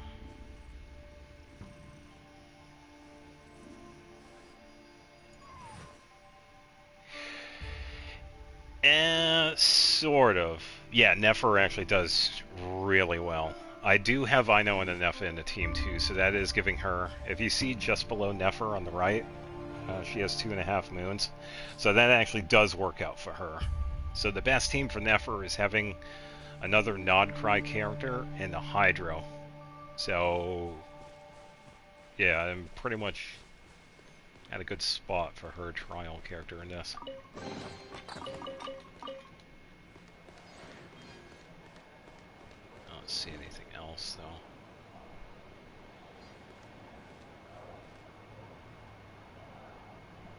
Yeah, I think they did quite well with her kit. Because I know someone made a really good comparison. At the Universitas Magistrorum? Why now? So even though she seems hard to play, she really isn't. Oh no, they're coming. It's It no just use. takes a The little bit to table get won't used to. hold out much longer. The weapons. Where are the weapons? Yeah. Of course. All the lab equipment was upgraded after the inspection last week, but the new weapons haven't been allocated yet. My kingdom for a sword. I'm done for. Is anyone there? I need help! Yeah, like I said, this is not going to turn out well. Ah! Stay back! Please stay back! Please!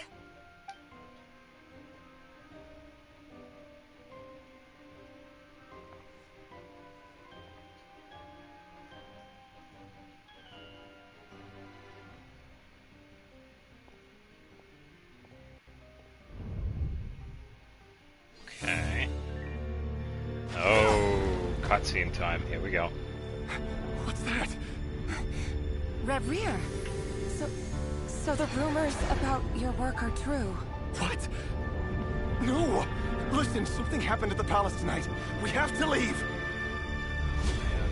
You don't need to lie to me anymore.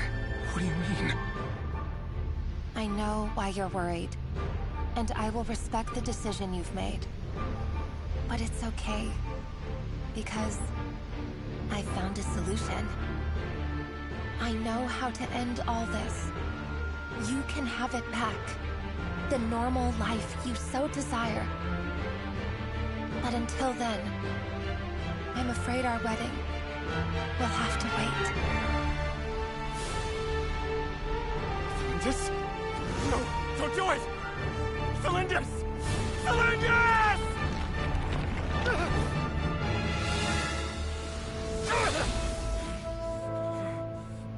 I told you, Reverie. Let her go. You will find someone better. Damn. No, I won't do it. I have to save her. By what means exactly? A lowly pawn. You lack the power and the strength of will. Do you know a way? Tell me! Come to the palace. Join us. Yeah. Pretty much the promise of saving Felindis is where he Thank goodness we tried to gain his power. And take your share. You made it. Yeah. Not you too. And Dainsleif was stuck watching all of this too. Despair, desire. We all have our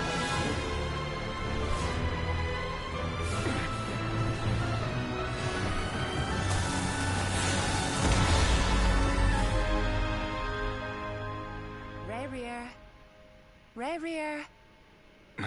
Felindis? Were you daydreaming?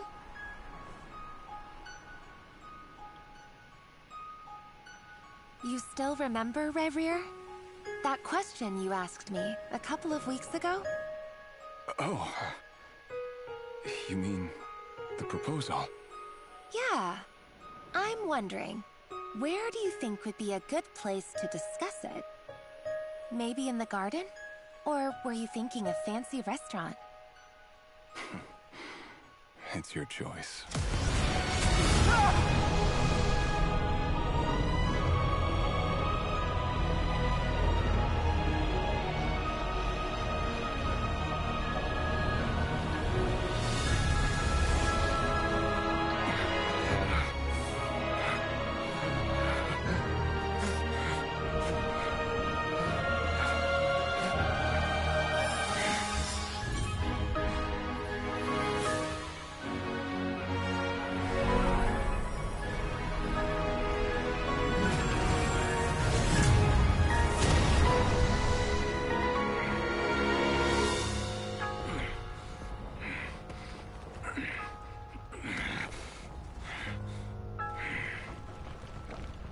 I will find you.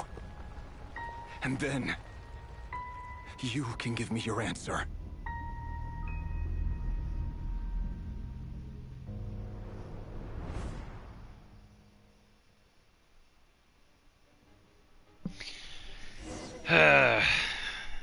Why is it raining in here? Can someone tell me that? Ugh, no kidding. So that's how the Raker of Solnari was born. A monster created by circumstance is a monster all the same. Viewing other people's thoughts for too long can get uncomfortable. Right now, I'm feeling a strong sense of loathing. Yeah, I would definitely be feeling loathing at this point. In a nutshell, the story of Conria is what happens when the truth falls by the wayside. Everyone tells little white lies, and before long, You have a huge pack of lies that destroys everything. Whew. Time to get back. His past is filled with sorrow, but the tale of any fallen civilization is one of endless tragedy. Cruel as it may be, that was Conria's fate.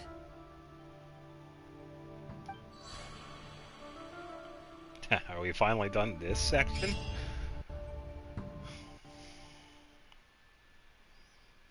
Well, I got a purple experience book right there.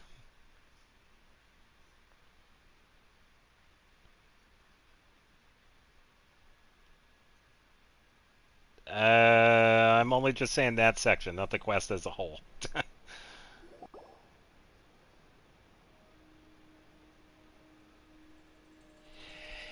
Yeah, definitely having something going on that kind of gives Everyone, him like a... I'm back. Can I get a standing ovation? No. Never! How are you holding up? Feeling okay? She's fine. Boss is a pro. Yes, I'm fine.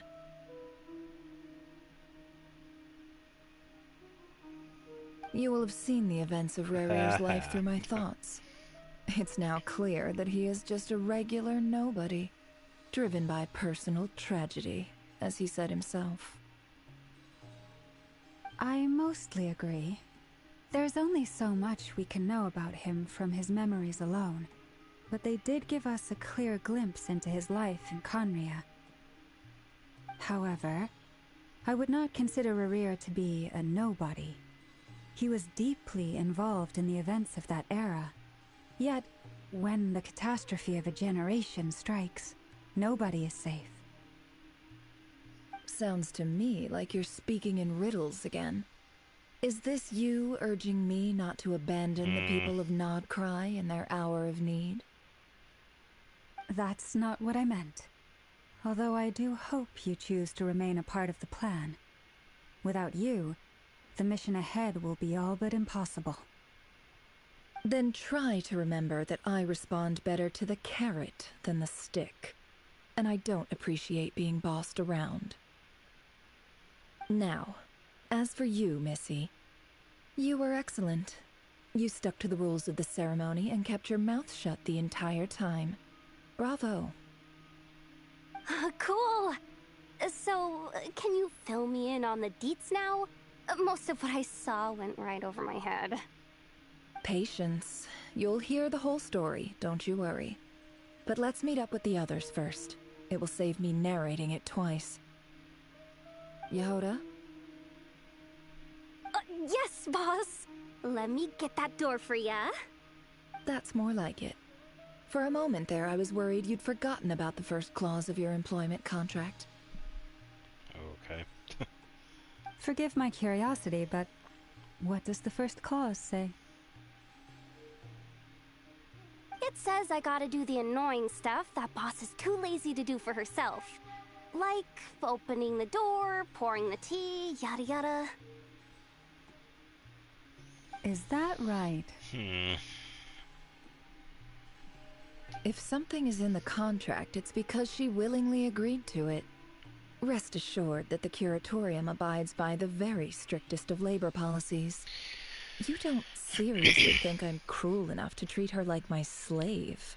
Yeah, because if you remember during the quest, it was... Rerir said that there was a curious power that was traveling through, so maybe that was it? Or maybe the so-called temptation that they were receiving, that might have been the curse, maybe? Yeah. Yeah, we really can only guess with that, though. In any case, I've hardly shied away from my share of the work today. Hope I don't catch Flintz and Varka lounging about in their chairs, enjoying a leisurely cup of tea. There's nothing I dislike more than other people enjoying themselves while I'm hard at work.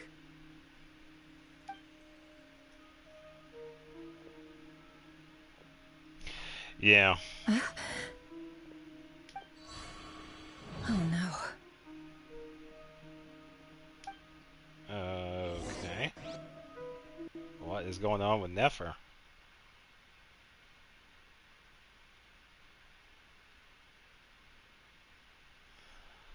Almost acting like she's about to have a vision.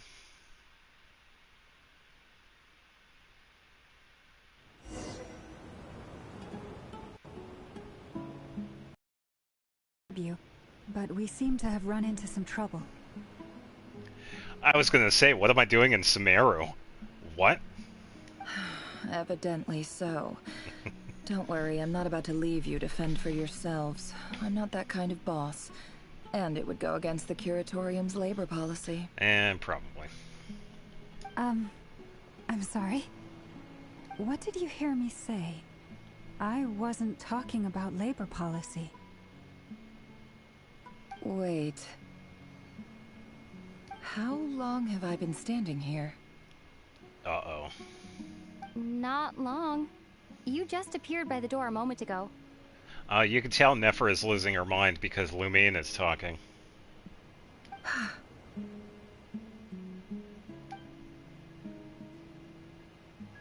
Boss, what's wrong? You look like you've seen a ghost. We've been tricked.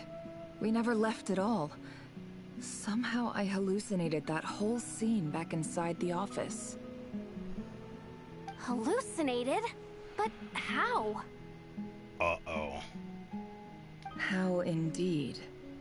This place should heed my will alone. All thoughts and actions that occur in here are just a result of pawns moving across the chessboard in a carefully calculated manner. And nobody has access to this chess set but me.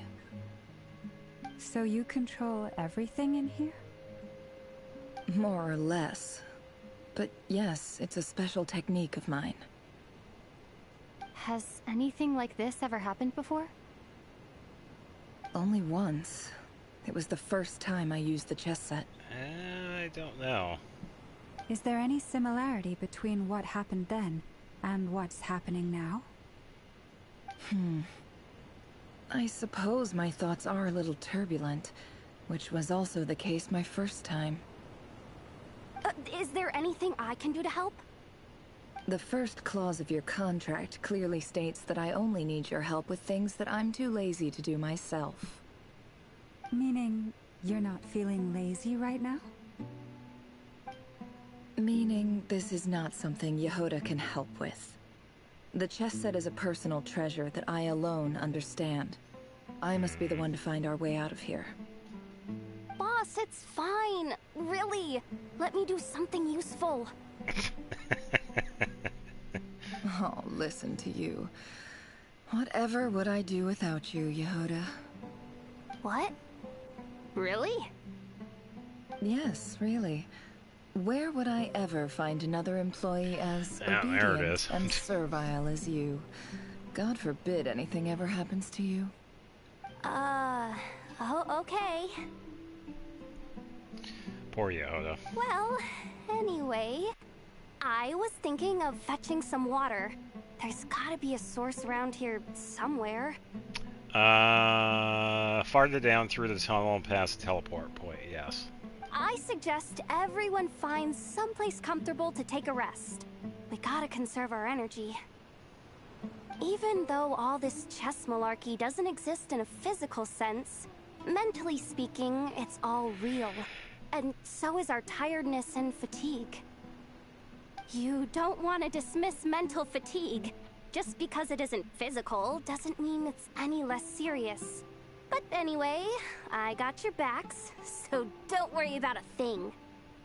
Don't I have the best employees? Jealous much? No. If we can find a suitable time, I'd love to borrow Yehoda for a day to help out at the Frostmoon Scions. Would you be amenable to that, Boss Nefer? Boss Nefer? What? Oh, Lauma. Have I ever told you just how pretty you are? Beauty runs from the tips of your antlers to the depths of your imagination. Time to rally, everyone. Follow me. As we continue our journey, the same rules will apply. That means stay focused and no talking no matter what we encounter. And don't disturb the chess pieces. You have my word that I will get us all out of here.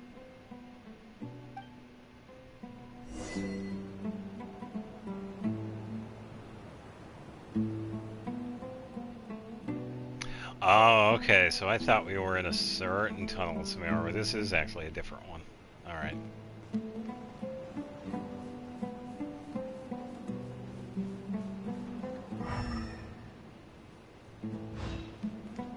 It is Sumeru, we do hear this music from there.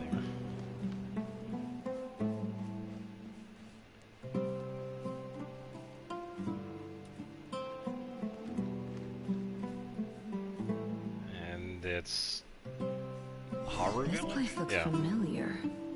That's not a good sign. There's someone up ahead. Time for a little chat. Oh, we're gonna run into some interesting people here. Yeah, maybe it's not Haru Village. Maybe it's yeah, it's somewhere else. Retinue? Okay. I wasn't expecting visitors at this hour. Wait, is that? Oh, it's him. There you are. Sinue's been looking for you all day. I think he has some news for you. Oh yeah? What were you doing just now, Uncle Retinue? Hiding away some more loose change?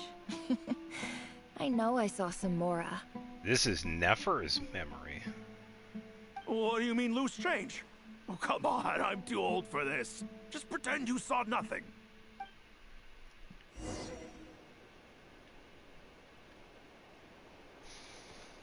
Oh,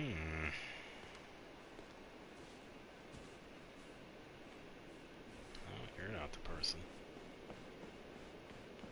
We're probably not going to see young Nefer, unless it's like a cutscene. I don't know. It seems like it's a part of it. Yeah, there's going to be some reason why we're seeing her memory. Hey, kid. Mind telling me what Sinuhe's been up to recently? I'm trying to get in his good books and I need a way in. Get in his good books? Why? What do you want with my dad, Uncle Apepi? I've written a new song. I was hoping to showcase it at the next festival, but I'll need his approval. A new song, huh? I'd love to stay and listen, but unfortunately, Uncle Retinue says my dad's looking for me. Well, there's plenty of time and I'm not going anywhere. See that pile of stones? I'll be sitting there warming up my vocal cords. Come find me when you're done. Pile of stones. Got it. I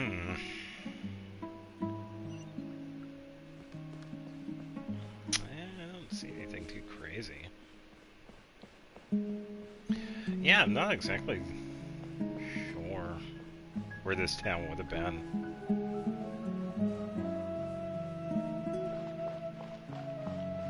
Hi, Dad.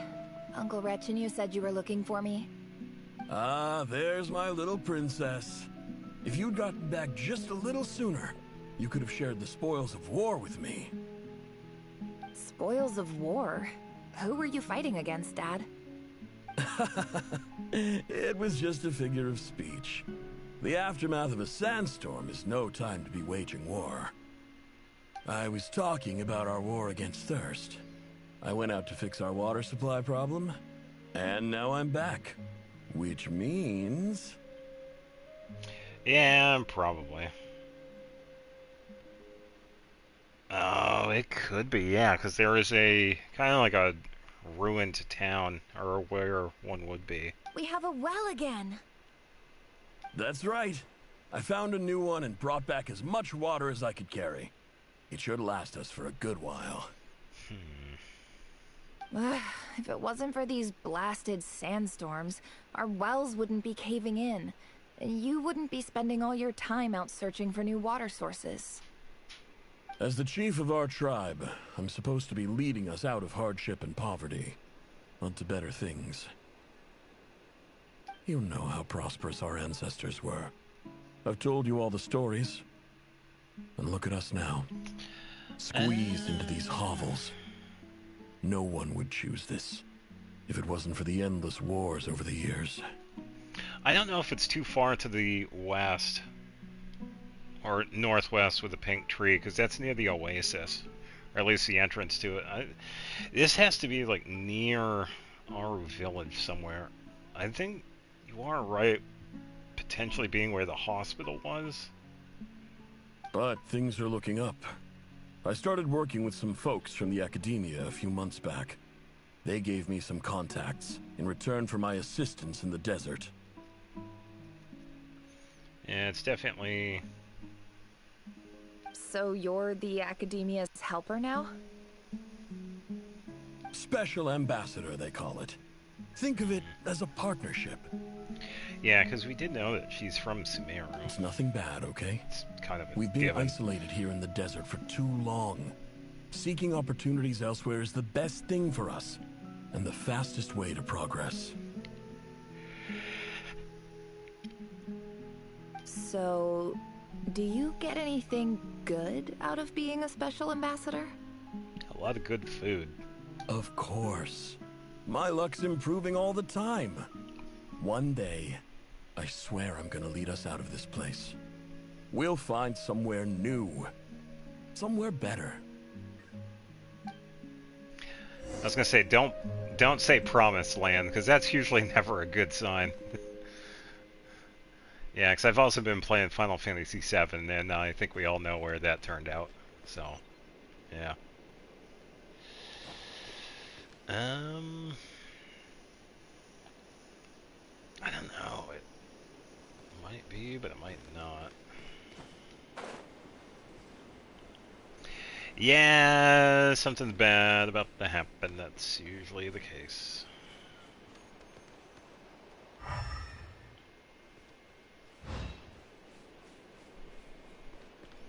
Ugh, and it's 10:15. How much longer is this gonna be?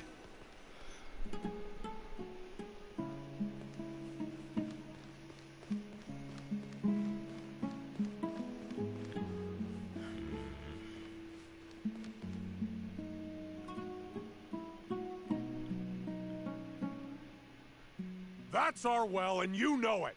You stole from us.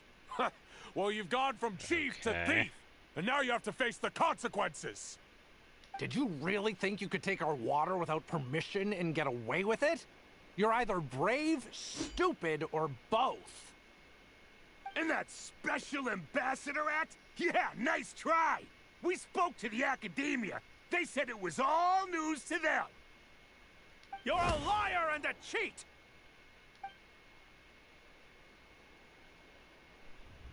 Okay. Oh, that's not good. I heard Yehoda gasp, but I don't blame her. Most people are terrified by the sight of blood. Corpses strewn across the ground. The wounds are clearly from scimitars and daggers. The desert dwellers' weapons of choice. There's a handwritten note on the ground. Let's see what it says. Halil, this is Sinuhe, chief of the Shimti tribe. Surely you remember me. I was the one who helped you and your colleagues avoid the quicksand in the desert. This is my second time writing to you. I assume my last letter must have gotten lost in the mail, as I didn't receive a reply. I hope this one makes it to you safely. I'm writing to you because I need some help. That sandstorm the other day completely blocked up our well, forcing me to look for another water source in Iab and Unut territory. It was a matter of survival. Praise the gods. The well of the Iab tribe was intact. It was my last resort. I drew what water I could and left, but not without being spotted. I fear they will retaliate. You told me to write to you if I ever needed help. You said you'd be my ally in the academia. I urgently need you to formally recognize my title of Special Ambassador and send some of your people to assist me for a few days. It's the only way I can convince them that this was the Academia's decision and prevent them from retaliating. This is an emergency. Please send help as soon as possible. Looks like this letter never got sent. The writer died a grisly death, and the letter was trampled into the ground. It's badly defaced. Some parts are barely legible. What a ridiculous lie the surviving Shimti tell. Their whole village was butchered over a sip of water.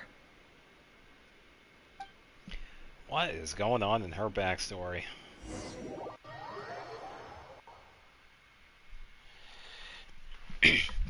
And by the way, she's acting. She already knew this.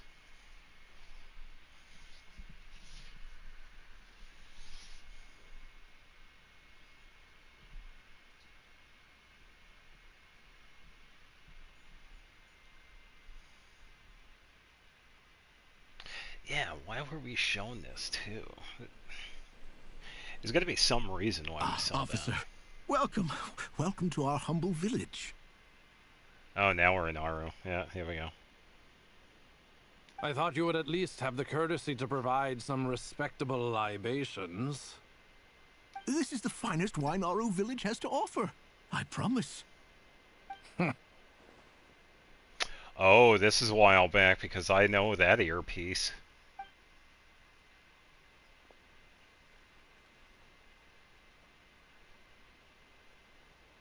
The Academia has agreed to reserve a single space for a candidate from your village. But I remain skeptical of this entire endeavor. I highly doubt anyone in this desert possesses serious academic potential. Please, have faith. If not in us, then in our god. The child we found shows great promise. I beg you, take her away from this place. Give her a chance. Don't let her talent go to waste. Oh, they're talking about Nefer. Okay. So she was found. I don't recognize her. New arrival? She showed up here a few days ago and we took her in. She's a really bright kid. Please help. I'm begging you.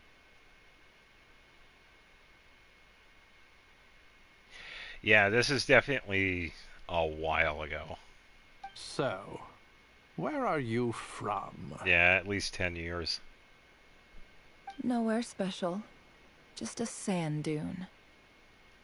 What about the rest of your family? How many of you are there? Just the one. It's only you? Correct. So, no brothers, no sisters, no mother or father? Any who have slept on a bed of sand, I call my brothers and my sisters. Apart from that, I have no family. All right.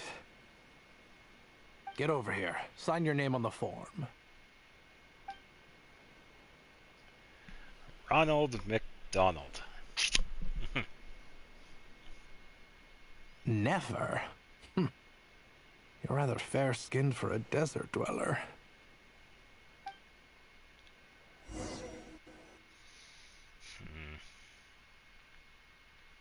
Yeah, and the way she sounded there too, that is a lot of trauma.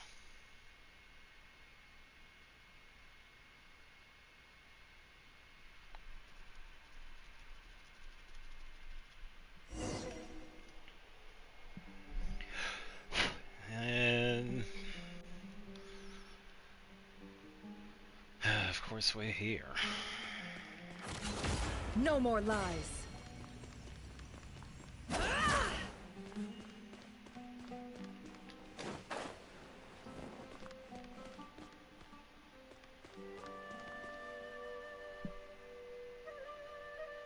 Nefer, this term's assignments have been issued already. Please read through the materials thoroughly, conduct your own additional research, and then write an essay on the topic. Well, I wouldn't really call that racist, because he does make a good point, because you gotta remember, if you remember Dia, she is actually from a tribe of mercenaries and whatnot, so...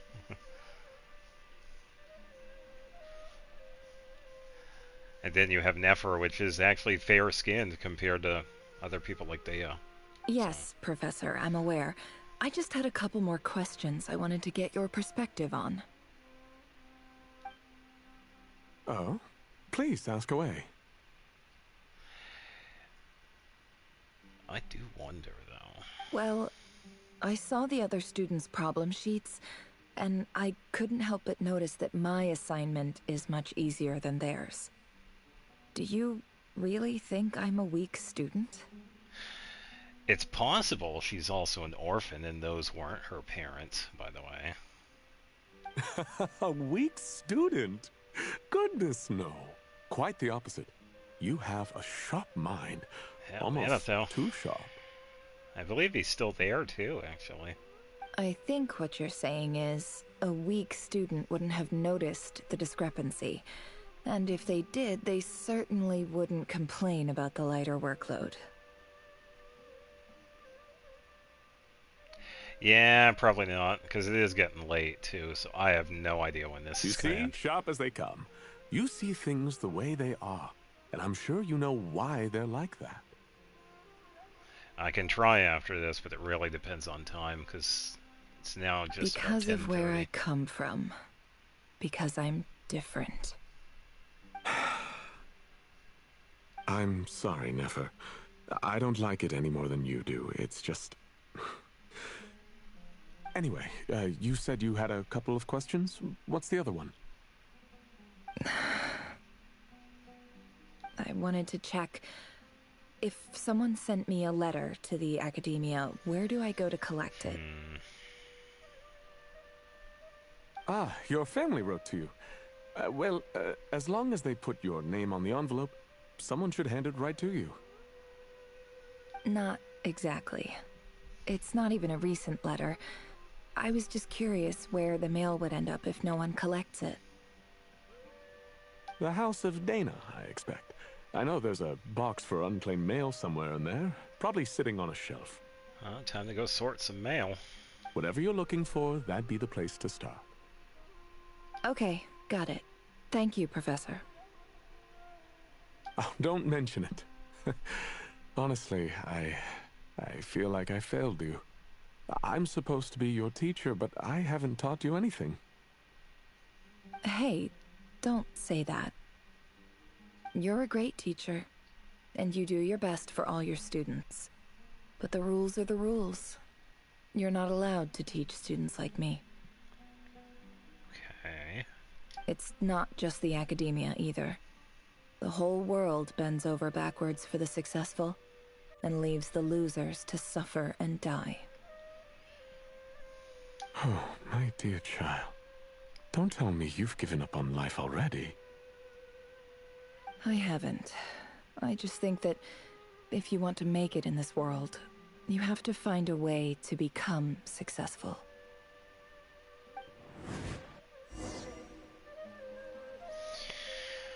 Kind of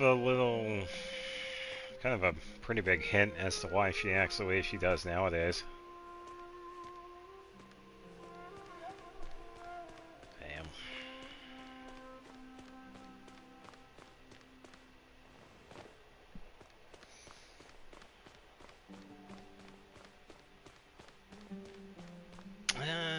I don't know. I'd say the best way to explain her is that she's pretty much closed herself off from everything.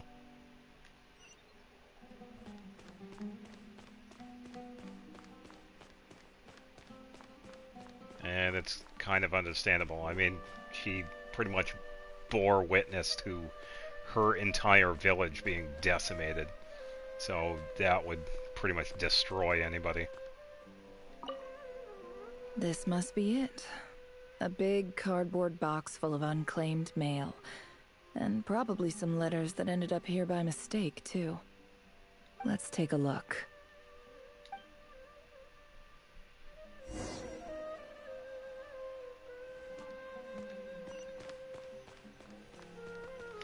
Oh, so many parts of this game they actually want me to sit down. Yeah, she definitely keeps people at arm's length. Hello, cat. Hey, it's Taz. Actually, wait, does Taz have... Oh yeah, black cats usually have yellow eyes. Yeah, and so does Taz. Alright.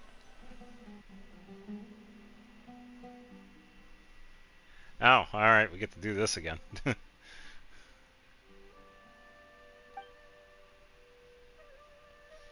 These are not letters, these are postcards. What is this? A dilapidation survey from Port Ormos. Looks like it's from a Core of 30 representative. What a strange thought. A bunch of mercs losing sleep over rundown buildings. This one was never even opened. I guess the recipient didn't care what the Core of 30 had to say about anything. Who was it addressed to? I don't recognize the name, but it must have been a Ksharawar professor.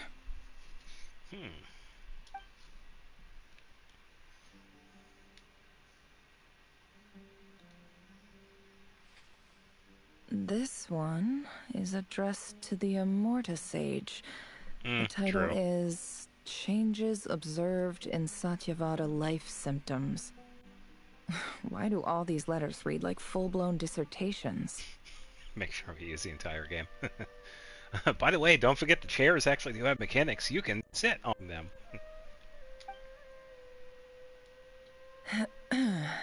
Guided by the incense, we became lost somewhere in the forest. All the barriers between levels of consciousness disappeared as our minds soared around in circles, looking for a branch to seek refuge on. In clinical terms, these symptoms fit the description of incense poisoning. The Immorta Darshan strictly prohibits the use of hallucinogenic substances, but I believe there are still people getting away with it. For example, my neighbor who always breaks out into song and dance after using incense. Sounds like a fun neighbor. This seems like something the academia would want to know about. Why wasn't it collected? Wait, what's this written on the back? It's so small. The note says, the sender authored this letter while under the influence of mushrooms. Of course. Would send it back, but no return address was provided. Stamped by the Grand Conservator of the House of Dana. Don't do that. Or at least try and abstain from that.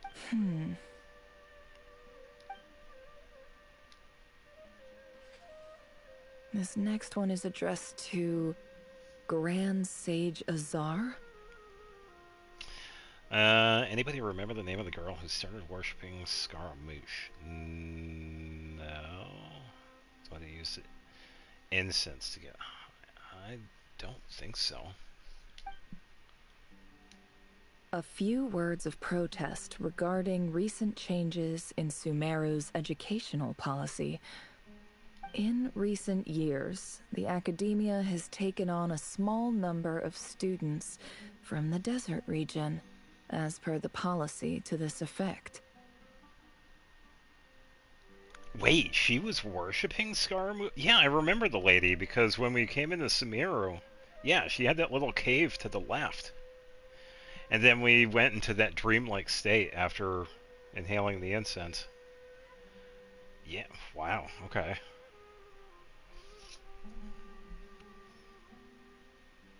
Huh. However, it appears to me that these students have not, in fact, been provided with educational opportunities that are, in any meaningful sense, equal to those enjoyed by their peers. As well as receiving dumbed-down assignments and perfunctory tutoring, they do not even have full access to the Akasha system. Education is the fundamental purpose of this institution, which should go without saying in a nation whose founding virtues are knowledge and wisdom. I ask you, is the lip service we pay to the policy of education for desert students truly the standard of pedagogy to which the academia aspires. Is pedagogy a word? What? I've never heard that word before. Yeah, I don't remember her name. That is an NPC I have not seen in a while. As Grand Sage, policy decisions are your prerogative. But do not forget your roots. You and I were once students too, as was everyone else in this institution. I do hope you will give some serious attention to this matter. I encourage you to discuss issues like this with myself and others, and listen to some alternative opinions. Great letter. Shame it didn't get to where it needed to go. And the sender is... Huh? Sage Cyrus of Spontamod. I didn't realize anyone else even knew how bad students like me have it in this place. So this is where letters from the Sage of Spontamod end up? Nice one, Grand Sage. Really enlightened leadership. Whatever. This isn't what I came here for. Moving on. That looks like a map. I'm not exactly holding out hope that a letter sent from the desert would even make it here. But if it did, where else would it end up if not in this box? I can't believe how much discarded mail there is. Must have been years since someone last went through it all. And this is just one box. The whole House of Dana is boxes on shelves. I don't believe for 1 second that any human being has sat down and read through all the documents in this place. Who has that much free time on their hands? Al Hatham. Al Hatham. Wait, could this be it?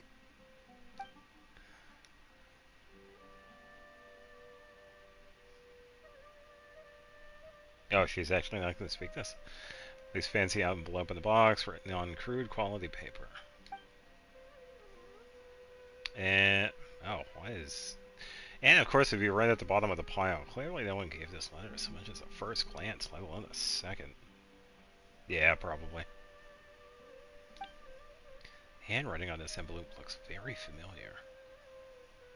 Greetings, Halil. My name is Sinue, chief of the Shimti tribe. I was the one who came to you and your colleague's aid when you ran into trouble in the Great Red Sand. Oh, this is the first letter. I don't know how well you remember it now, but I brought you to safety and gave you some water and other supplies. You seemed very pleased and told me your name. In my tribe, learning a person's true name is serious business. And I, therefore, see you all as friends. What are you, dragons? You were kind enough to leave your contact details, so we could stay in touch. Okay. The Shimti tribe lives a harsh, nomadic existence in the desert.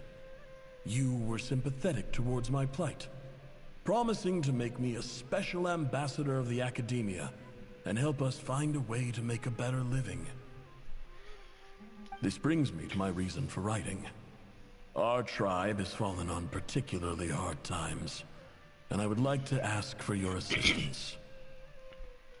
There was a terrible sandstorm a few days ago, which blocked up the well in our land. To ensure my people's survival, I had no choice but to venture into Iyab and Unut territory in search of an alternate water source.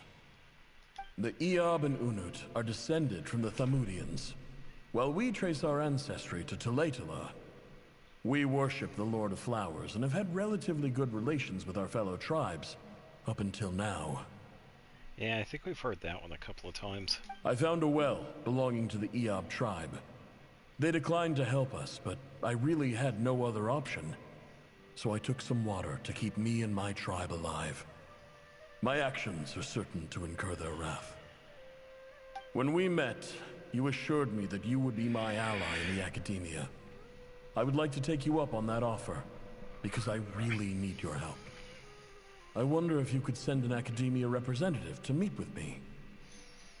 That aside, the last time you were here, you mentioned that the academia had started accepting students from the desert. And I told you a little about my daughter, Nefer. We have next to no resources here in the desert, and my power and influence are limited. Would you consider enrolling my daughter at the academia? Aww. She is a smart girl. I know she won't disappoint you. From the outset, the academia never took you seriously. Those things they promised were just empty words. I doubt they even remember the name Sinuhe. And you were so emphatic that your luck had finally changed for the better. You swore you'd lead us to a better place one day. You spoke with such conviction, like you were the most powerful chief in the whole desert. You liar. You lied about everything. You promised the world and delivered on none of it. And who fell for it? Just me, by the looks of it. Despite your best efforts. Which makes you a pathetic liar. You weren't even any good at it. I think I'll take over from here. Let me show you how it's done. She was getting a tiny bit emotional right there.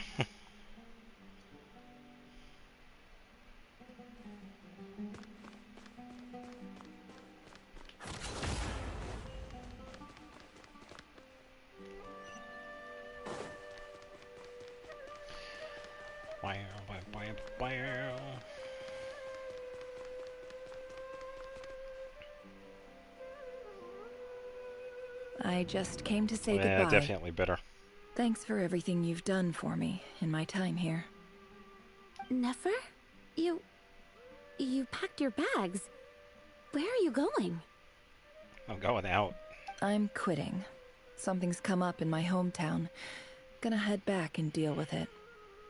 Huh? But this was a hard-won opportunity for you.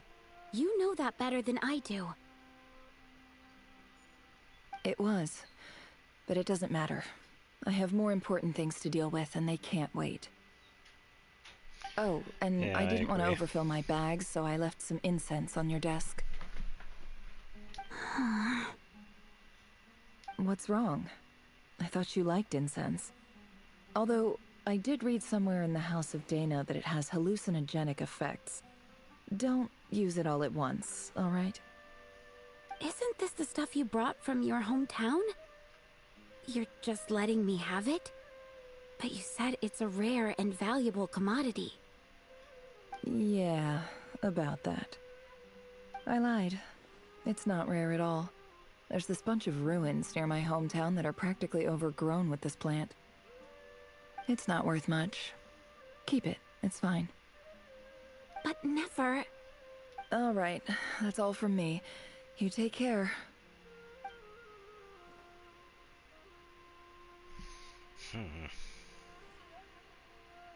Don't forget me, okay?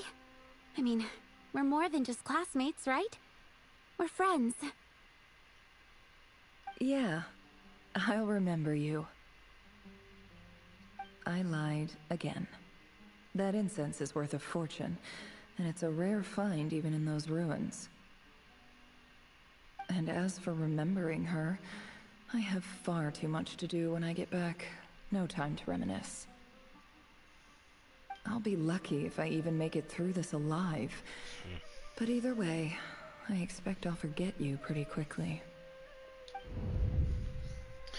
I'd imagine seeing Nefer so much, probably. Yeah, we definitely have seen a lot of Nefer in this quest.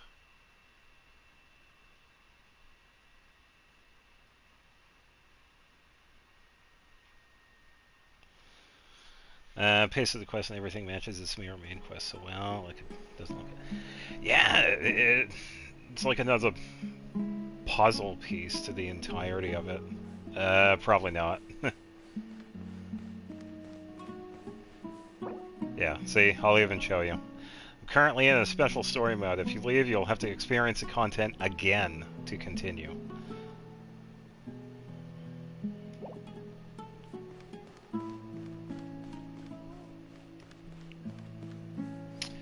Let's take point. I don't see anything.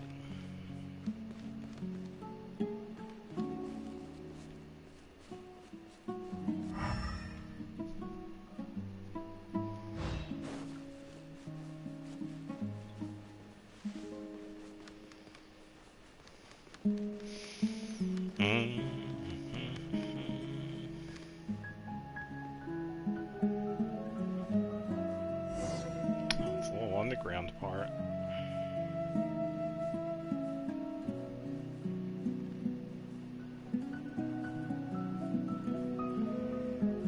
Oh, wait a minute.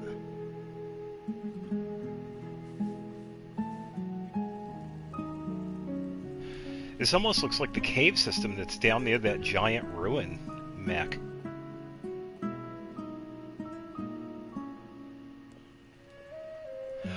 Oh, these dudes. Oh, this is not going to be good, because she is just walking right in. I feel so bad for these dudes. They are not going to... It's a pleasure to meet you, Mr. Arif.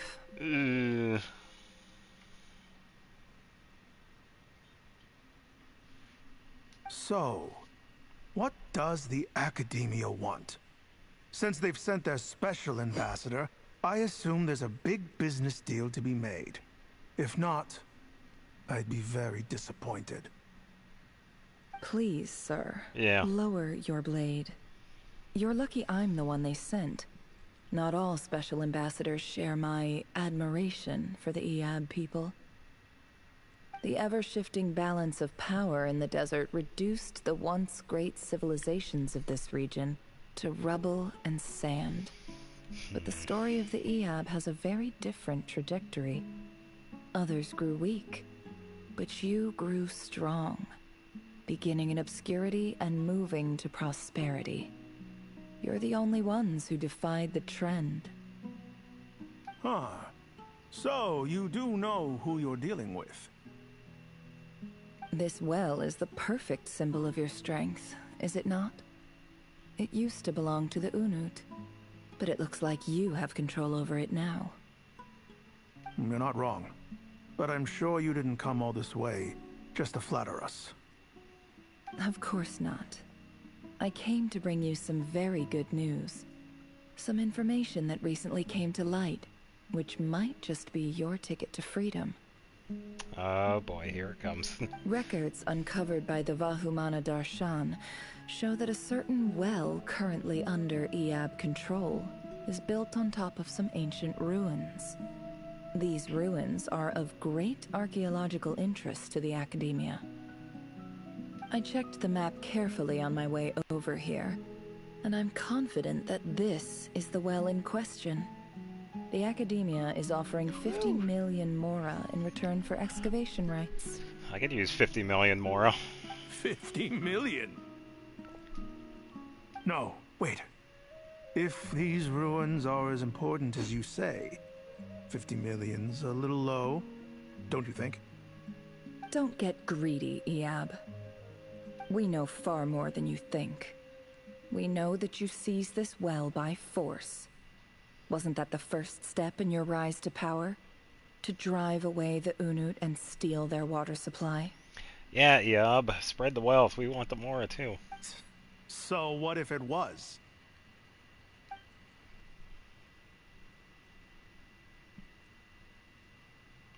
What are they gonna do? Don't worry. As unscrupulous as it was, it's something we're willing to overlook. The Academia is only interested in dealing with the de facto power holders in the region. I hope I am making myself clear. And I hope your words are the truth. If I find out the Academia is trying to play me, I'll hunt down every one of your people and make you watch as I cut their heads off one by one. Might be a little hard for you to do, considering you already did it. I assure you, Chief, that would not be in your long-term interests. You don't want to make an enemy of the Academia. You see how I'm dressed, don't you? I appreciate that you've never been to the rainforest, but surely even you recognize an ambassador's attire when you see it. And what does a barbarian like you have to lose anyway? You really think the Sumeru Academia would bother to come all this way just to lie to you? We have more important things to worry about. All right, I take your point. The Academia is the highest authority in the land. I'm sure you're trustworthy people. In that case, we have a deal. We will sell you the excavation rights. I'd like to thank you, Ambassador. This is good news indeed. Excellent news. In fact, it calls for a celebration. Would you do us the honor of staying a while and enjoying some EOB hospitality? Gladly. I am partial to wine myself, and I trust you are as well. So let's indulge I think there's a reason for it.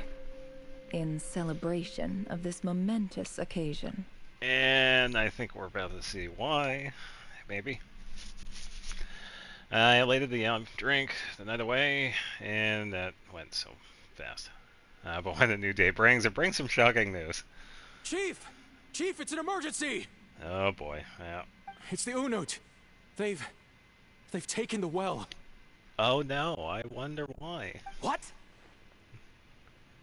Well, don't just stand there. Take it back. Take back the water. Yes, Chief. I have every confidence in the EOB's military superiority, and yet... Well, what is it? The Unut's response was alarmingly fast. The day after we reach a deal, they seize the well.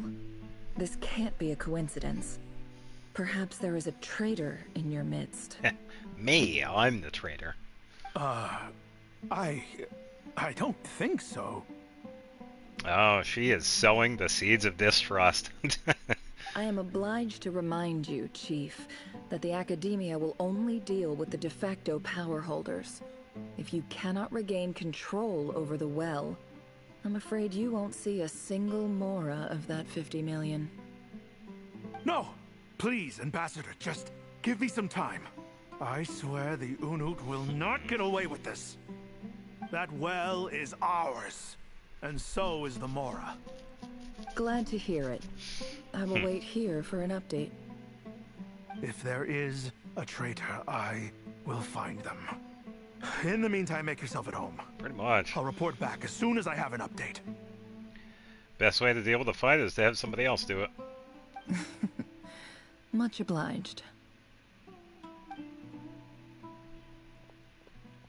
Wow. All it took was a few words and I've got him wrapped around my finger. What an amazing feeling. So, in summary, Ambassador, the Academia would rather negotiate with our tribe instead of the EOB. She's doing the same with them. The EOB are ruthless murderers. Oh, who this don't is listen to hilarious. reason. And now they have the gall to interfere in our research projects in the desert region. So let me ask you, Chief, if you were the Academia, what would you do? Kill them all, of course. Precisely. The Academia does not tolerate those who stand in our way. The EOB have held back our academic pursuits for too long, and our patience is wearing thin. At the same time, there is simply no way that the Academia can be seen to be intervening in desert affairs. I'm sure you understand where I'm coming from. We have our own rules out here. If the rainforest dwellers raised arms against a desert tribe, it'd start a bloody war. Right. We can't confront them ourselves, but we can support their enemies. The Unut have always had strained relations with the EOB, which makes you our natural allies. Natural allies. Weren't the Eab your allies once? You were quick to send them after us to protect your interests back when we stole that water. And now look at you. You're at each other's throats. Yeah, kind of interesting. Let me be clear. The Academia wishes to collaborate with the legally recognized rulers of the desert in this matter. We are asking for excavation rights to that well, and our offer is 50 million mora. Probably fighting the wolf boss. Say no more. I believe we have an understanding. Good. Then I suggest you get to work. Get us access to that well, and the mora's yours. You see, Dad? Lying is easy when you know how. People will believe anything.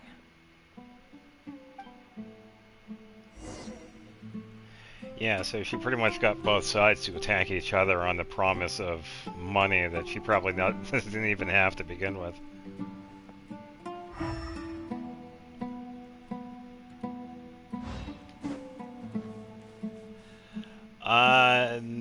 No, I'm not going to be live tomorrow.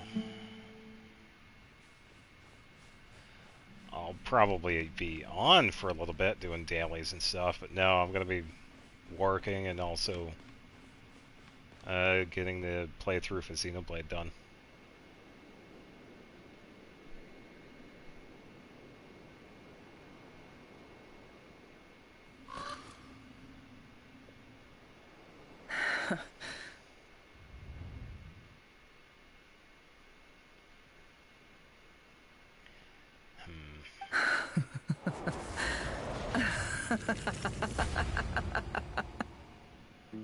Okay.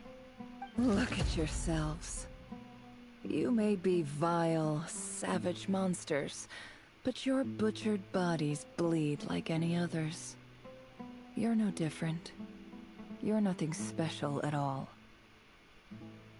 The monsters who destroyed my home, they're just ordinary, petty human beings. What a joke.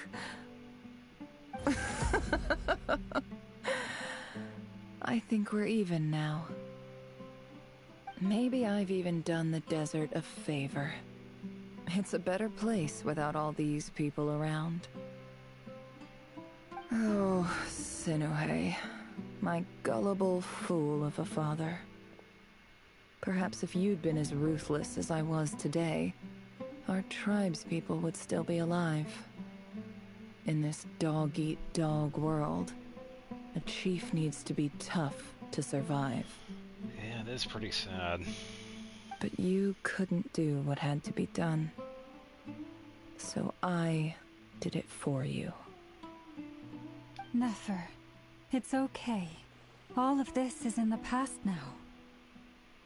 I believe I remember you promising to remain silent. Yeah, but even so...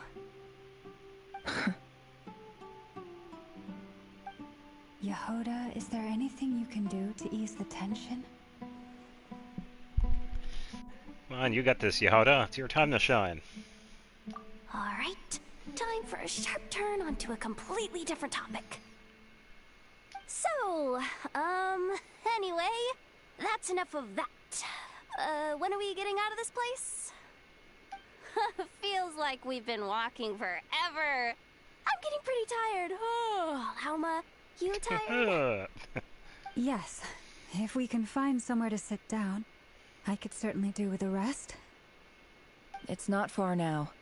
There should be a temple just up ahead. Is this situation about to reach a conclusion? Yes. Really? A temple? That's where this story ends? I guess that's how things go in the desert.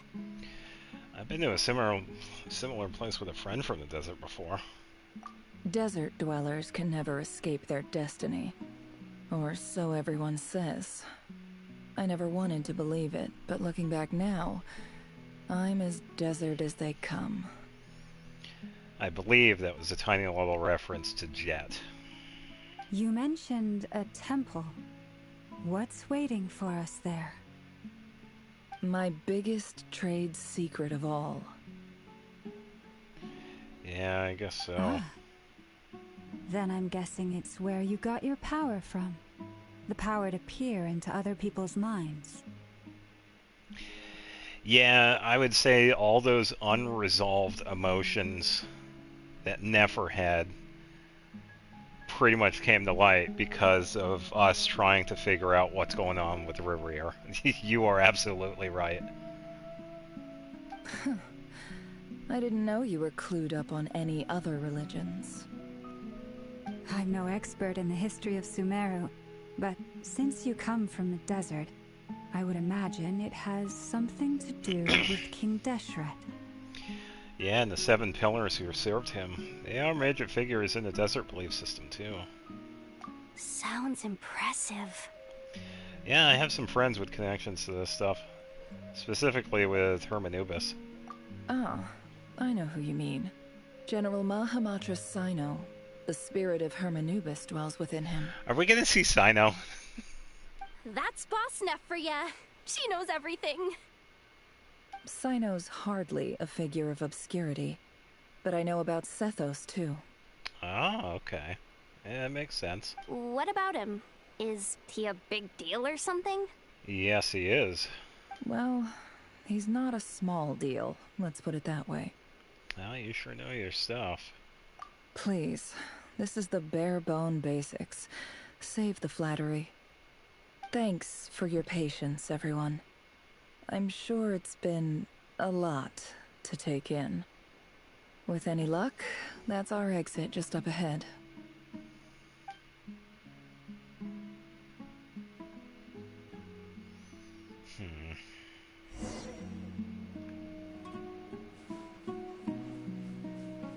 Yeah, this really has been a long one. It is now 11. It's been a little while since I've streamed this late. So at this point, thank you everyone for tuning in. I still have no idea how long this is going to take. A lot of story, pretty much. Man. I think I recognize that.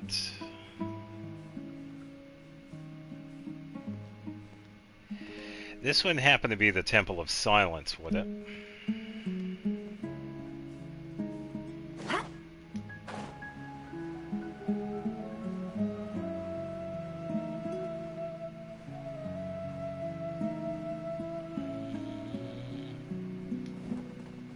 Because it seems very reminiscent of it. I haven't dozed off once. Yeah, I'm surprised I haven't.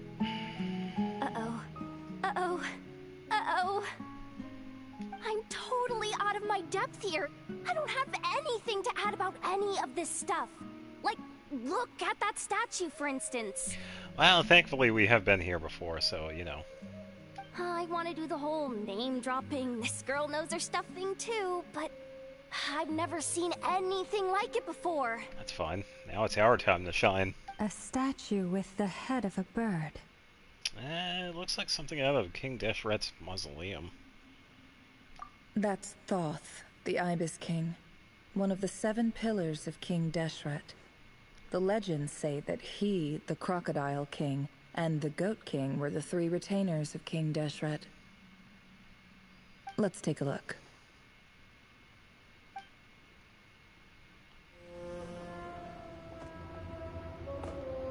Ah, here we go. Got a cutscene.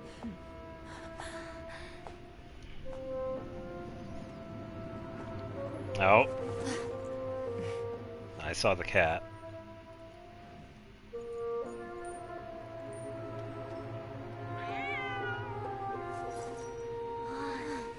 It's just Ashru. Or is it? So, all is well? Why is Ashru here, though?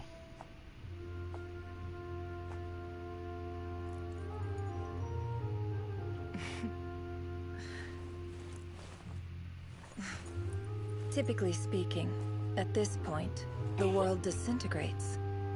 Then we find ourselves back in the outside world. Besides, these are my memories. There's nothing to fear.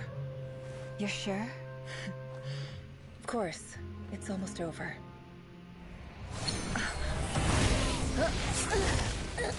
Yeah.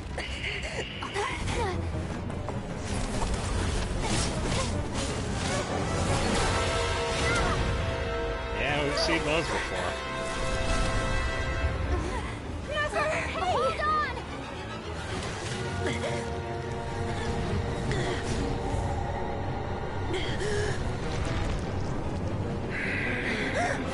Here he is. Knowing too much is always a death sentence.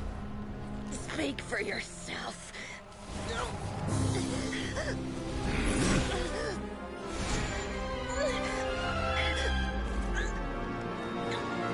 Oh, that charm.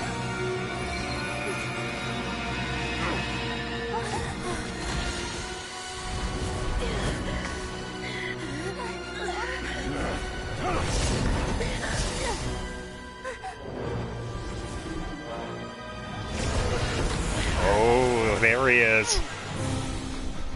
How repulsive. Dainsleif. Nah, she's fine.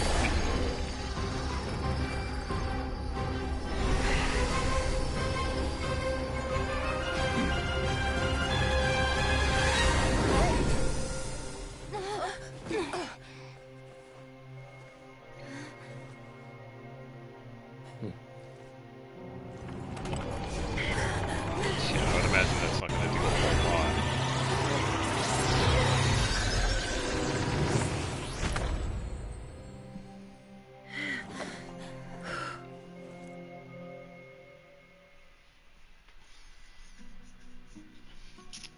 Well, we'll see how this goes, because it seems like he's temporarily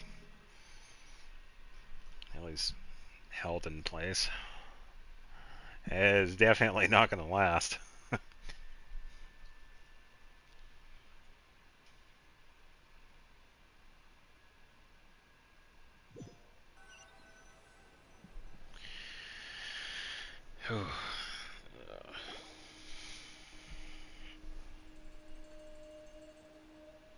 Timed that pretty well, didn't I? Yeah, you're pretty good with it. Yeah, you certainly did. Thank you. It's okay. I'm just glad no one was hurt. Paimon noticed you doing something too, Dainsleif. Were you helping get them out? Yeah, he was. Of course. When I asked Nefer to conduct this investigation, I was not naive to the dangers involved. I had a duty to ensure your safety. Good to know your sense of justice is still intact after all these years. I take that to mean that you saw the truth. That comes as a great relief. I certainly did. And thanks to your help, I also managed to trap Rerir inside the chess set. Whoa, really? How'd you manage that? Well, to be honest, I sensed that something was wrong long before we made it to the temple. By using this fragment to probe into Rerir's past, well, the monster formerly known as Rerir, it seems I alerted him. I was tracking him, then he caught on and started tracking me too. Can't say I'm surprised. But how did he track you through your thoughts alone? That shouldn't be possible. Rerir was a secret agent who reported directly to the Vinster King. He is an expert at finding a trail and hunting down his pursuers. No wonder. He infiltrated the chess set, read my thoughts, and built a new virtual chess set inside of it. That's why we weren't able to leave at first. Speaking of your chess set, it's quite a remarkable item. Would I be right in thinking you have some connection to King Deshret? You overestimate me. I only have a connection with one of his underlings, the Ibis King. You all saw how this came to be. A long time ago, the Iab massacred my tribe, the Shimti, in our home village. A few years later, I enrolled in the academia, where some new information came to light. The Unut and the Iab fought a bitter battle over the rights to a well, all for the sake of a non-existent 50 million Mora. The Eab ultimately won that confrontation, but their victory came at the cost of almost every warrior in the tribe. Yeah, it wasn't too good. The final blow to the Eab came at the victory feast, when an Unut assassin beheaded their chief right before my eyes. The remaining Eab fled and have been scattered to the winds ever since. Having gotten my revenge, I returned to my hometown, where to my surprise, the nearby temple was still standing. There it was, seemingly immune to the relentless hostility of the desert, while my tribal home lay in ruins. Alright, give me a quick second. I'll be right back. I'm gonna get some water. Hold on.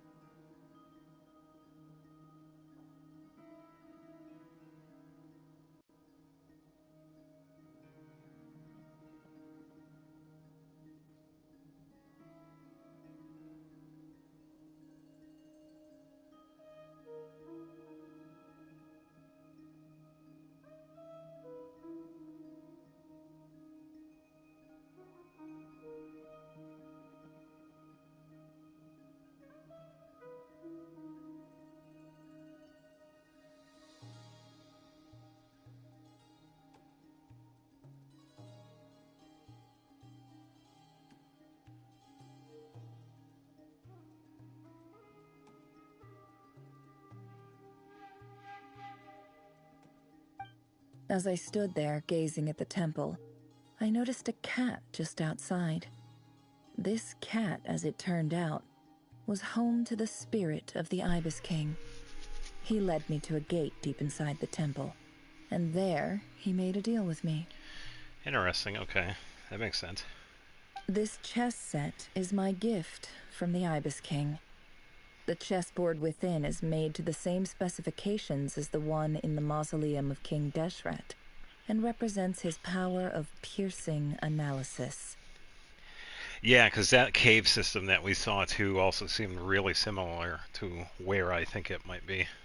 With this chessboard in its container, I gained a certain ability to perceive hidden secrets. Now, you could conclude that the Ibis King simply wanted to give the people of this world the power to seek the truth, but I don't believe that's the full story. Every god plays favorites. Their hearts are as fickle as any human's, full of secrets, perversions, egotistical tendencies. But precious few gods are willing to admit this.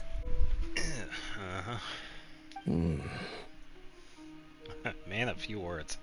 It is the same with all powerful forces, including fate itself. Their gaze falls preferentially upon a select few.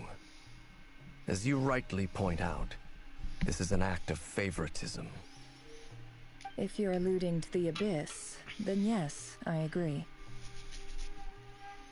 Gather the others. It's time to share everything I've learned. Yippee. Before long, the group is gathered in the office. Yeah, so that's kind of cool. We also have a little bit of a backstory about the cat, too. It's a spirit. As promised, I did some further investigating into the Raker of Solnari's background. I am pleased to report that the investigation has been most fruitful indeed. The Raker of Solnari, real name Rerir, was once a Conrian subject who served the Vinster King. I will now share the important details of his story. Please save any questions or comments for the end. Now we get to do all of it over again. Narrates Rerir's backstory to the yada yada yada. Yeah, we pretty much saw everything. Cat tree for the teapot. Yeah, it would be cool. At the Vinster King's behest, he gathered intelligence and assassinated descendants of the Crimson Moon dynasty. Unwilling to take down his beloved Thelindus, who was secretly of Crimson Moon heritage, he then got dragged into court politics. The Dolphinier's voice, which spoke to him of his fate, was like a reflection of the moon. Though he could disturb the waters to gain some temporary relief, he was powerless to erase it entirely. In contrast, Rear's own life was like a reflection of a broken moon. Once the stormy winds of fate blew across the water's surface, it was utterly destroyed. Thelindis smuggled away a piece of the moon before disappearing through the mysterious portal. It was passed down through the ages, finally falling into the hands of the knave.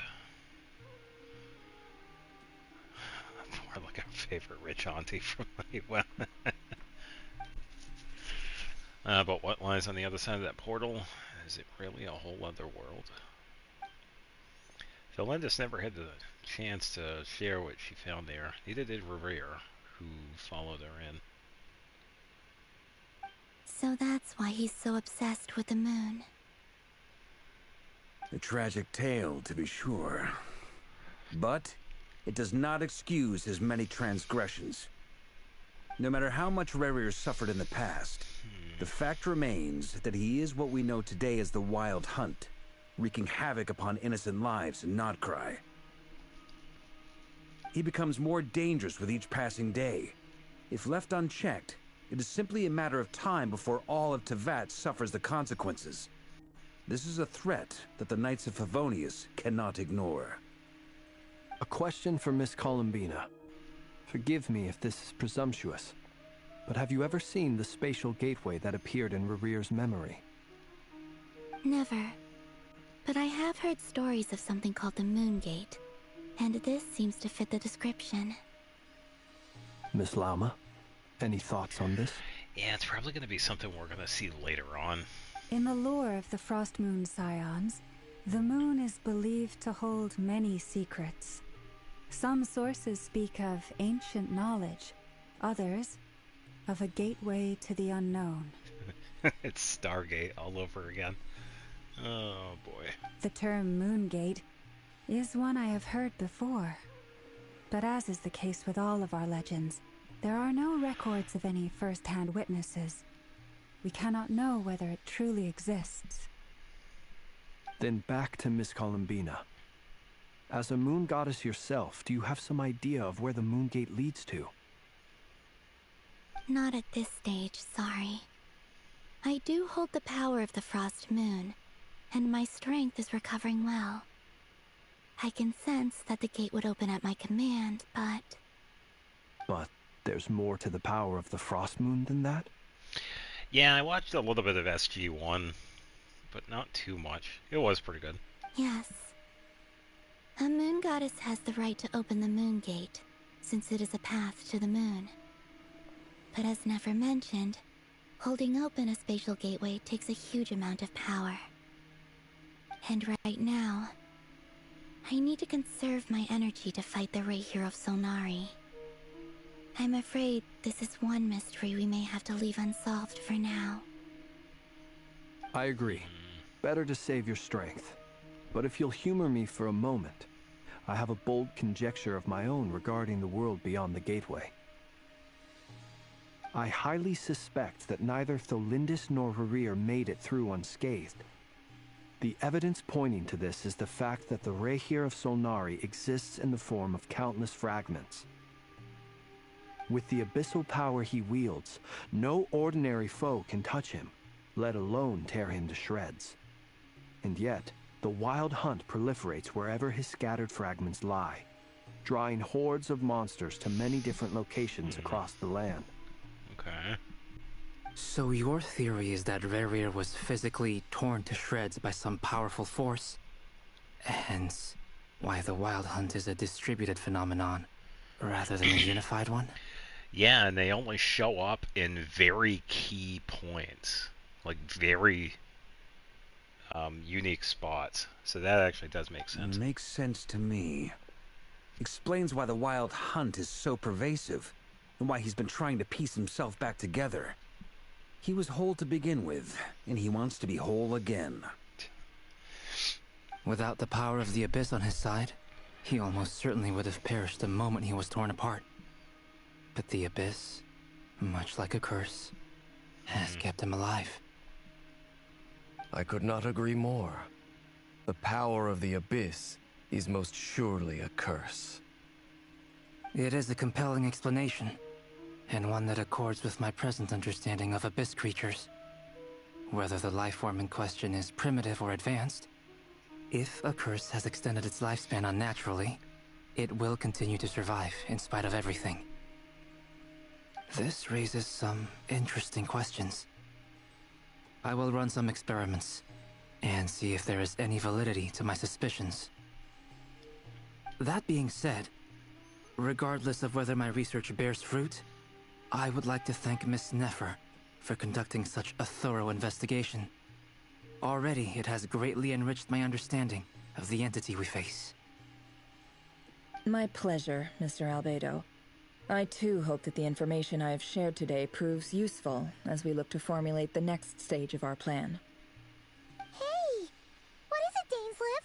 You look really upset! It's just... when I think of the man I once knew as Rerir, I struggle to understand why things had to turn out like this. The two of you used to be friends, didn't you? I don't know if these words will bring any comfort, but my heart goes out to you. Mine too. Yeah, it's been a while. We could never know all the hows and whys of the way things are. The moon and stars are full of untold secrets and lies. And the skies are host to many more mysteries than these alone. Yet, none of that can begin to compare with the complexity of human life. Those are the first comforting words I've heard in a long time. Thank you, both. Well, I think this is a good place to end today's meeting. I'm sure Nefer needs some time to recover. She's been through an awful lot today. That's very thoughtful of you, Loma. Oh, she didn't disagree. I'm surprised. Of course. Sounds good to me. Take some time to rest and digest before we reconvene to nail down a plan.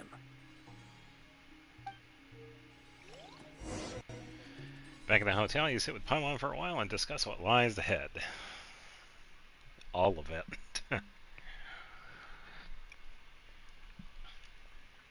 Before long, Varka comes knocking.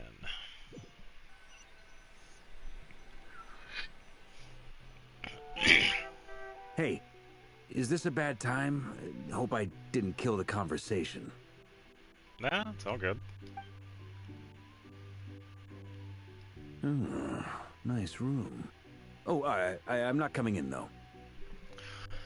Why not? It's just a hotel room. If it's all the same, I'll just stay out here. I might not look the part, but I'm technically a knight. Oh, barging into people's private quarters isn't the kind of thing we do. Dude, relax. We haven't exactly met anyway. We've only talked, but that's about it. Like this dude. A knight through and through.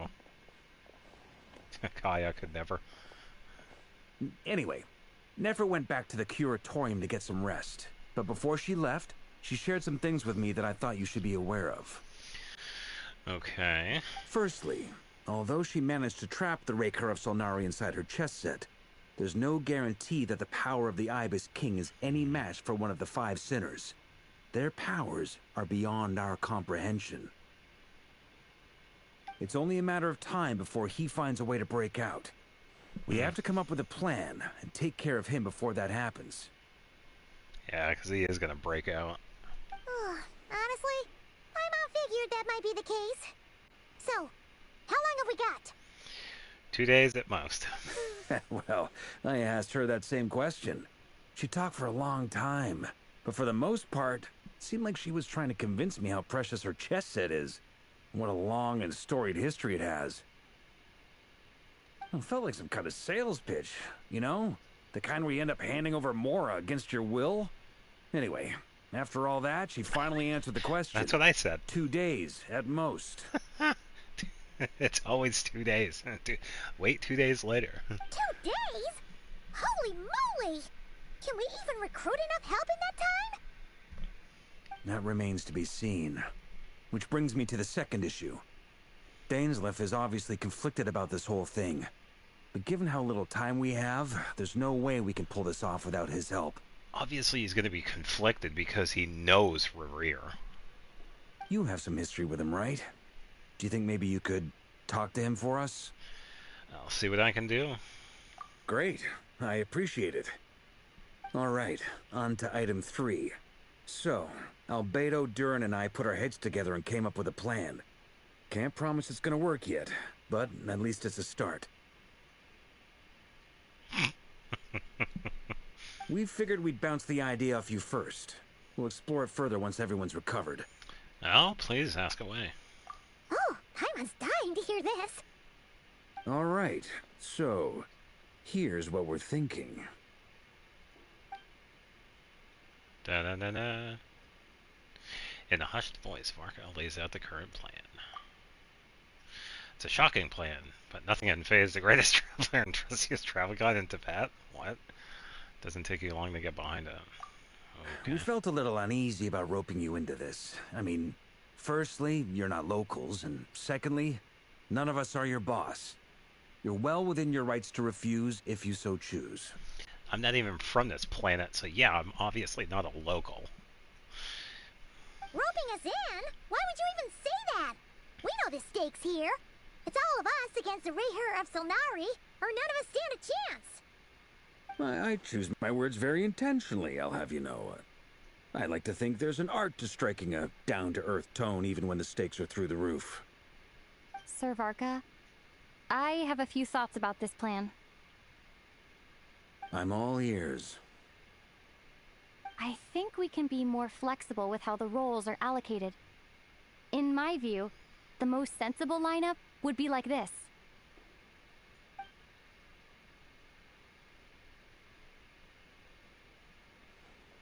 I see your point, yeah. But if that's how we're going to approach this, you'd better make sure you're ready. We'll be fine. To be clear, I don't doubt your abilities. Far from it. I just want to make sure. Are you really willing to take all this on? I want to do everything within my power. The Rehyr of Solnari is a truly fearsome opponent, and if I do my part, it'll greatly reduce the risk for everyone else involved. Well, that tracks with what I've heard. Jean's mentioned in her letters that you're so diligent it's almost abnormal. As in, most people weigh up the risks and rewards in situations like this. But you seem to just march towards danger without a moment's hesitation. Of course, everyone appreciates a fearless pioneer.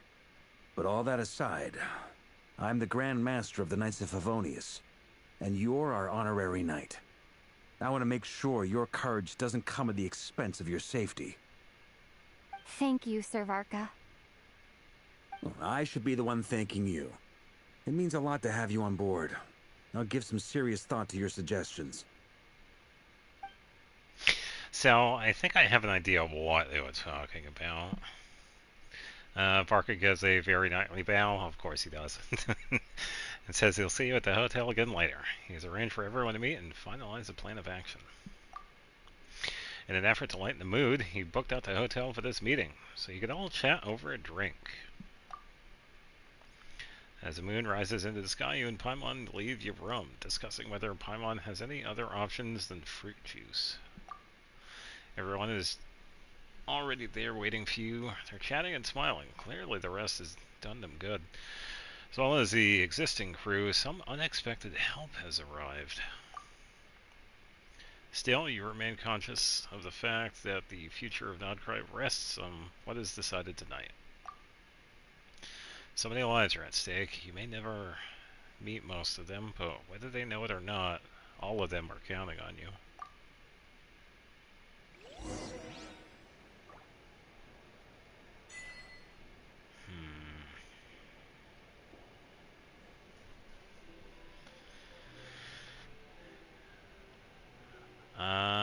If I am correct... Haha, I'm free. I'm so free, I can now do the expedition stuff. Oh, man. Alright, so... my thoughts with this is that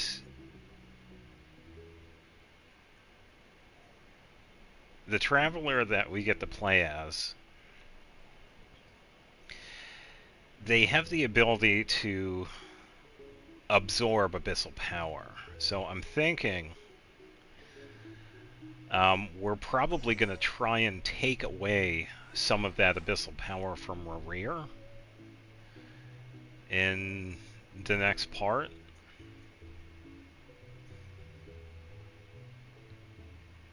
And it seems like we're going to get help from Albedo and Durin with that, too. And Varka. So that's my guess. Yeah, but that's the thing, though. I've not even done the quest yet. Apparently there's still more. So, let me... Since I have the ability, I can actually continue it. Or step away. Let me...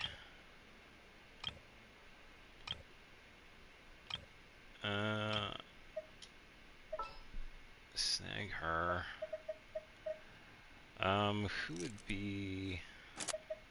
I'll take care of it.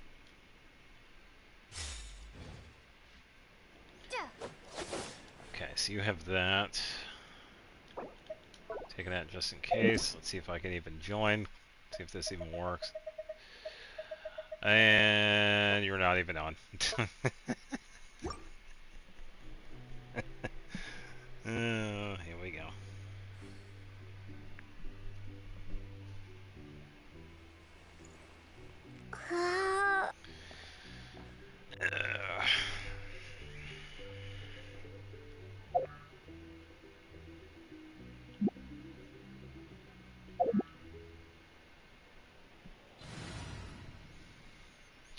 Yeah, will do.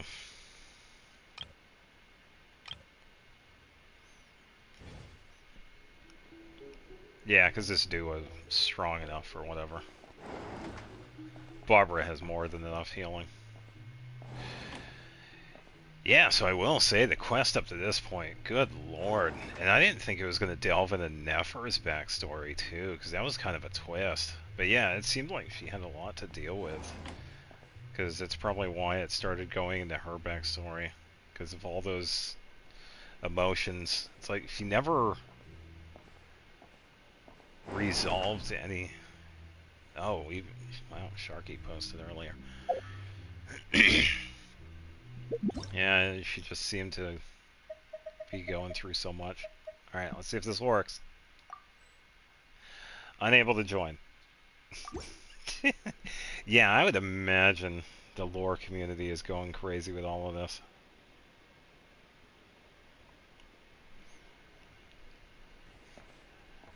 Yeah, so 5 hours later, I still can't join.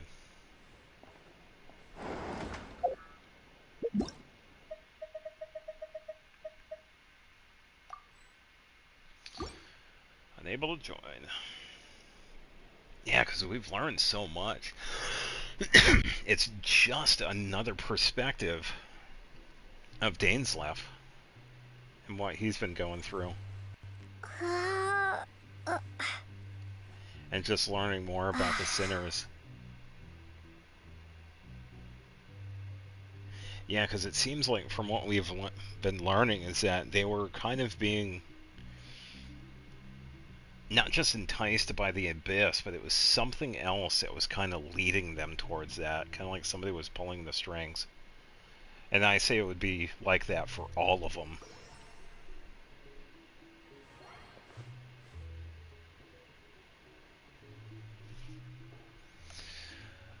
What?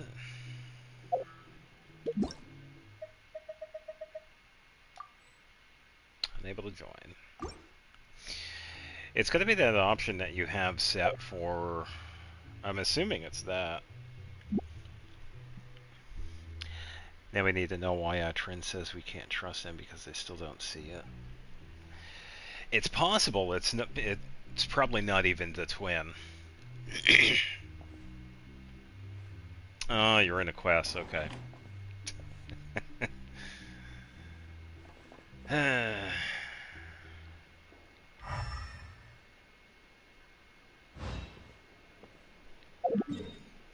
Yeah, I will say, even though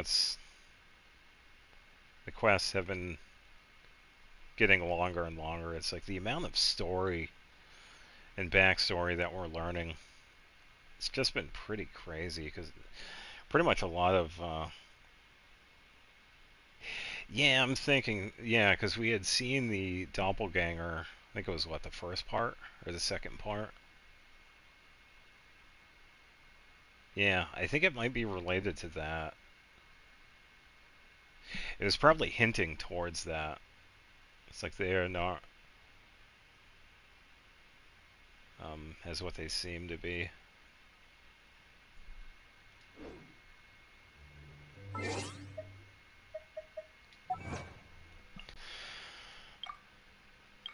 As an age when sinners had yet to commit grave sins, not but a handful of dust and sand.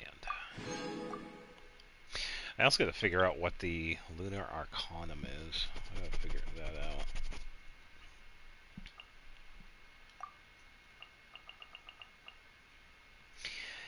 Yeah, so of those of you still watching, and for those that are going to be watching the playback, I probably have a little bit left for the quest. I'm just waiting for someone in co-op to wrap up what they're doing, because I was going to help them out.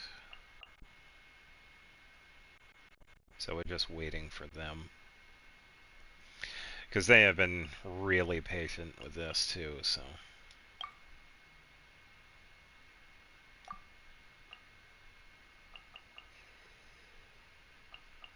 Should probably double check.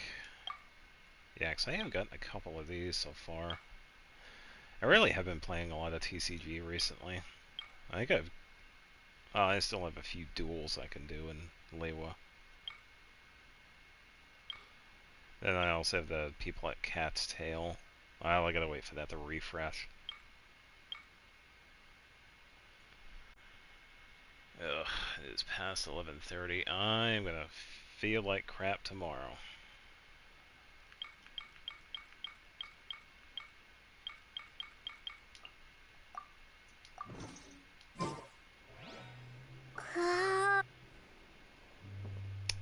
It's like a 3-step thing that'll be open if I'm correct. Yeah, keep working on it. I just can't remember what it is because it's been so long. Because it's been so long, I've taken co-op for granted. Yeah, still waiting.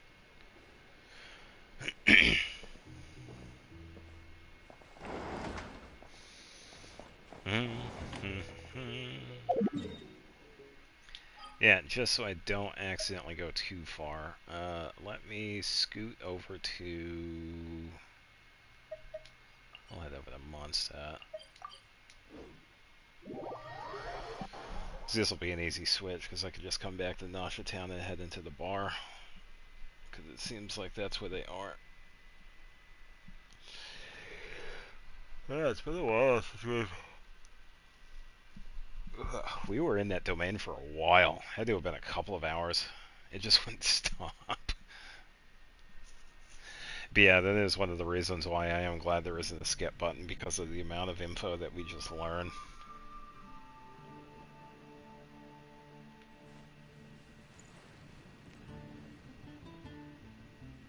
I probably have enough to make it condensed.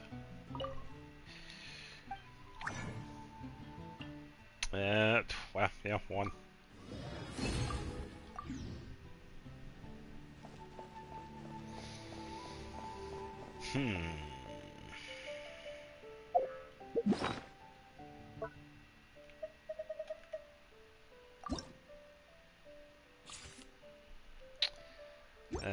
Wrong one. What is it?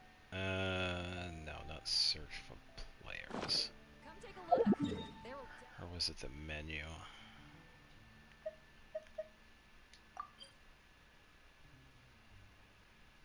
Player level rewards.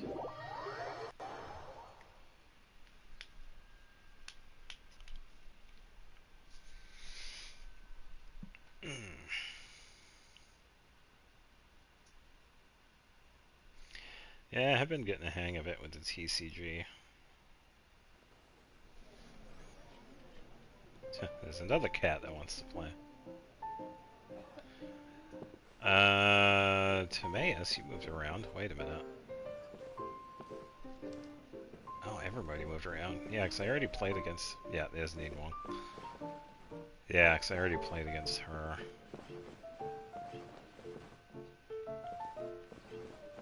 That is odd. I didn't expect them to move around like that.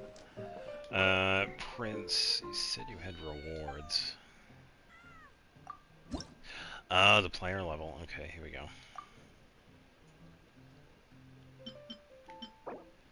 The Inazuma back. Cool. Let's see. Can accept upon reaching level 6 when experience meets ascension requirements. Yeah, I think I need... Yeah, about 1,000 more experience.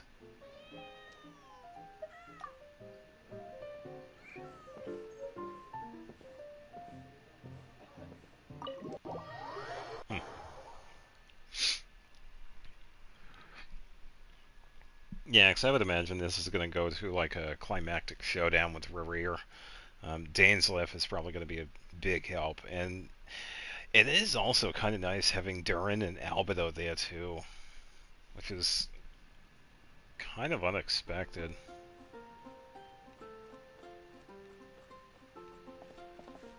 Because, yeah, at first glance you'd think, it's like, what are they going to even do? But I guess we haven't even seen what Durin can do. So, yeah, definitely get to wait and see.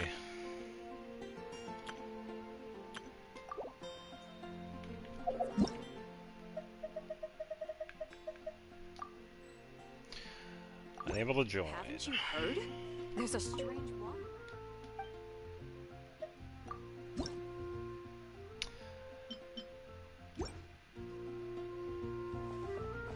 Yeah, it would be cool if I could show the symbols. I think I have already fought everybody here.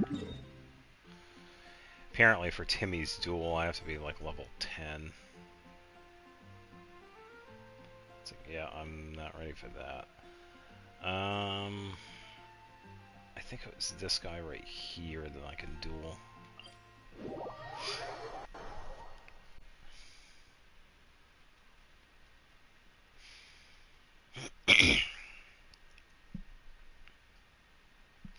Yeah, so I am thinking with the Moon Marrow, it really does seem like to be like some sort of like Tesseract. Or I guess in better terminology it would be more like the phone booth from Doctor Who. It's essentially a doorway, or in their case it's a portal. Yeah, it's essentially an object that lets you travel in between dimensions. Which is also kind of funny. Can't find the first one.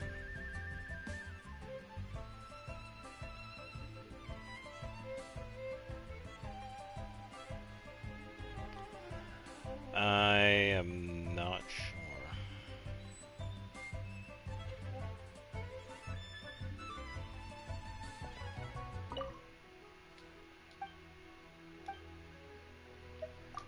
Duel. Alright, so what do you have? Victory within 7 rounds. Oh, he uses Ningguang, Ganyu, and Kuching? Oh, okay. Well, here we go.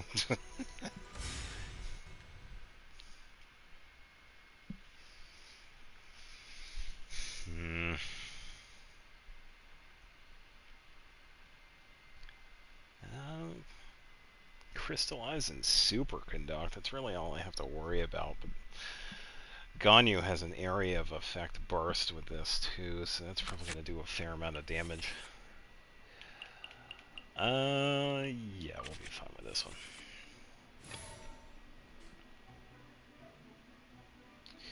Let's see. Let's go Witness my magnificence!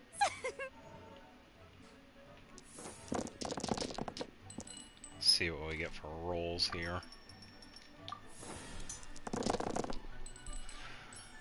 1.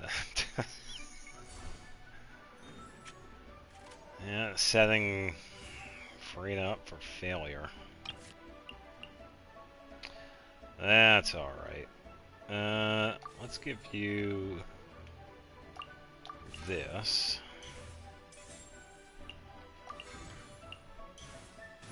Let's see. Let's actually do this. Get another Hydro. Let's do that.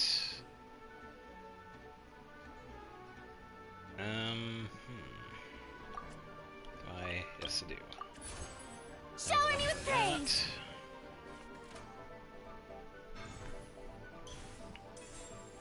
Yeah, equipping Ganyu. Yeah, because Ninhuang is pretty much going to act like a shield. Switching to Kuching, okay. Interesting.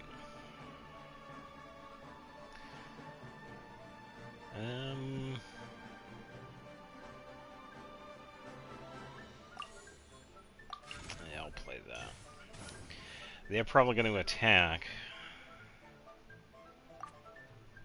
Which is fine, because I'll just end.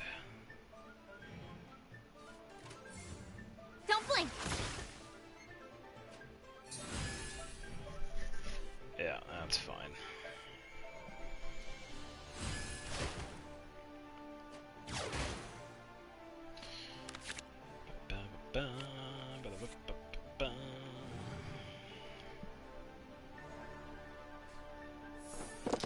Yeah, I will say it really depends on how you play. If you want to go first or second. I think it really depends on what's going on. I got 1 fire.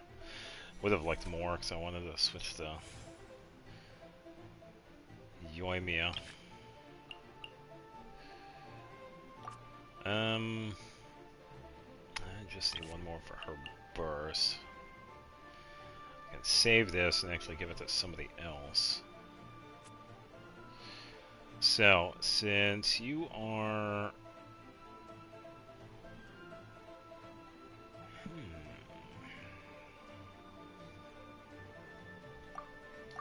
How much would that do? 2? No, we could do better than that. Let's switch. Are you going to hold a festival?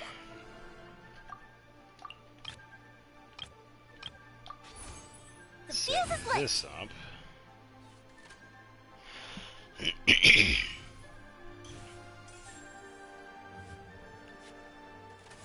Oh, sneaky. Let's see. Still gotta wait for that.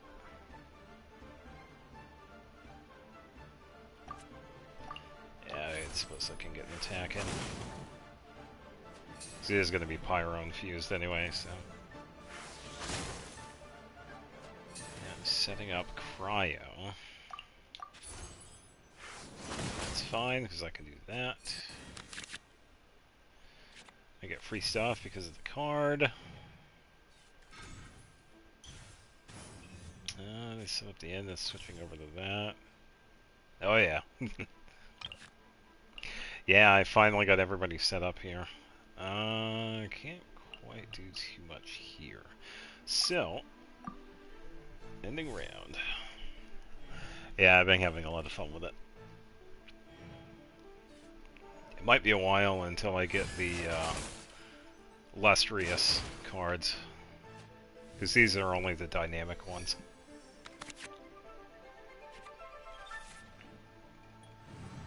Yeah, at least I got plenty of cards in my hand. Alright, gonna go for fire. Don't really need that. I also mind some ice works. I can definitely use that. Alright, so won't need this. So we can actually tune that. Won't need that, so we can tune that. We can actually... Don't have an IFIS skill for the dynamic cards. Yeah, I think it's, you get proficiency too that you're gonna get for the cards as well. I think that was a part of it. But yeah, they're also a little bit expensive, so if I've noticed. Let's see. Why don't we get Catherine here so I can make it easier to switch?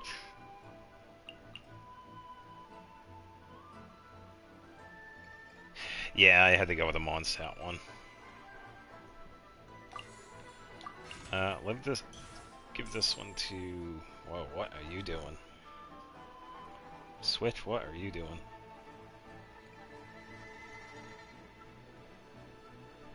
That was odd. Alright, should be good. Let's grab this one. No, I can't activate that one yet. Yeah, because I kind of need that.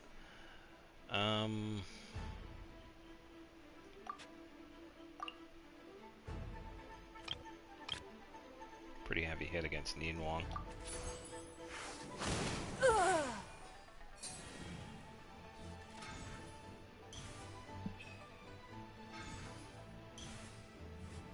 That's Kuching's skill. Incoming. Yeah, that's gonna do a fair amount. That's alright. Because...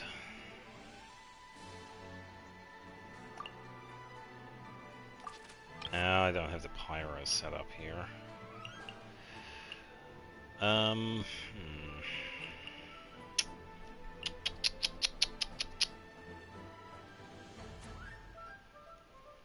They have that. What if I do this?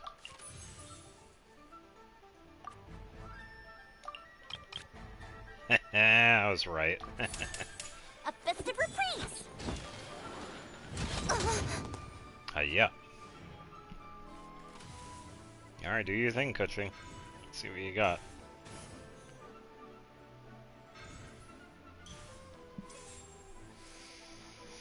Yeah, I also got to take out Ganyu too. I won't be able to do it in this turn, but I can do this.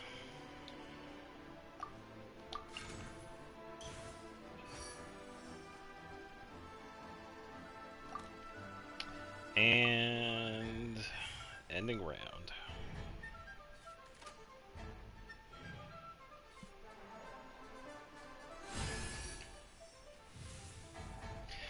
So if I could potentially fast switch to Ayaka, which I think I have Catherine, which would make it a fast action. I can actually do Melt against Ganyu because she is afflicted by Pyro.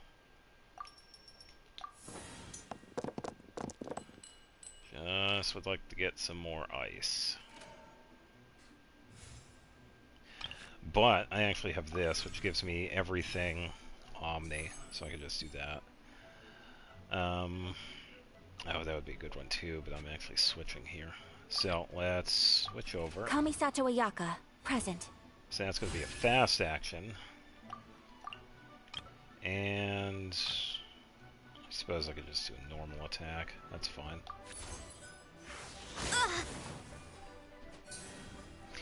And since I did that, let's see what happens here. Okay, switching to Kuching. That's fine, because I could do this. Grab energy.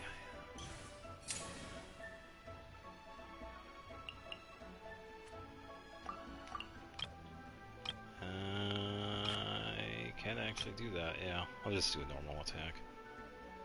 Nah, let's go all out. Take flight. There it is. Right idea. Wrong time.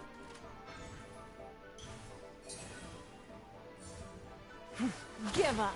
Alright, so she's going to do the skill, which is going to give her a shield. And that is it for my turn. So, let's see what happens. Okay, so you ended it there too. I should be able to...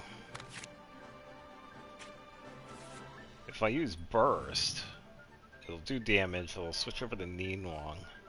And then I can probably attack again. I just need a bunch of ice.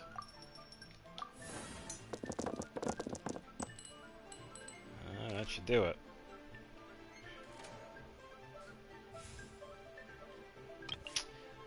Let's see.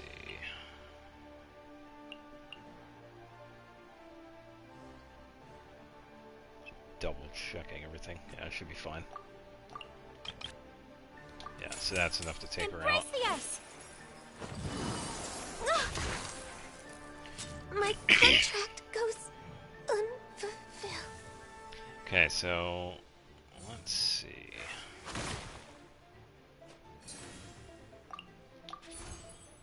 I could get one in. Upon this turn, you might attack again. Oh, you ended. Okay, so this works out. Yeah. So I can pretty much just goof around. Let's play this. Yeah, so Ayaka's burst is actually going to take her out. So we can pretty much just end the round. And there we go. We are all but one. Yeah, pretty fun one. And within 7 turns too, which is actually pretty decent. Yeah, sometimes it could be a little scary when you have like a duel against a character. Yeah, poor Rich Auntie. Sorry, Nin Wong. I'll send you an apology letter later on. Yeah, because some of the characters that we run into here do use the character cards. And some of them have some pretty good effects. Oh, nice, you got the first one. I didn't expect you to be so good at cards. What a disgrace. You're just mad you lost, bro.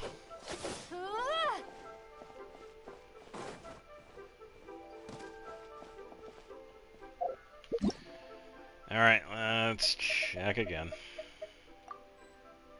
Unable to join. Yeah, it seems like you just gotta finish up that quest, that's all.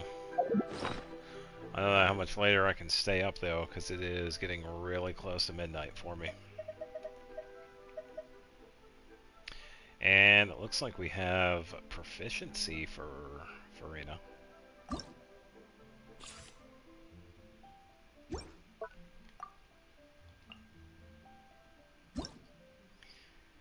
Claim reward. Yeah, it's midnight for me. It's been a while since I've been up this late. I am gonna feel it tomorrow.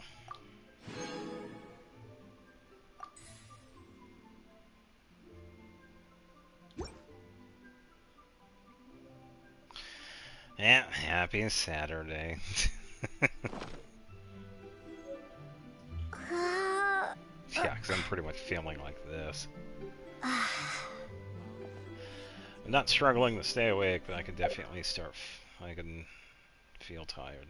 I'm feeling tired.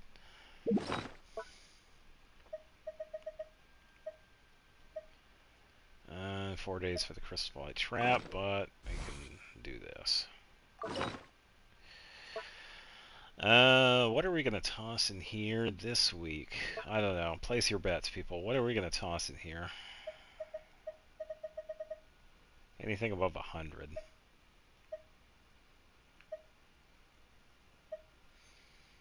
$3,400 foul, but that is strictly for sweet madams. I got plenty of seagrass. Potatoes. I have 485. Potatoes it is. Goodbye, potatoes.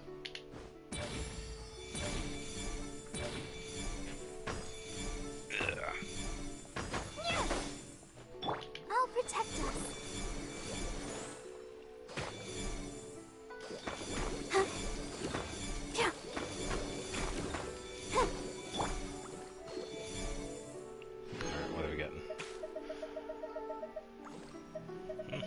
Plenty of talent materials. Okay. I won't say no to 20,000.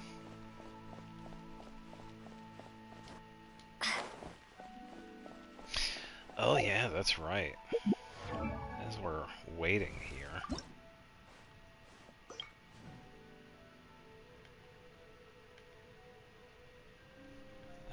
It doesn't say on it, does it?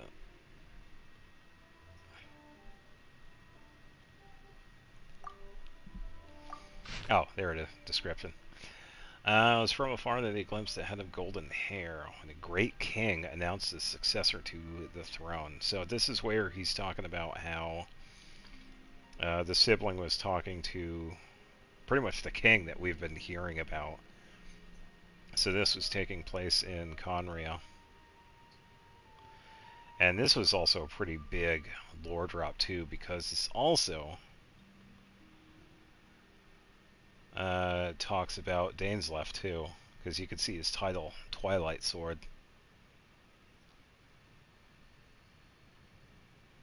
So, yeah, it was a pretty interesting one with this one.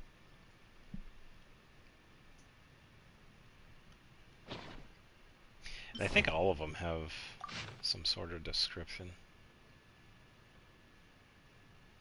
I actually haven't read any of these, though.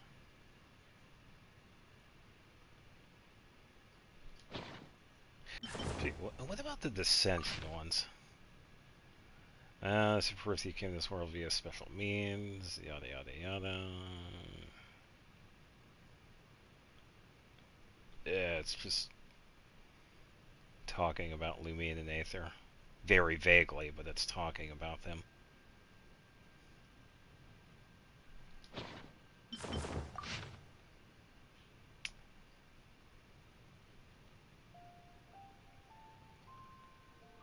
I believe, yeah, the original one is talking about Amber. A little bit of a backstory with Amber. Who does this one talk about?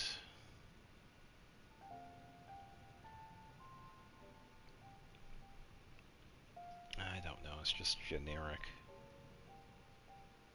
Yeah, I'm not sure about that one.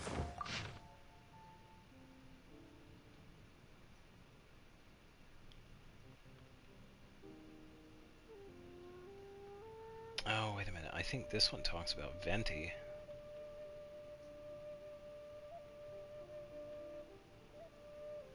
Maybe?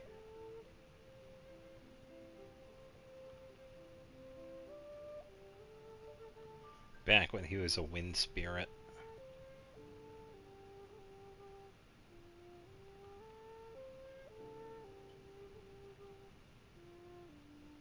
Unless it's not. I'm only seeing like a very little. A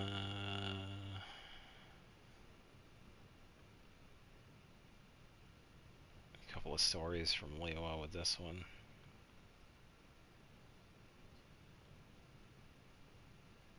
Yeah, tiny bit. This one is Dragon Spine.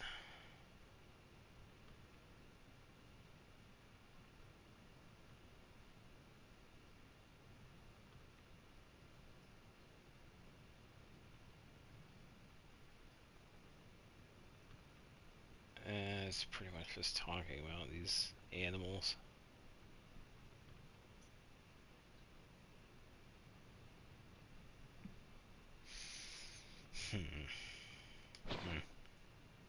Yeah, so some of them have some pretty interesting lore. So yeah, we won't get these until the end of Part 3 of the Selenic Chronicles. So, a while yet. Yeah, what about the goofy music ones? I once knew a certain poet. Who wasn't me, by the way. Okay. That's Venti, if I ever knew.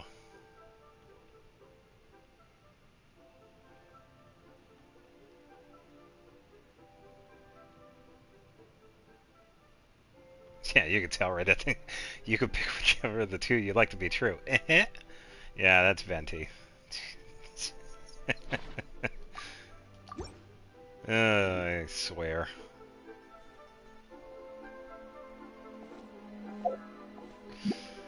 How's that quest coming along? Oh, wow. Holy cow. Are we in it? Oh, there we go. How long has it been? Oh, yeah. You're now AR-23. You were AR-22 when you started this process. By the way, congratulations on completing that quest. And for everybody else, thank you for your patience with tonight. On top of the very long Archon quest. Ah, there's Farina. Nice. Alright, where's that boss? Oh, speaking of, why don't we actually do the same?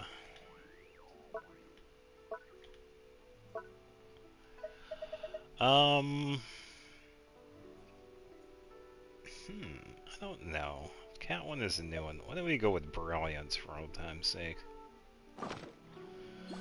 There we go.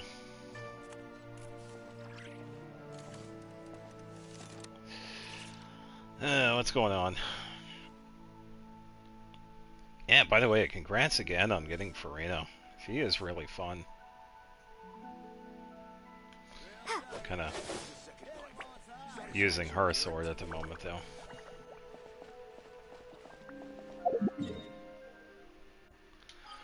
Alright, I think it was it this boss you needed? Pretty sure it was a wolf.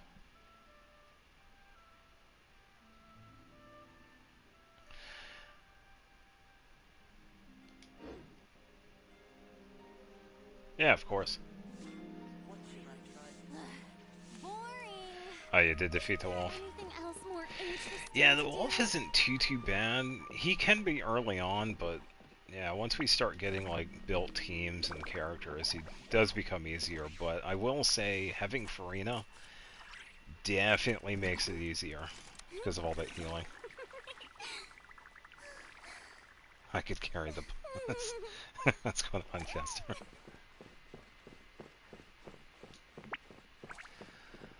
I want to see if we can beat Farina boss.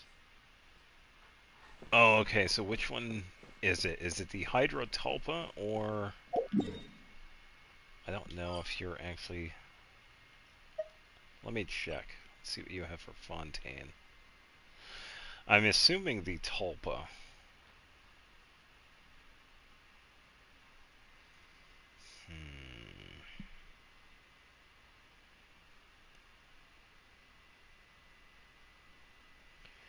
We have a little bit of traveling to do, so... Yeah, it is Hydro Tulpa. Yeah, I'm trying to figure out where it is.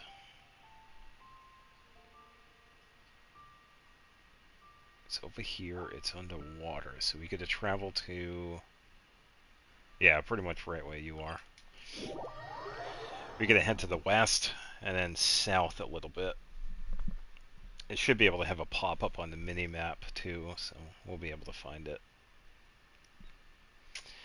And since we are going to fight this one, I'm going to make a slight change to my party, which will actually be of great use.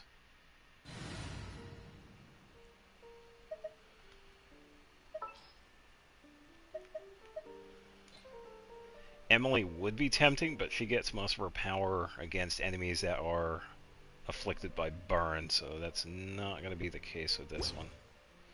Should be just fine with Dendro. So we'll take the one and only Nahida. Alright, so I'm going to set a marker for myself. You won't be able to see this, but you could definitely follow me. I think this is like the general location, so I'm going to set this. Navigate. Okay, and this is going to show up on my minimap. And I just follow this. Yeah, so we'll eventually find it.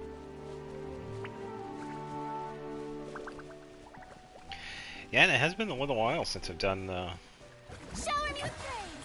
exploration in Fontaine.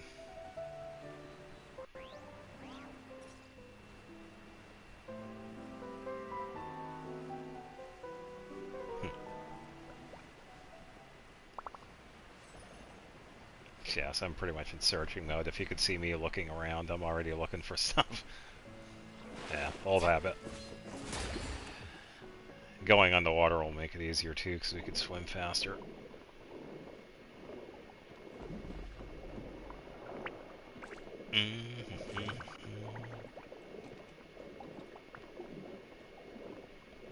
Surprised we don't have any music in here either. Ah, there it is. Let me just double check something. Okay, we're good.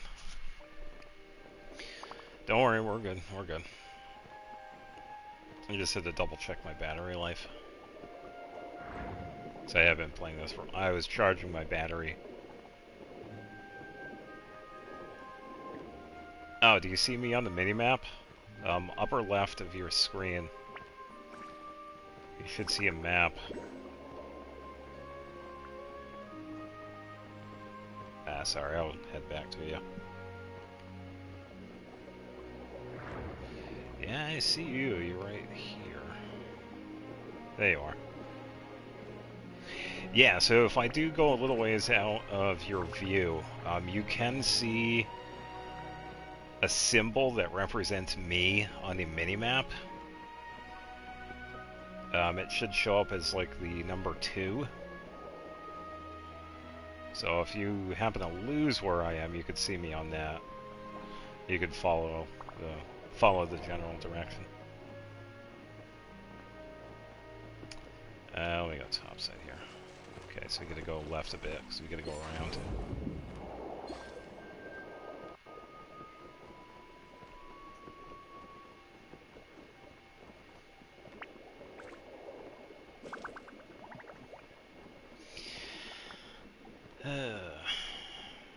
Yeah, I will say I don't exactly miss getting all of this stuff, but I didn't mind it.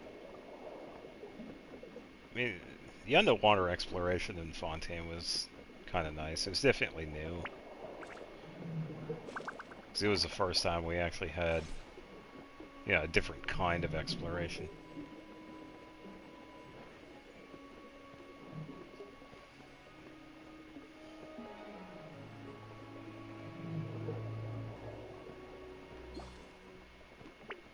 I seem to be near something.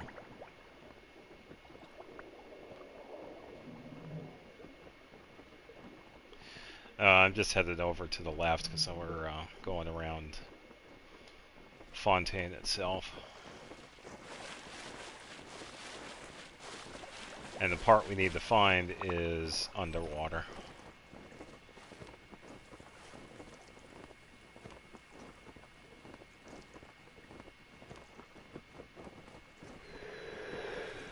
Yeah.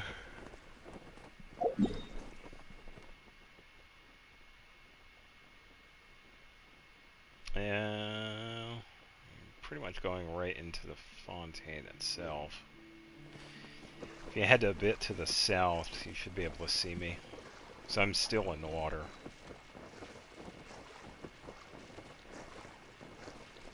Because where we have to go for the boss is underwater. It's an underwater cave that we find. And now I'm just on a perimeter wall.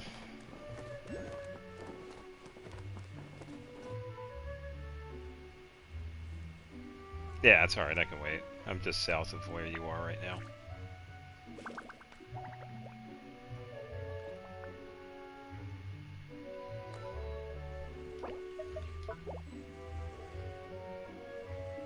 Yeah, you should be able to see me on the minimap.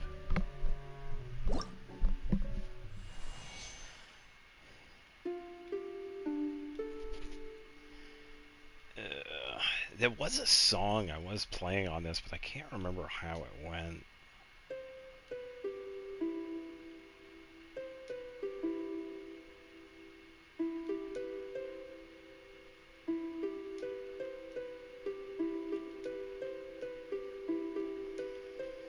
This isn't it, by the way.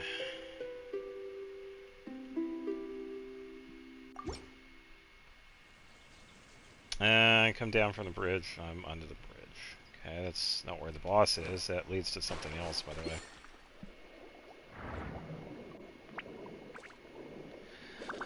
The underwater cave system where we're at leads to an underwater research facility that's part of the main quest line. Yeah, I see you. They're like right here.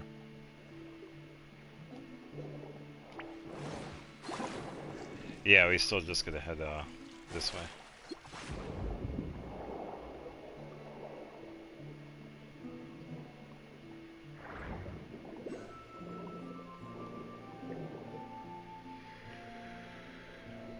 Yeah.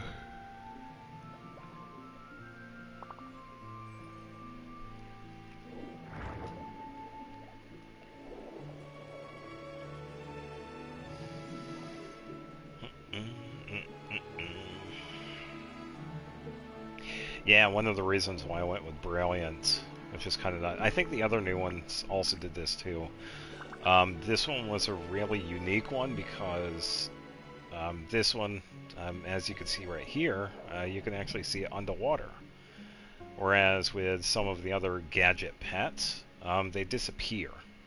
For example, the older Sealies, it's like once you go into the water, they disappear. But Brilliance was the first new one that we had gotten. I think it was a little while after Fontaine was released. We had gotten that Lost Riches event, which was kind of nice. And for some reason, we have yet to get another event, which is kind of sad because the Sealies actually do make pretty good pets. Some of the better looking ones, in my opinion. Alright, so that is the back entrance to the Melazine village. So we need to head, I think, somewhere this way.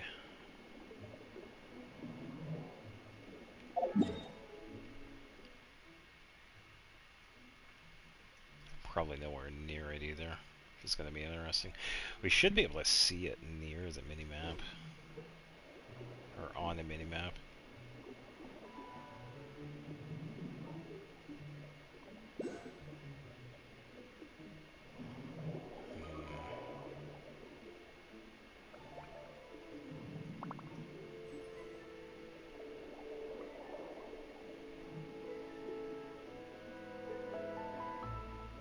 Yeah, if it's not over here, it's going to be more to the left.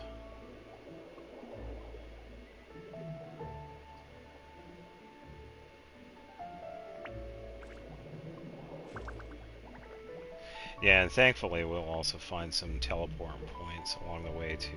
Like this one right here, this one. There is one right next to the boss too, which makes it pretty easy.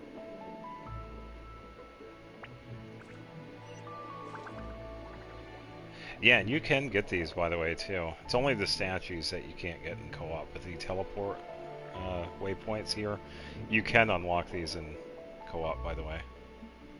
Yeah, just to let you know. How do you get your mini Sealy goes underwater while you mine can't Sealy? Yeah, so, like I was saying, this one was kind of special compared to some of the older ones. Yeah, because I also have Rosé, the pink one. But Brilliance was one that was released that actually does show up underwater. Like, see, and then Rosé just disappears.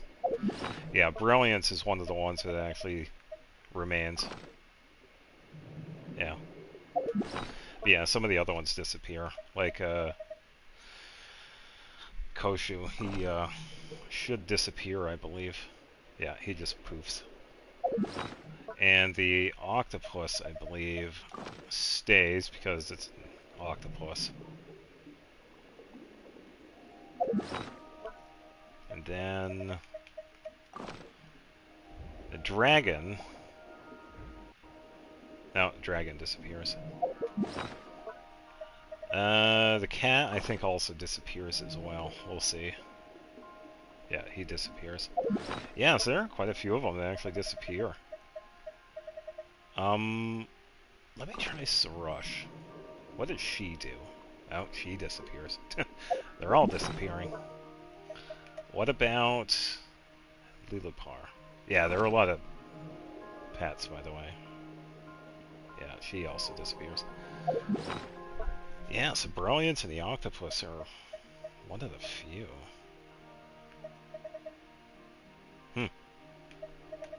Alright, let me, yeah, we'll get going. I'm just going to reset this. Yeah, so that was the Lost Riches event that we had. That was when we had gotten, it was in Fontaine. We gotta head to the south. Let me just check over here real quick, because this opens up.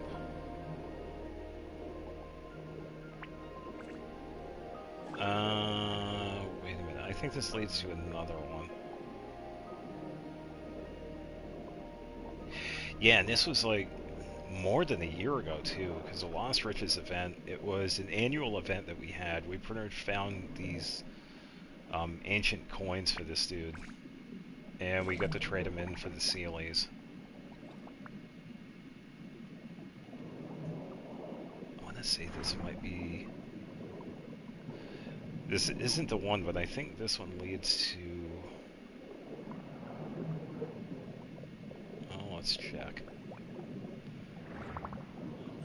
Is this one the Tulpa? It actually opens up in here.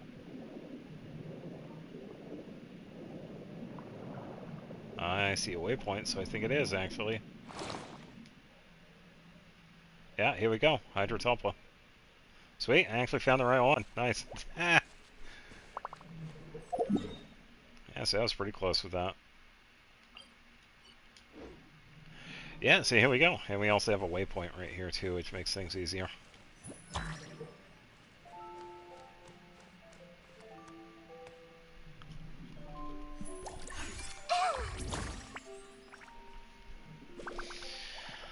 Yeah, this is the Hydrotulpa boss that Farina needs for her ascension. Her weekly boss, however, you have to do an Archon quest in order to unlock that. So, that's a bit of a different story. But those are for her talent levels later on.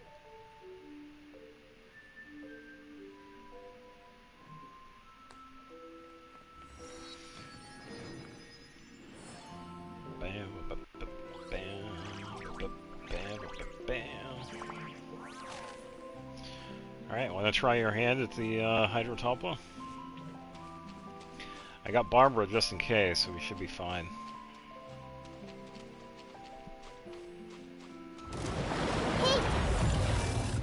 Yoo-hoo! Ha!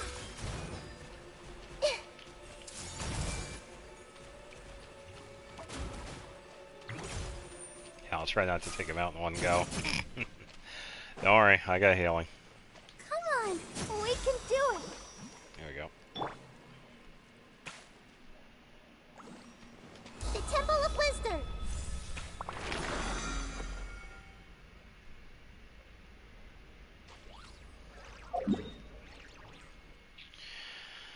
Alright, not too bad. Yeah, already eradicated. I could have probably brought like someone like Kale. Well, it was level 37, so yeah, you know. Alright, What they say is true.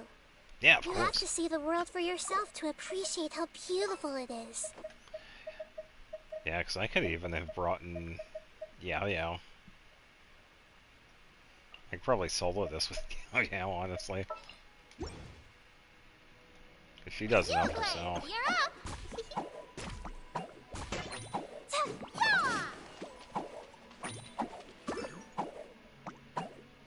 Yeah. Yeah, thankfully I have fought a lot of these bosses anyway, because I've also had to build a lot of these characters. But yeah, you definitely have a head start by already having Farina. So, did you want to fight the boss again? All we have to do is just teleport away and come back.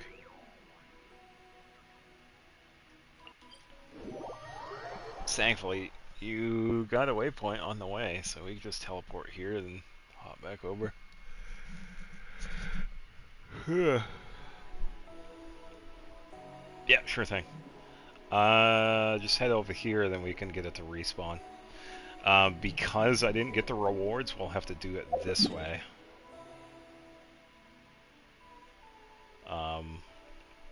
But if you're in like single player normally, once you get the rewards, it'll like automatically respawn. But this happens when you're in co-op and don't get the rewards.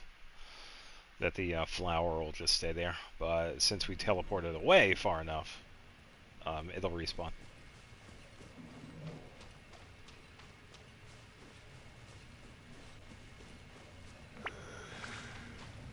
Yeah. Don't get it, Gray. Don't be scared.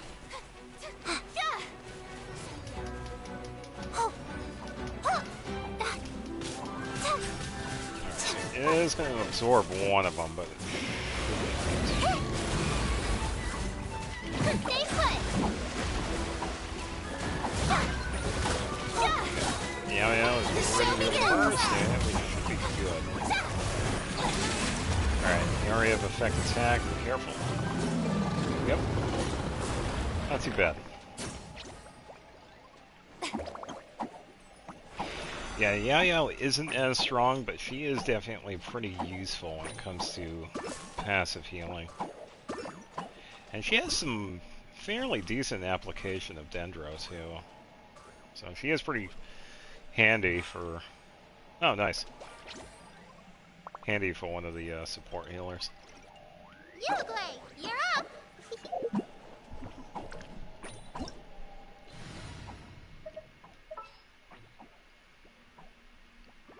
Yeah, I wonder if I could one-shot it.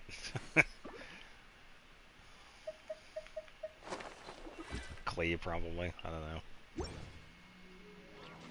Clay can do quite a bit.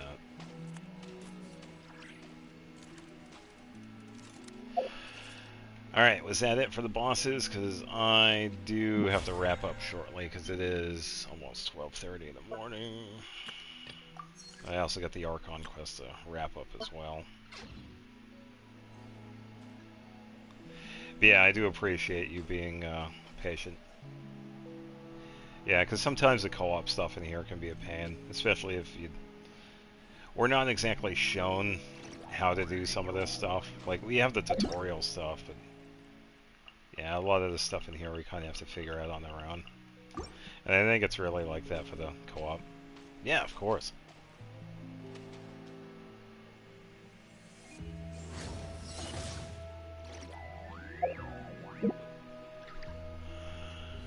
Alright, yeah, because I don't know how much longer I have in the Archon quest, for like 10 or 15 minutes or so. So it seemed like all we had to do was like debrief. But I will say you are going to enjoy Farina, because she is definitely one of the better supports in this game. How brilliant!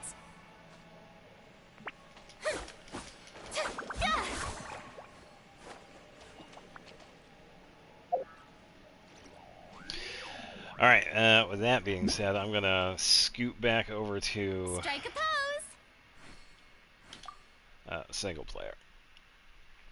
But yeah, if you ever need help, as with anybody else, just send me a message and I'll do what I can.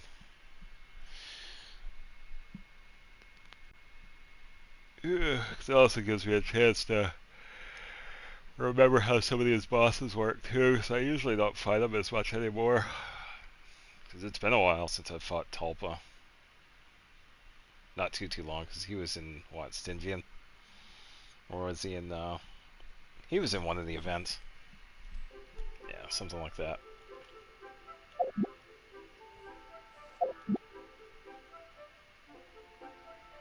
Yeah, even though the bosses are kind of... I'm a little overpowered, as you can see, but yeah, it still works out.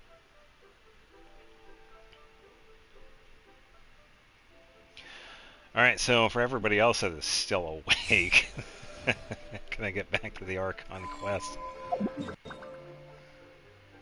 Because I'm tired. I'll probably just fall asleep here.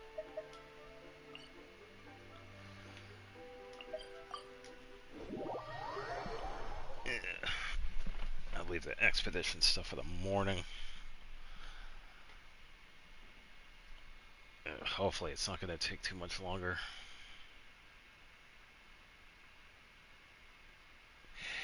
Yeah, they can be, but yeah, Farina is definitely going to be of great use, especially with her healing.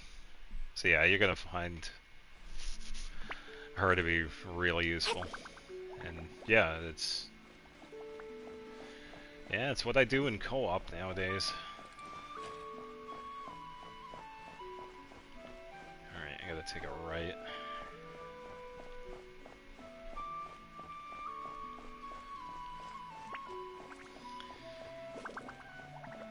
And... oh, I gotta take another right.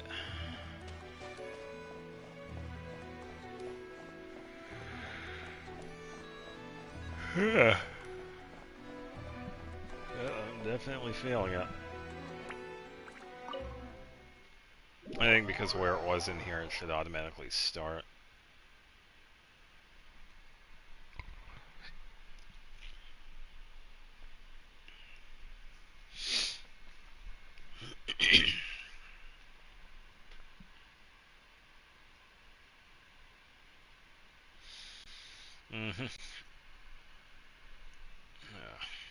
Let's see where it is. Because sometimes they do this if you go... Oh, we're actually a little ways away. Alright, so to keep it canon, I'm going to put away Brilliance here because I haven't had a pet throughout this. Okay. Oh, there you go. Oh, did I just see Dory? Hold on. Let me just look at the overlay. This is a thorough plan, but I do have one last question before we take action. Alright. How can we be sure that our enemy won't leave the designated area? I can imagine. Great question. Albedo's been hard at work analyzing Rerir and the Wild Hunt's behavioral patterns. His conclusions are as follows.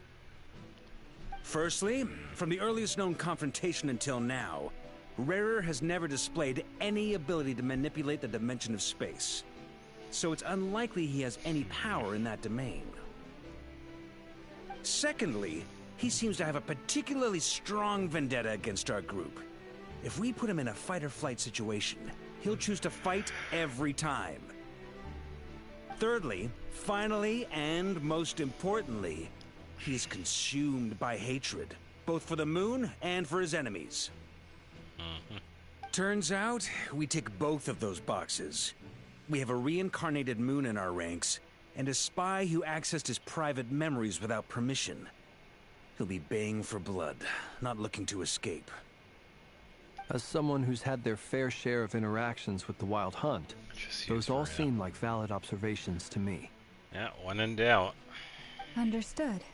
Then I will defer to the verdict of the group. Well, everyone, that's the plan in full detail. Albedo and Durin are carrying out their part as we speak. Plan approved. Scheduling. 2 days from now. Okay, any firepower you need, I got you covered. Let's light this baby up.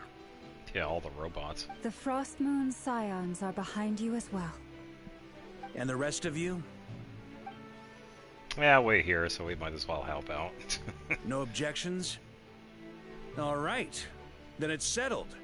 This is the plan we're going with. Next up, an old tradition of mine.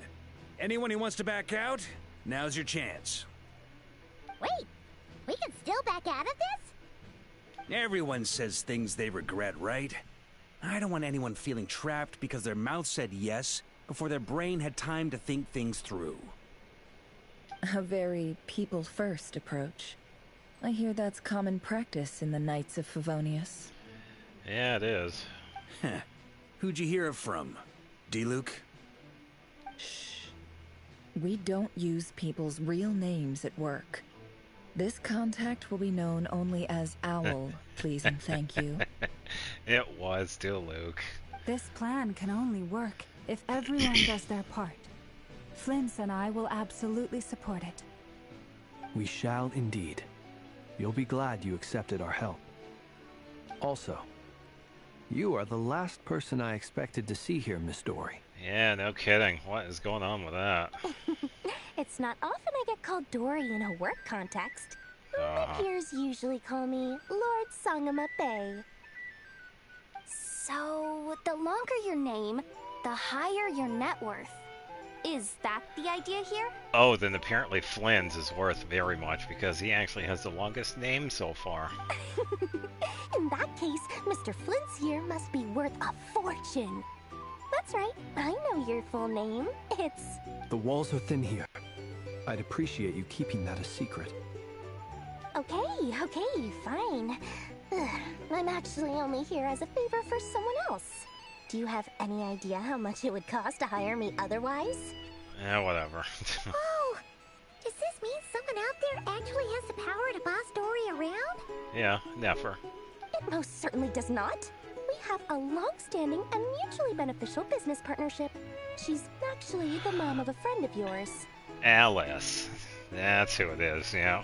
Said Mom supplied me with a great little trinket, but now that lady's ruined everything. Oh, okay. If I don't start building a little goodwill now, my whole business in Nod Krai is gonna go down the drain. So she's the one that gave that little trinket to Dory.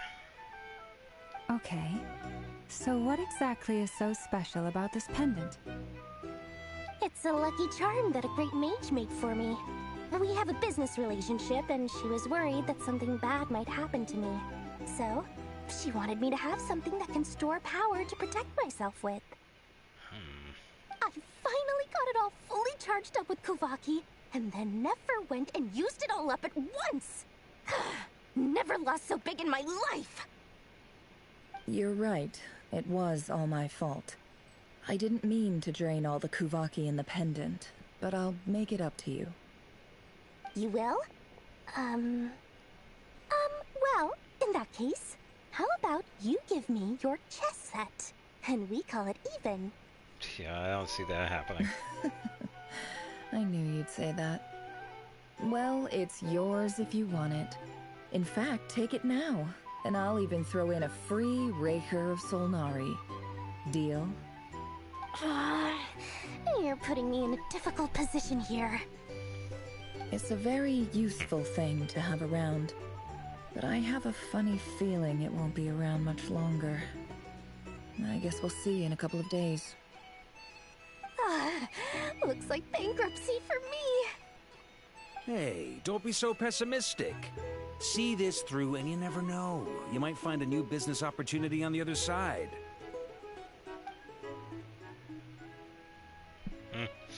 With an action plan in place, everyone chats among themselves. You and Paimon decided to check in and see how each stage of the preparations are going. Yay, we get to continue.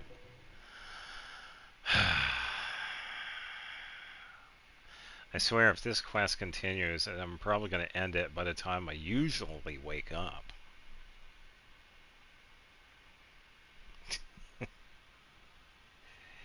Yeah, we have seen her a couple of times in Nod Krai. Because we saw her, we first saw her in part 1, which is, yeah, it was a surprise. But yeah, she's here in favor because of Nefer and because of Alice. And the friend that she was talking about was Klee. Yeah, Alice is Klee's mom. So, yeah, the characters are definitely connected. Dory, how are things going? Feeling ready? Oh, I was born ready. We only have 2 days. You think Lord Sangamabe would let an opportunity like this slip by? Don't forget, when something's in high demand, the people with the goods on hand get to charge the highest price of all. Even higher than the sellers taking advance orders. Ta-da! See? It's right here! What is that? Ah, it's so pretty! Did you make it? I had no idea you were supposed to go with your hands. No, I have a supplier. We go way back, so he made me a very attractive offer. Aha! No wonder you were talking about lucky charms at the meeting. You've been getting Kaveh to make them for you. That's not the full story. It actually started a while back as a project between me and the Dendro Archon. Oh. Mage Alice once warned me that this world won't stay safe forever. There may come a day when everyone faces a great crisis. I passed this on to the Dendro Archon, and she secretly brought together a research team made up of Sumeru's top scholars to invent a technology that could keep people safe. I won't go into the details because it's all very complicated, but if you want to know more, you can ask the Dendro Archon about it sometime. Anyway, point being, it was the Dendro Archon who asked Kaveh to build this little contraption. As one of the top Kashara War talents, he was the obvious choice. You know she has a name, right? You don't have to keep on saying Dendro Archon. Dendro Archon. Took him long enough. He stressed over it for ages. Must have gone through at least a dozen designs before producing a final product. But that's Kaveh for you. Marak delivered it to me a couple of days ago. along with a letter from Kabe. Could I ask why I'm sending this technology to you? And what's your proposed use case? Has it been approved by the relevant authorities? So nosy. My fault for sending him the research permit to begin with. Surely Nahida must have told him you were involved in this project. He was probably just nervous because you're always so secretive about your business. Could be, could be. Yeah, her Anyway, name's I just Nahida. replied, let's hope there never has to be a use case. Because it would involve grave danger. Fair enough. But it sounds like he was just being cautious. He probably felt responsible as the one who made it. Or maybe he was asking as a favor for his housemate. He's done that before. Not sure why, though. His housemate doesn't seem to really care that much about this kind of stuff. Yeah, that's Al Hatham for you. Yeah. Either way, all's well that ends well. I'm just glad to finally have my hands on the product. I wouldn't want to be without it, given the potential dangers that lie ahead. Huh? What does that look mean? Paimon's just super surprised. This must be the first time we've ever seen you actually get serious about something. Yeah, considering she never thinks about other people other than herself. This is not the Lord Sangama Bay we're used to. Well, a long time ago, I made a promise to myself. I promised that I was gonna live every day of my life with a big beaming smile. Obviously, Mora plays a big part in that. But there are always gonna be times in life when you have to give something back. That could mean paying back a debt, returning a favor, or showing some kindness. Alice has been a huge help to me over the years. She was the first investor I ever had. And I want my investors to know that Lord Sangama Bay is the best in the business. And more than that, no one knows what the future will bring. Whatever happens, I want to make sure the Dendro Archon and all of Sumeru is prepared to face whatever comes. So back to the pendant. You never intended to ask for it back, did you? Oh, that? I was just making sure Nefer and I are square. Don't be thinking it was some sort of benevolent act. I'm no saint, so don't treat me like something I'm not. My priority is doing the business that I want to do. So long as my conscience lets me, but it usually does. That's the Lord Sangama Bay business model. Alright, if you say so. I do say so, and that's the whole point. I'm a businesswoman. Don't go trying to figure out what kind of person I am. You'll exhaust yourself. Much easier for everyone involved if you just take my word for it. Oh, and could you two help me get this stuff where it needs to be? Thanks so much. You're my favorite assistants. I get it. Not most people are, because of how she acts, but there is a reason why she acts the way she does. Oh, back to this again. Oh man, this is never gonna end, is it? I swear. Well, I might as well get the coffee going.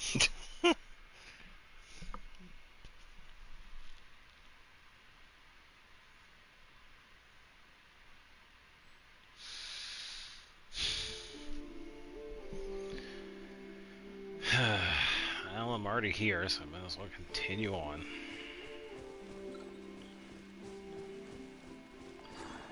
Yoink, and a yoink.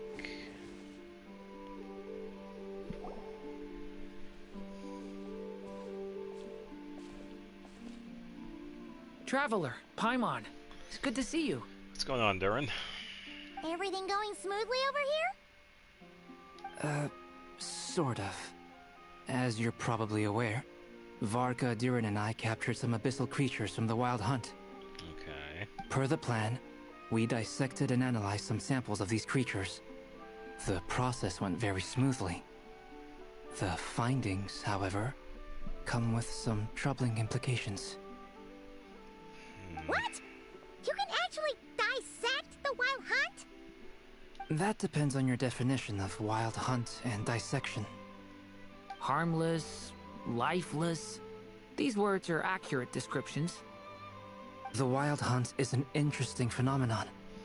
In and of itself, it doesn't seem to possess anything akin to a human personality.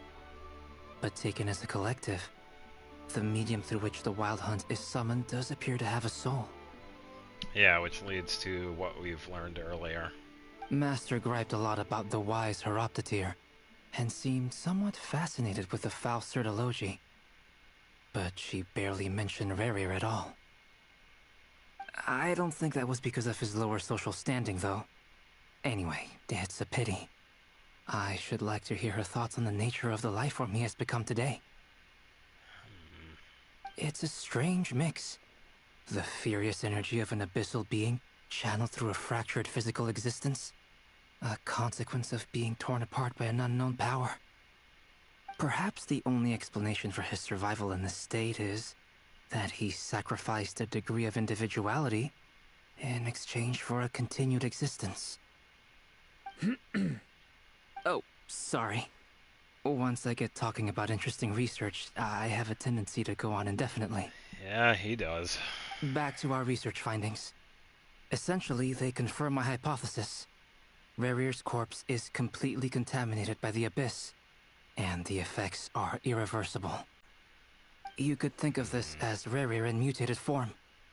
But in my view, even that would be inaccurate. In reality, his whole being has been consumed by the Abyss. In other words, he is now nothing more than a manifestation of abyssal power. Unfortunately, at present, we have no means of completely eradicating abyssal power. Hence, we cannot fundamentally destroy the Reir of Solnari either. Oh, that's terrible news! So, that's it? We can't defeat him? Not even if we get the power of the Three Moons? Miss Columbina's situation is a difficult one. She can never achieve wholeness when the world does not accept her presence. It's as if her creator banished her to a place she can never be accepted. It means she spends most of her energy just on her own survival. Given the circumstances, it's only natural to despair. But we must see this plan through to the end. Time to kick off the backup plan. Oh, Paimon almost forgot! This is for you. Dory asked us to bring it. Ah, how wonderful. Well, thank you for making the trip. Durin and I will be heading off shortly. I'm sorry I won't be there to protect you in person this time. Please be careful. We will. We'll be fine. All right then. Stay safe.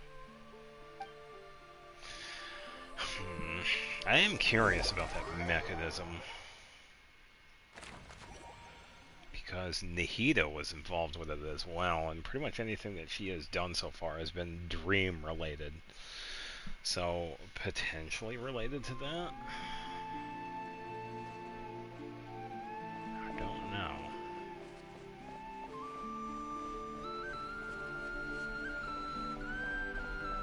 Yeah, it looks like Lauma's talking to her tribe over here.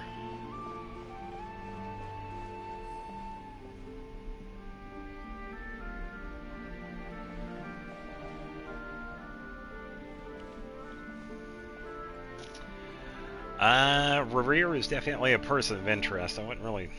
Well, I don't know if he would be a final boss. Miss Lauma, is everyone here?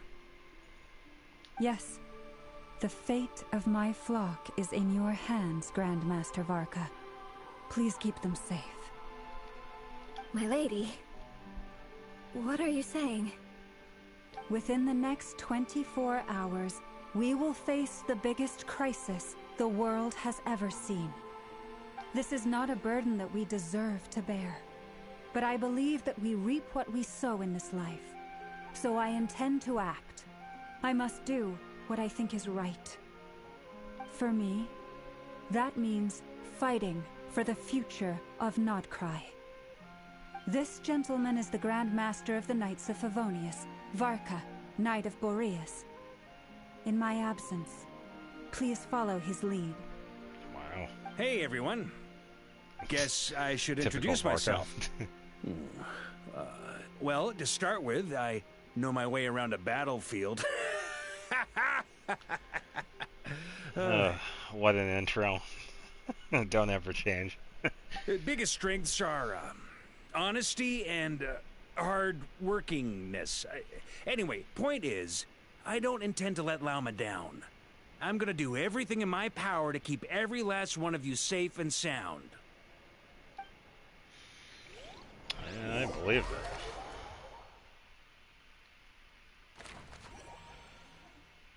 Yeah, this is an interesting duo. Dainsleif and Columbina.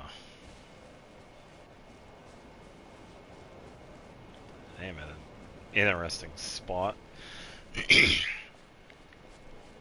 Seems like we're next to her statue. Oh, we can see it anyway. Something on your mind? What is not on it? Yeah. Miss Columbina, was it? I believe that's how the others addressed you. That's right. Names are funny things. Have you always been called Dainsleif? Yes. I take it your own name has a more complicated history. I have a different relationship with names than other people. To be honest, I'm not even sure that Columbina is my name. At least, not in the same way that Dainsleif is yours. But it's what everyone calls me, and I go along with it. A lot of my life has been that way. I get so used to things that I forget to question why they are so. I never used to think much about where names come from, or what they mean to people. Maybe something's wrong with me. You're different from other people. I sensed it the first time we met. You're more perceptive than most. I'm sure your long life and rich range of experience explains that. That is a whole episode on itself with the lore behind Columbina. Seriously. Do you ever find yourself missing Conria, Mr. Dainsleif? Let's just say Columbina's lore covers the entirety of Teyvat instead of just this section of Nod Krai. Difficult to answer. I have dreamed of the past many, many times. Yeah, it's quite a bit. Sometimes I'm fighting tooth and nail. Other times I'm lying on the ground, defeated. I don't recall any happy moments from that time. It has been too long. Is that because hatred survives longer than love and affection? That would not be for me to say. I make no excuses for the grudges I bear. But whatever the reason, I remember little that was beautiful or sentimental. Thank you for your help with the Rerir situation. Without your efforts, I never could have learned the hidden truth of his story. You're welcome. I know he's your friend. Friend? He betrayed me. And I never really understood what he was going through in life. Some friendship, that is. Okay. So, do you plan to fight him with us? You see, you're torn. Now you know what really happened. You see the things he's done in a new light. I need some time. Of course. I completely understand. Anyone else in your position would feel conflicted too. Actually, I went through something similar myself recently. Something happened that changed my perspective on a situation. A situation I took for granted at the time, but now I feel very grateful for it. You mean the Harbingers who still support you, even though you've left the Fatui? Yes. I always thought they were only helping me because Harbingers are forced to work together. But then I abandoned them. A warrant was even put out for my arrest. And even now, they still support me. Which means I was wrong about them all along. Clearly, they view you as a friend. I feel a little guilty now. I regret not seeing her help for what it was, and not treasuring it. I see the guilt that you're feeling now, because I feel it too. Hopefully, talking about it will do us both some good. Have you noticed that the Traveler and Paimon are over there? I think they've been listening. Yeah, pretty much. Hello. Huh. Shall we say hello? Sure. Hello. It caught us! Well, that's kind of obvious. Sorry, we were just concerned about you.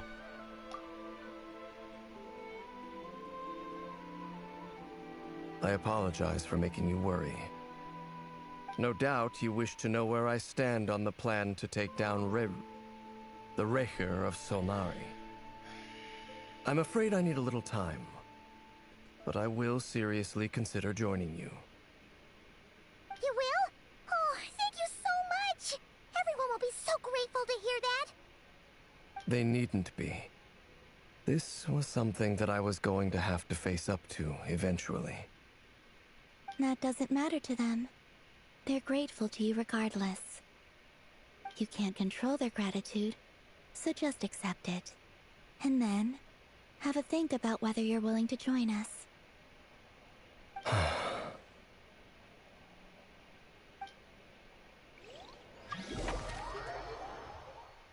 On to the next one. So we have Nefer, Flens, and Lauma.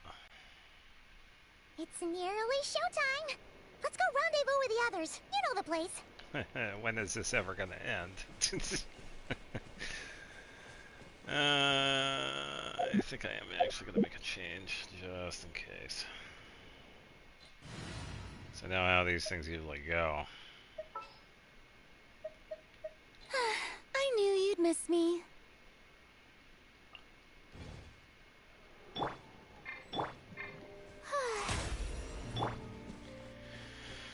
Alright.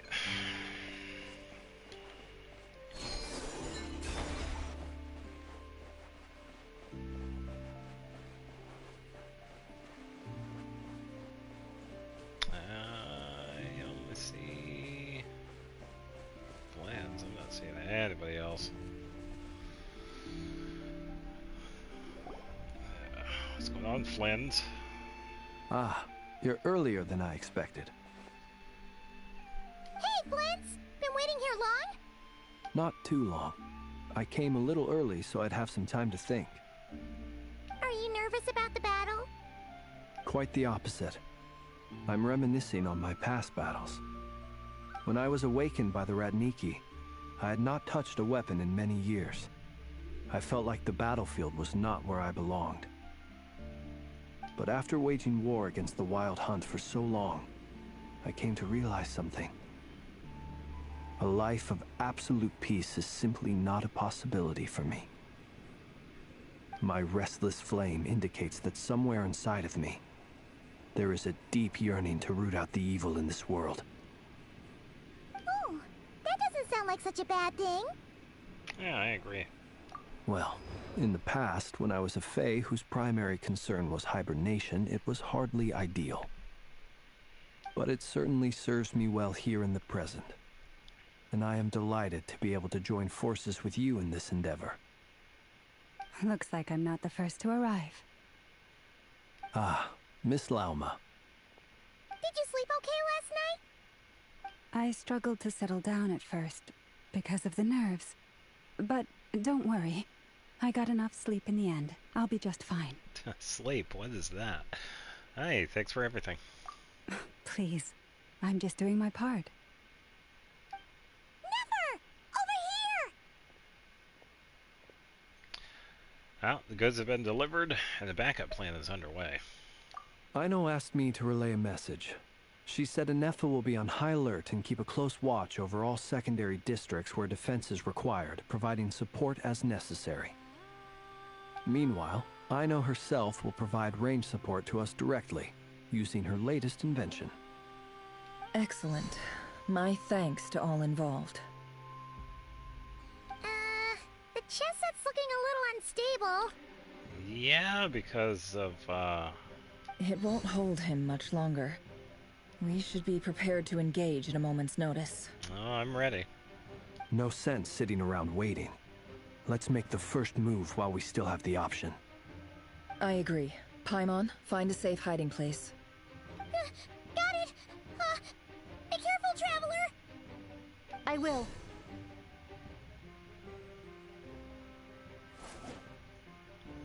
Prototype Rancor! Everyone, take your positions as soon as the battle starts. Every ounce of strength we have in our bones, let us bring to this fight. Ready? Let's go. I've seen all your futile ploys before. You have become the authors of your own demise. I wouldn't be so sure about that. You are merely a moment of sport before I tear down the moon.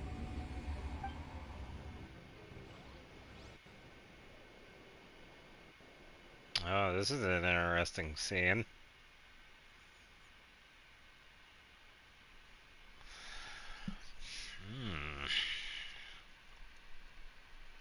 I'd imagine as this is going on, either we're going to get into the fight, or we're probably going to switch back to what's going on with the other characters.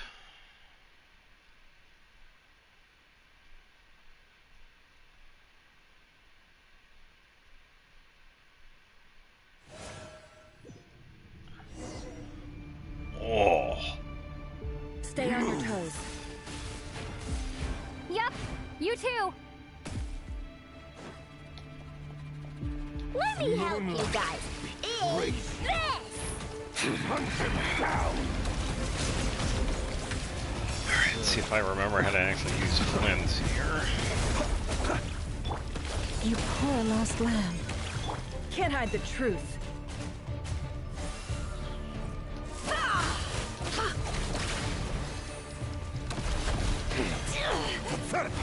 Steady now. Move. Be silent. Oh, what is going on? Hydro Traveler? Oh, they did this to me again, didn't they? Oh, giving me a trial Lumion. Come on. That is mean. Now you close your eyes. To dust. 85, nice. Futile, hunt him down! Branch into song.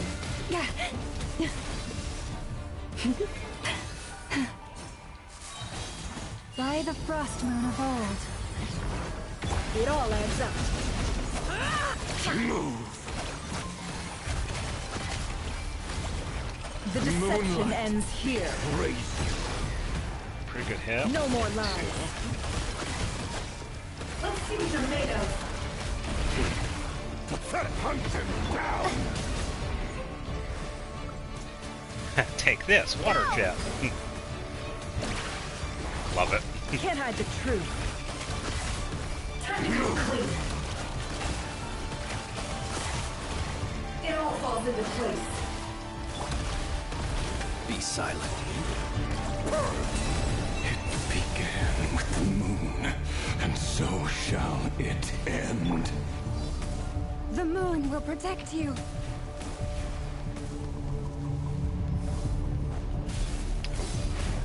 It all adds up.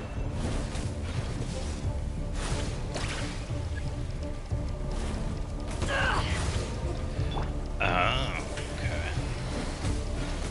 Do you see now? Oh, so Flynn's is actually really useful here. Okay. From here, when will it be as you foretold?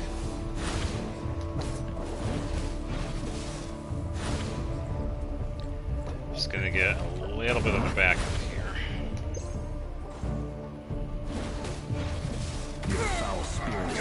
welcome here. Everlasting forest, seek within. Water jet!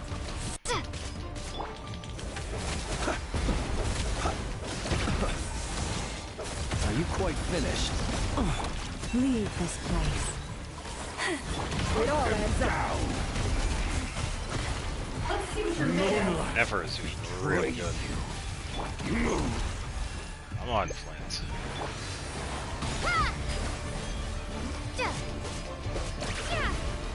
Close your eyes. Hunt them down. Do you fear the dark? Futile hunt No them more down. Absurd.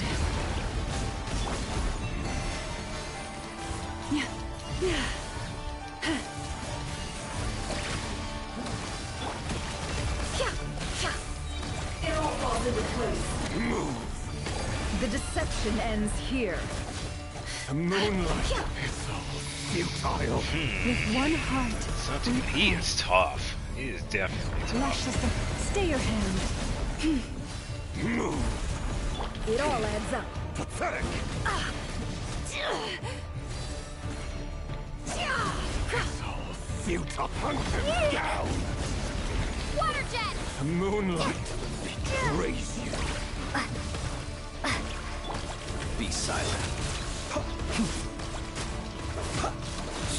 Night falls. Hunt them down. Close your eyes.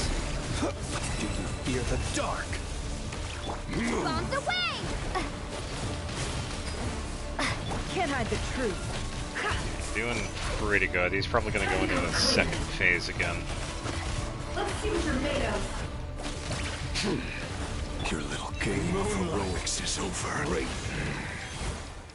Who wants to go first?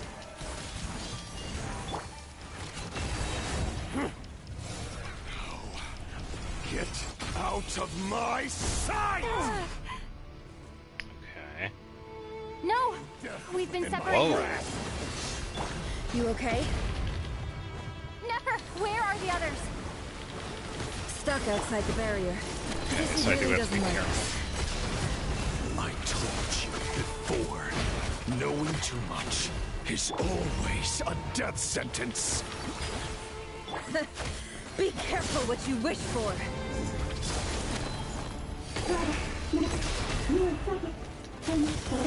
Lauma! Can you hear me? Hold on, silence. Not too bad. Doing pretty good though. But at least we know they're still there. I need to stick with the plan. Remember my most important task. Just keep stalling him. Destroyed. I can stall him for long enough. The moment will come.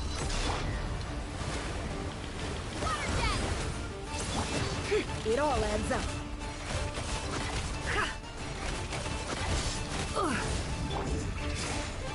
Your death is within my grasp. Water jet! Can't hide the truth. Seek within. Time to come clean. It all adds up. Wipe out! Water jet! Destroyed. No more lies. And reborn. It all falls into place. Nowhere to run, nowhere to hide. Water jet! Can't hide the truth. The mystery unravels. Bombs away! Ha!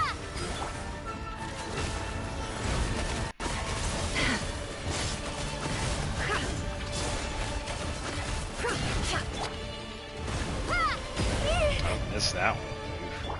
It all adds up. Let's see what you're made of.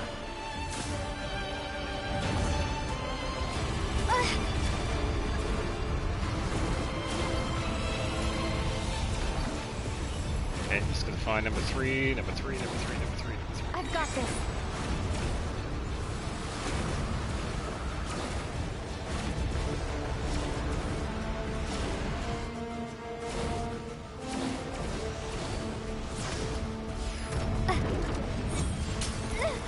The shield's Impressive. broken. I can't get this up. Don't push your luck.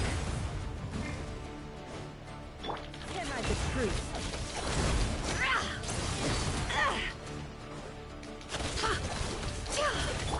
Go!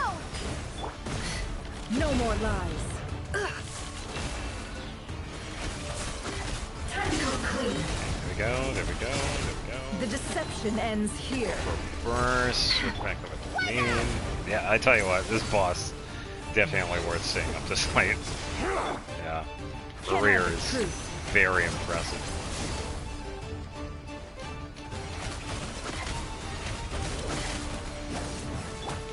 Destroyed. No more lies. The mystery unravels.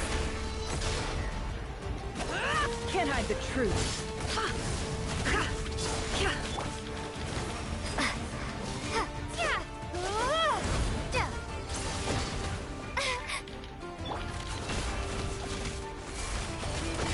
Time to go clean. Go, let's set this again. Seek within. No more lies. Let's see what they're made of. Can't hide the truth. Destroyed and reborn. No more lies.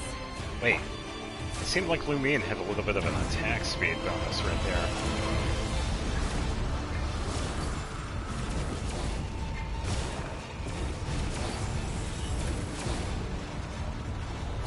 Curses. There's no other way.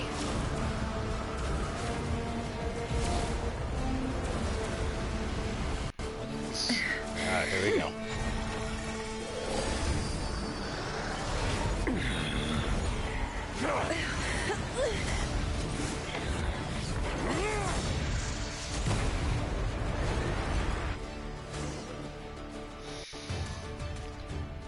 The only way to defeat Rarer is to borrow his own power. Yeah. That means Columbina will have to disappear while you two bear the brunt of his attacks. You have to hold on. Find a way to keep him focused on killing the two of you. Gonna actually snag a screenshot because that actually looks really good, by the way. Okay, so Columbina is actually working in the background. Never! Your eyes are bleeding. Soon you will be powerless to resist. And then, I will reduce you to dust. But that dust will plague your memories. Come on. Keep holding on. Any other tricks up your sleeve? Let's see them. As entertaining as they are, you've backed yourself into a corner. You don't fool me. I see your fear clear as day. I have to stoke his rage. Make him unleash everything. You fear what you could never defeat. You fear the thought of never being able to save your beloved. That might do it. You cannot win the fight against fate, Rarir. Is that what you think? Well, now it's your turn to feel afraid. Yeah, cutscene.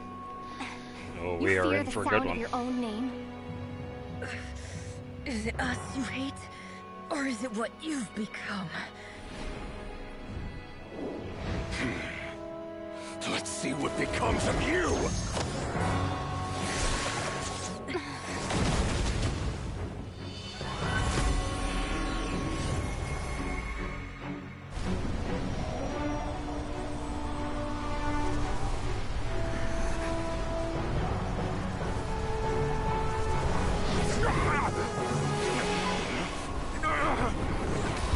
What's happening? That power. I've seen it before. Yeah.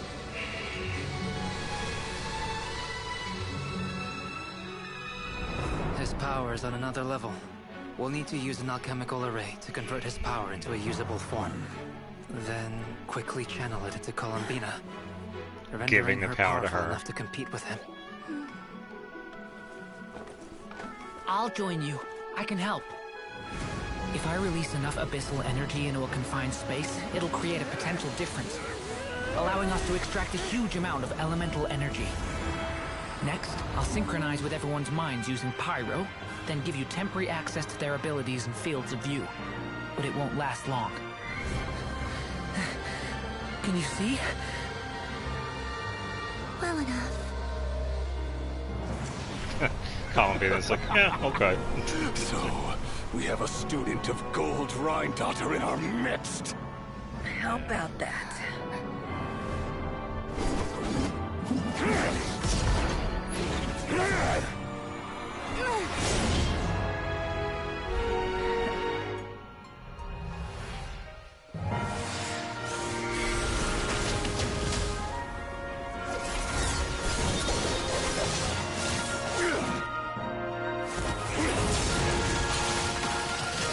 So impressive.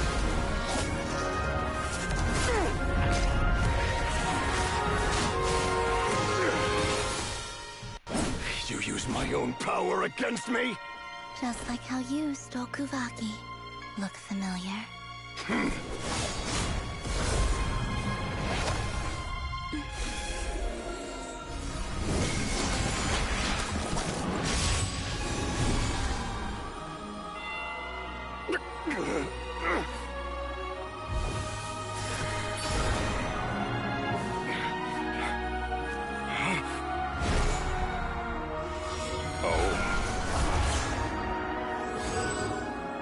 Don't you realize? You don't have the power to hold that gate open. I don't, but someone else does. Danes, yeah. Goodbye, Rerir. Ugh. We won.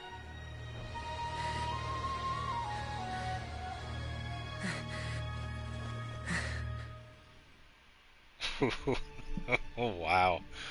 Oh, that was so good. But the thing is, though, we only trapped him in the pocket dimension. He's still there. We didn't destroy him. We pretty much just said, oh, he's not going to be happy if he comes back.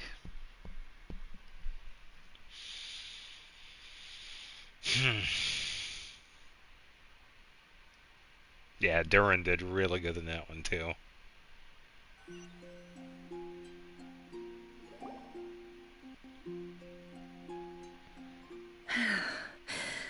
Yeah, Nefer's not doing so hot. Nefer, how are your eyes? They're fine. Apart from the blindness, of course. It's not too late. Let me handle it.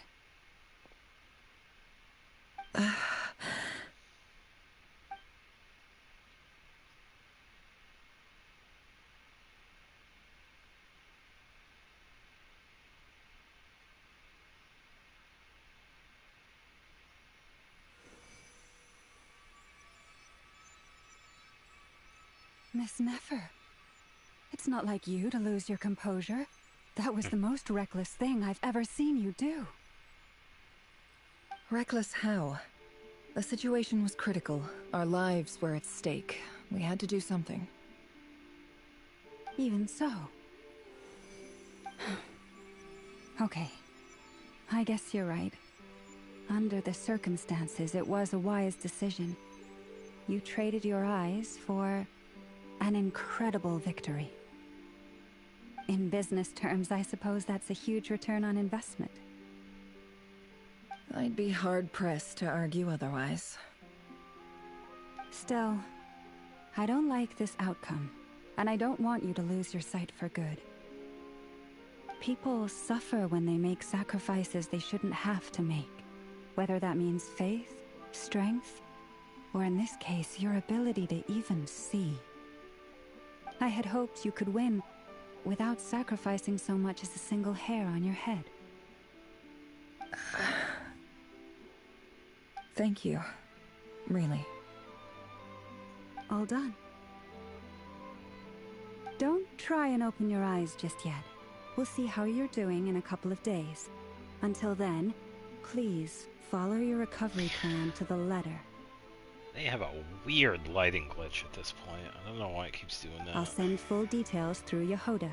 For now, just get yourself home, relax, and rest.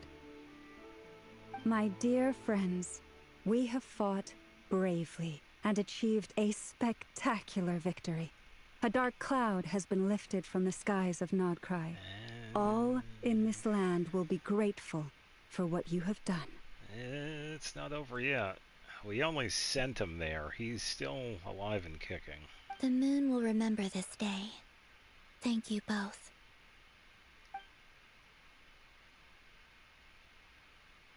Oh, that's another pretty decent one. Let me take that. Yehoda shows up and helps Nefer get home, and you, of course, have Paimon to escort you back. Yippee. The sight of Nefer navigating the road with her eyes closed is a new one for you. She proceeds cautiously, but as her silhouette disappears into the distance, you notice he seems almost smug. There's something I want to let you know.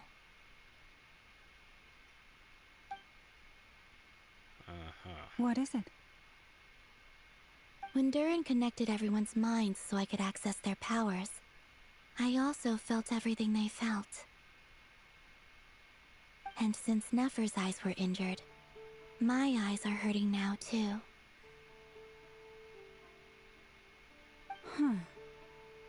Hold on. Let me try. I only feel the pain. There's no actual damage. I just thought I should tell you. You're right. There's no damage. That's a relief. But I must say, I'm surprised to hear the Kuthar share something like this with me. In the past, you never used to open up about yourself. Things are a little different now from how they were. I'm learning to share how I truly feel with my friends. Friends? You have no idea how glad I am to hear that. I can't help but break into a smile with my friends. It's warm and fuzzy. Bleh, whatever. One by one, your fellow teammates report in to inform you that everything is under control. At Llama's insistence, you lie down, fought on the front line against Rerir. Now you need rest. Yeah. When can I go to bed? It's almost 1:30 in the morning. I want to go to bed. I swear, this was as long as part 1, wasn't it? 'Cause I think I started this at 7:30. We had a little intermission, but it was only like for what, half an hour? That's what I should be doing. Yay! You're awake! I wish I was asleep. How are you feeling? Any aches and pains? Did you sleep well? I'm doing all right, Paimon. No need to worry about me. I really wish they had him talk more. Phew! Well, that's good. Paimon's been sitting on the edge of the bed worrying about you for ages. You slept a whole day and night. Poor Paimon had to eat all by her lonesome. Glad to hear you didn't starve. How is the food? Well, it wasn't the same without you there to share it. Honestly, Paimon just can't relax when you're not your usual self. She couldn't enjoy the food and settle down to sleep.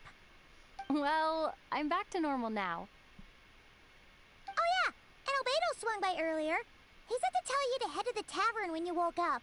Varker and the others are organizing a victory feast and they want to celebrate with you. He also dropped off some medical supplies, but you seem fit as a fiddle, so guess you won't be needing those. If you're feeling up to it, let's head over now. Wouldn't want to keep them waiting.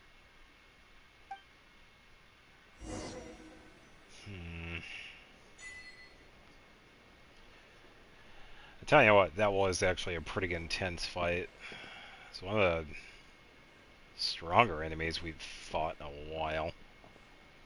Yeesh.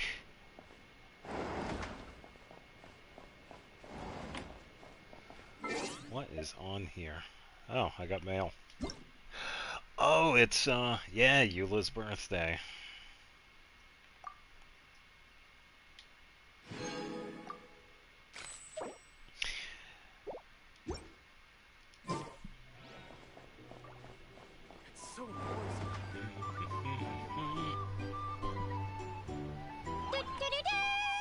We're here!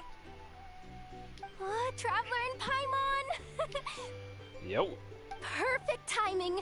We were literally just saying how there's no way we're holding this victory feast without you any longer, and we would have postponed it till tomorrow. How are you feeling today? Tired. Much better, thanks. Don't worry about me. Relieved to hear it. If that changes, just let me know. Happy to check you over at any time. Yep, we're here for you. Anything you need, just let us know. Oh wait, where's Nefer? We should leave her alone. She's been through a lot. How are her eyes doing? Nefer's right over there. Oh, she is here. I'm sure she'd love to catch up with you. Oh, there's Varka. Yeah, I'd imagine we can probably talk to everybody now, because it's essentially debrief.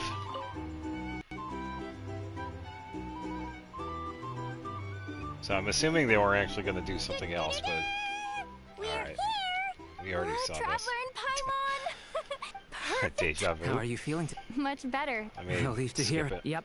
Oh wait, where's Nefer? How are her eyes doing? Nefer's right over there. I'm sure she'd love... Alright. Sometimes when we can actually talk to characters, we usually have like a secondary interaction, but apparently that wasn't the case. Shenanigans. Dory. Hello, you. Recovered from the battle? Yeah, mostly recovered, thanks. I'm touched that you'd ask. Come on, what do you mean? Of course I'm gonna ask. I care about my friend's well-being, and we are friends, aren't we? Get yourself a drink. You've more than earned it.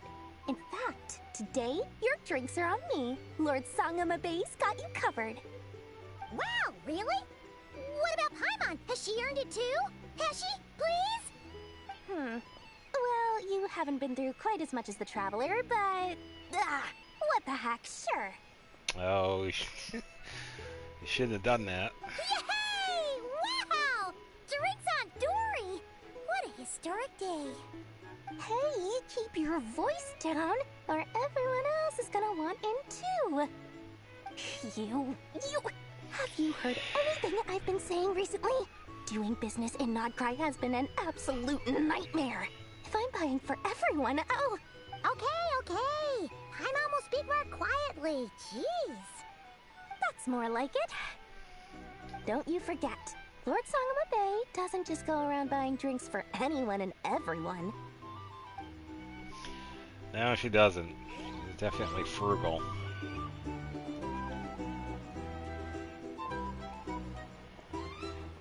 Yeah, so before we talk to Nefer, I want to see if we could talk to anybody else around here too. I see Varka, but I also see Dane. See what he has to say. Well, for starters, I recommend you drink less. I see you've recovered? Yeah, fit as a fiddle. You bet. Snooze her way to a full recovery. Yeah, I wish I would. I'm doing much better. Thanks for checking in on me. Glad to hear it. A healthy body is paramount. Nothing else in life is possible without it. So take it slow. You can't afford an injury. I am grateful that you decided to help us in the end. Paimon too. You really saved the day when you swooped in to open that gateway. I came to accept that although Rerir was my friend in the past, here and now, he was an enemy that must be defeated. Yeah, it had to have been tough on him too. Though I will never fully understand what happened between us, I could not let this crisis deepen any further. We fought a very necessary battle, and you played your part admirably. Thank you. I know it was hard, but you'll get through this. if you ever need to talk, just remember, we're always here. I'll do that. You better. These are bounties. If you want to negotiate... The only other one I'm seeing is Varka, so talk to him. I thought of 1,000 ways to congratulate you, but now you're here, words are failing me. Yeah, it's fine. The honorary knight stuns them speechless once again. She even does the pose. Oh, that was pretty good. Well said. The honorary knight showed us all how it's done. The other knights tell me that Mondstadt was the first stop on your journey. All of us are truly delighted to count you as our friend. We seriously need to have like an episode with Varka because there has been so much in between that Mondstadt and now. I'd like to thank you for supporting the Knights of Favonius, and also for helping us save Nod Krai. Yeah, don't mention it, Grandmaster. Nonsense! Of course I'm gonna mention it. This is more than just business. It's a relationship. And there can be no relationship without showing gratitude where it's due. Yeah.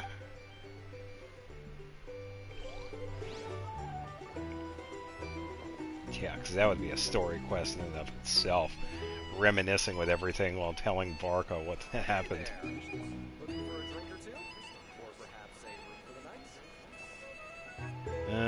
Never.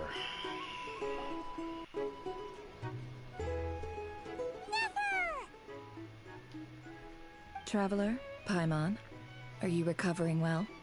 Yeah, much better thanks to a good rest. You're looking well too. Turns out that moon chanter has some real talent after all. My eyes were mostly recovered after just a couple days rest. I can actually open them again now. Yeah, but you gotta be careful. Lauma says not to strain your eyes while they're still healing. Yes, thank you. I'm well aware. Yehoda, could I borrow you for a moment? I could do with an extra pair of hands. Oh, sure. Coming. Did you hear that? I gotta go help Lauma for a second. You guys chat among yourselves. I'll grab us some drinks on the way back. Paimon, you still like 'em sweet? You bet. Make it extra sweet, because Paimon's earned it. Sure thing.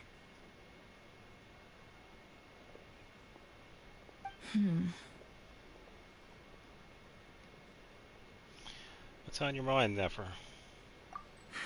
The Raker of Solnari. Kind of a snake, don't you think? More of a wolf in my mind. No, definitely a snake. A poisonous one who spewed his venomous hatred everywhere. Anyone who seeks revenge out of hatred for other people has become a snake. That's something my dad used to say. I guess he didn't like seeing people go down the path of vengeance. Perhaps. I'm sure it sounds like a very wise and open-hearted perspective to your ears. But me? I think hatred is a perfectly justifiable emotion.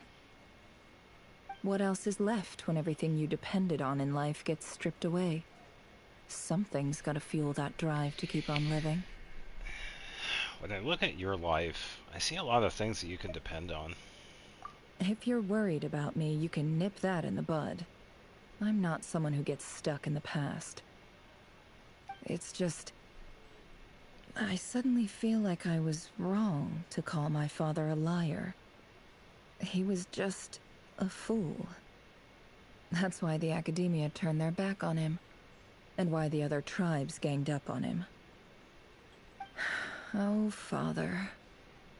How much better things could have been if you were a skilled liar. Look at the Ibis King. Thoth is a fiendishly cunning liar. And yet, strangely, he feels more like a father to me than my real dad ever was. He's never brought it up, but I'd bet he feels the same way. Why else would he give me the power to perceive the truth, while at the same time training me in the art of deception? Sadly, I've never heard the Ibis King's voice. What's he actually like? Well, King Deshret banished him to Aru, which is essentially a prison, and posed 3 questions to him. He promised that he'd have his freedom if he could find the answers. His response was to take on a physical form and approach me, hoping that I could become his envoy and search for one of the answers on his behalf. Yeah, the cat. Ashiru. Did he really think I'd fall for that? He's stuck there. He can't make me return what he gave to me. Well, sounds like he was nice enough to you. You definitely sound like father and daughter. So that's enough for you to decide he's nice, is it? He's a prisoner, and he was scared. So he decided to perform some good deeds to win people's approval. He lives in fear because he's a deceiver. How is Rerir any different? You can't work as a spy your whole life and expect a happy ending. It's preposterous. Yet I can't say I don't understand it.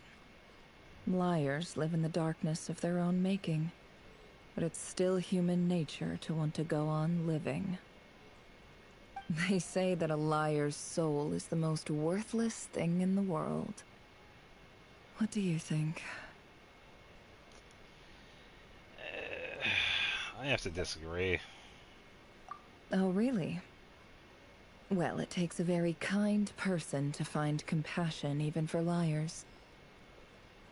If you ask me, the soul of a liar really is worth nothing, because all they care about is themselves. For example, when something good falls into my lap, I don't go sharing the news around. Stops other people trying to steal it from me.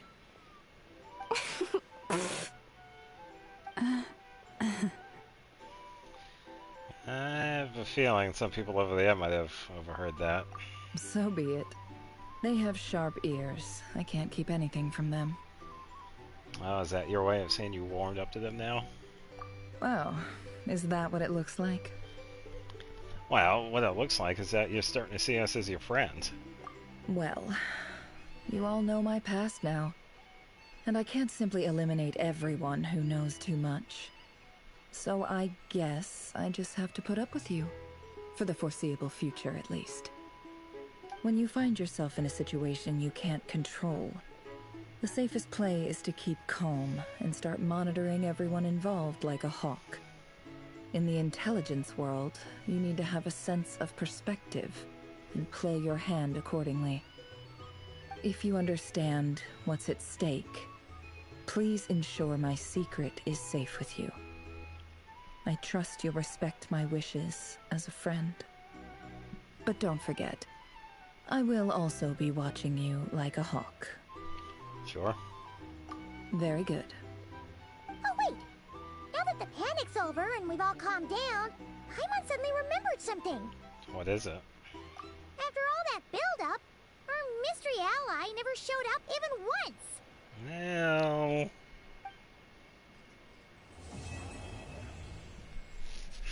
that is for another time. Oh. The noise is coming from indoors. Huh? Am I imagining things?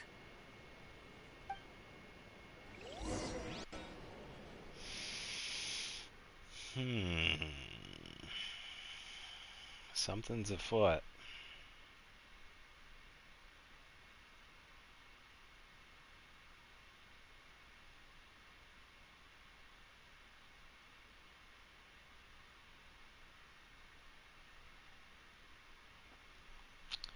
Yeah, it seems like we are not done just yet.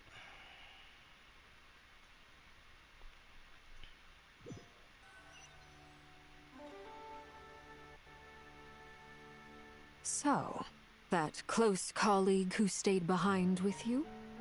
What's he been up to recently? Don't know, don't care. I get more normal human interaction from hanging out with Bosco 2 than him. Although, now you mention it, he hasn't bothered me in a while. I wonder if... If he's disappeared without a trace, it's the biggest gift he ever gave to the world. But I somehow doubt that's what's going on. He won't lie low forever. So we'd better stay on guard.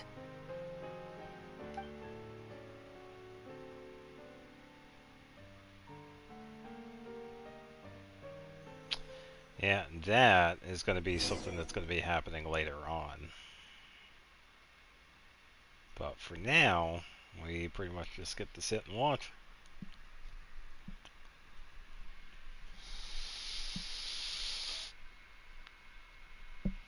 Ugh.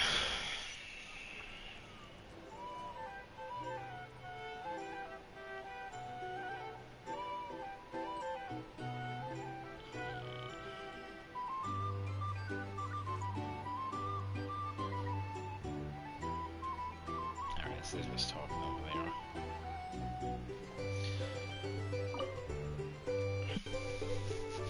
And this really never ends, does it? Ah, Lord Sangamabe. How lovely to see you. I must thank you for the device you provided. It was an enormous help. Would I be right in thinking that it was developed by the Academia? Why come and ask me when you clearly know already? I mostly came to thank you. That's more like it. A little gratitude goes a long way with Lord Sangamabe. Play your cards right, and you might even stand a chance of becoming my long-term supplier. The chance to work with such a kind and charitable investor as yourself would be a great honor for the Curatorium. Huh? Charitable? Who said anything about charity? First I'm hearing about it. Let's see. The first plot of land you purchased in Nod Krai, your desert interests, and... Stop! What do you think you're doing? Exposing my investment history! It's nothing to hide from. They're all perfectly legitimate investments. And some of the land you purchased was with the intent of building a sanctuary? Yes, I heard about that too. How did you... You're a curious case, Lord Sangamabe. You don't like people finding out about your good deeds, do you? But I'm afraid no matter how hard you try to keep things under wraps, where there's a will, there's a way. You did it for Sumeru, didn't you? It was empty land that was gonna go to waste otherwise. I figured if I built something there, it might at least get some use in an emergency. Disasters are capricious things. They strike without any warning. I've lost family to a disaster before, and I don't want to lose any friends or business partners if I can help it. A very rare example of Dory opening up, which is really rare. My elder sister used to dream of finding a sanctuary. Somewhere with plenty of food, water, and medicine. Where everyone could live happy lives. It was something I looked into, but after discussing things with the Dendro Archon, I decided on a more effective strategy. The tech people handled the tech, and Moneybags provided the Mora. It just made the most sense. It's a pity that so few people know the truth about you.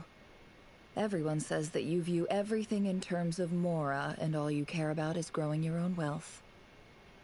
So, what's the problem with that? Everyone wants to be rich. It's human nature. So yes, I love Mora, and it's nothing to be ashamed of. But surely you have dreams of your own beyond just making Mora. You don't get it, do you? My dream is to invest in other people's dreams. And, you know, make a nice little slice for myself along the way. Just thinking about it makes me happy. That sweet, sweet sound of Mora. Thank you. For the device? And the pendant. Oh, that. I was just returning a favor. Don't worry about it. Seems like we've both been away from home for a very long time. Yeah. So long that I barely remember what my family even looked like.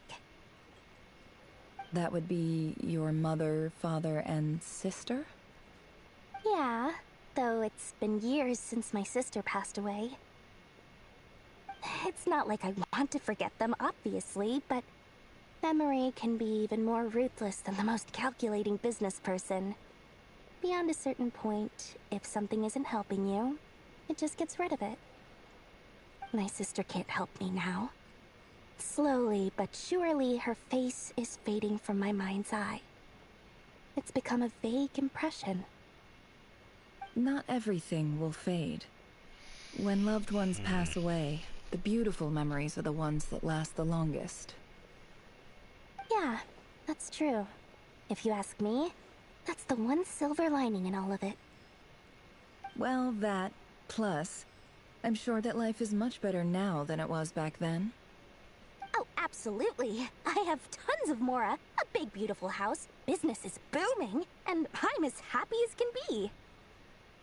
You've got a lot going for you too. Boss of the Curatorium of Secrets? I'm sure there's plenty of Mora to be made in that line of work. I appreciate the vote of confidence.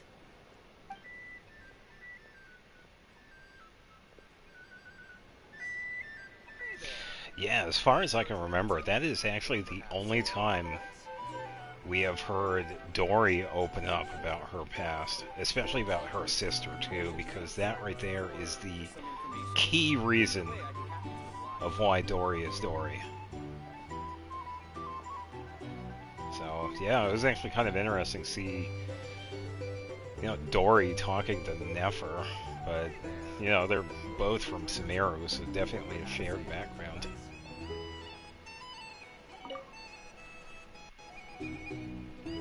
How have you been holding up?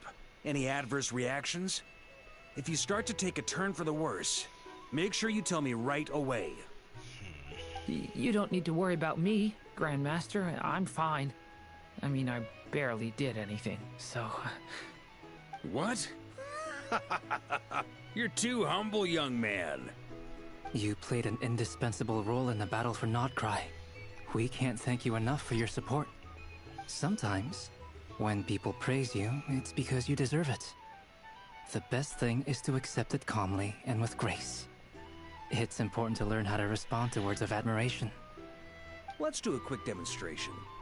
Albedo, that was an incredible feat of alchemy. The pressure was on, but you worked flawlessly at lightning speed to get the job done. Thank you. I can't take all the credit, though. Durin played a big part in forming the alchemical array. See? Did you catch that? A masterclass in how to take a compliment. Yeah, give the compliment to somebody else. Okay, yeah. I did work pretty hard to help prepare for the battle. No point denying that. Hey, you guys! Hiya. Seriously, great work, everyone. Y'all outdid yourselves. Hey, look who's bounced back. Looking good, Traveler. Seems like you've recovered. You won't need to take any more medication. Can I get you a drink? Huh? You know how to order at a bar now? You've sure learned a lot recently.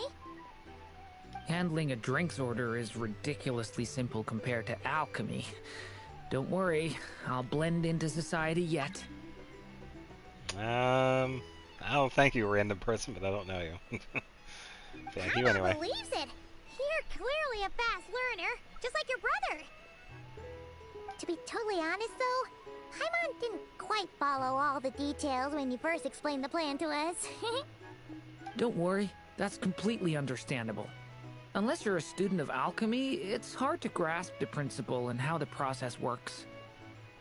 To put it in the simplest terms, we saw how our enemy stole the power of Kuvaki. And that gave us the idea of stealing his power to turn it against him. When facing an enemy you have no hope of defeating, it's best not to engage them in battle.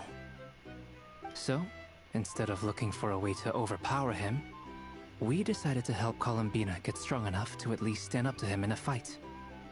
For this to work, we had to analyze his modes of attack, confirm who his main target was, and make sure that he wouldn't go beyond the range of the alchemical array. For added security, we prepared a total of 4 arrays. But to mitigate the impact of the battle, we identified one location in particular as the ideal spot, which is where the confrontation took place. The alchemical array absorbed his abyssal power. Then Durin processed it to render it usable by Columbina. That power enabled her to do what would otherwise have been nigh on impossible. What surprised me was that Dainsleif actually agreed to join us. Yeah, I suppose, but then again, he's gone through a lot too, so... Given his history with Rerir, he had every right to sit this one out. But we're extremely grateful for the decision he made. Yeah, confronting a former friend in battle, it could not have been easy. It must have been a painful choice to make. But I'm sure that making a decision was far better for him than staying in limbo. Absolutely. He was torn between two paths, but in the end, he made his choice and stuck to it resolutely. He doesn't strike me as the sort of person who'd stay trapped in limbo for long. Anyway, however you cut it, everyone gave a stellar performance. And now, it's time to kick back and celebrate.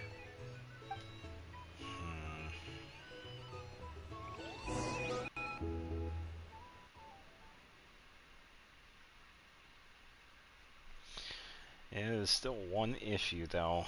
What was that sound from beyond the door?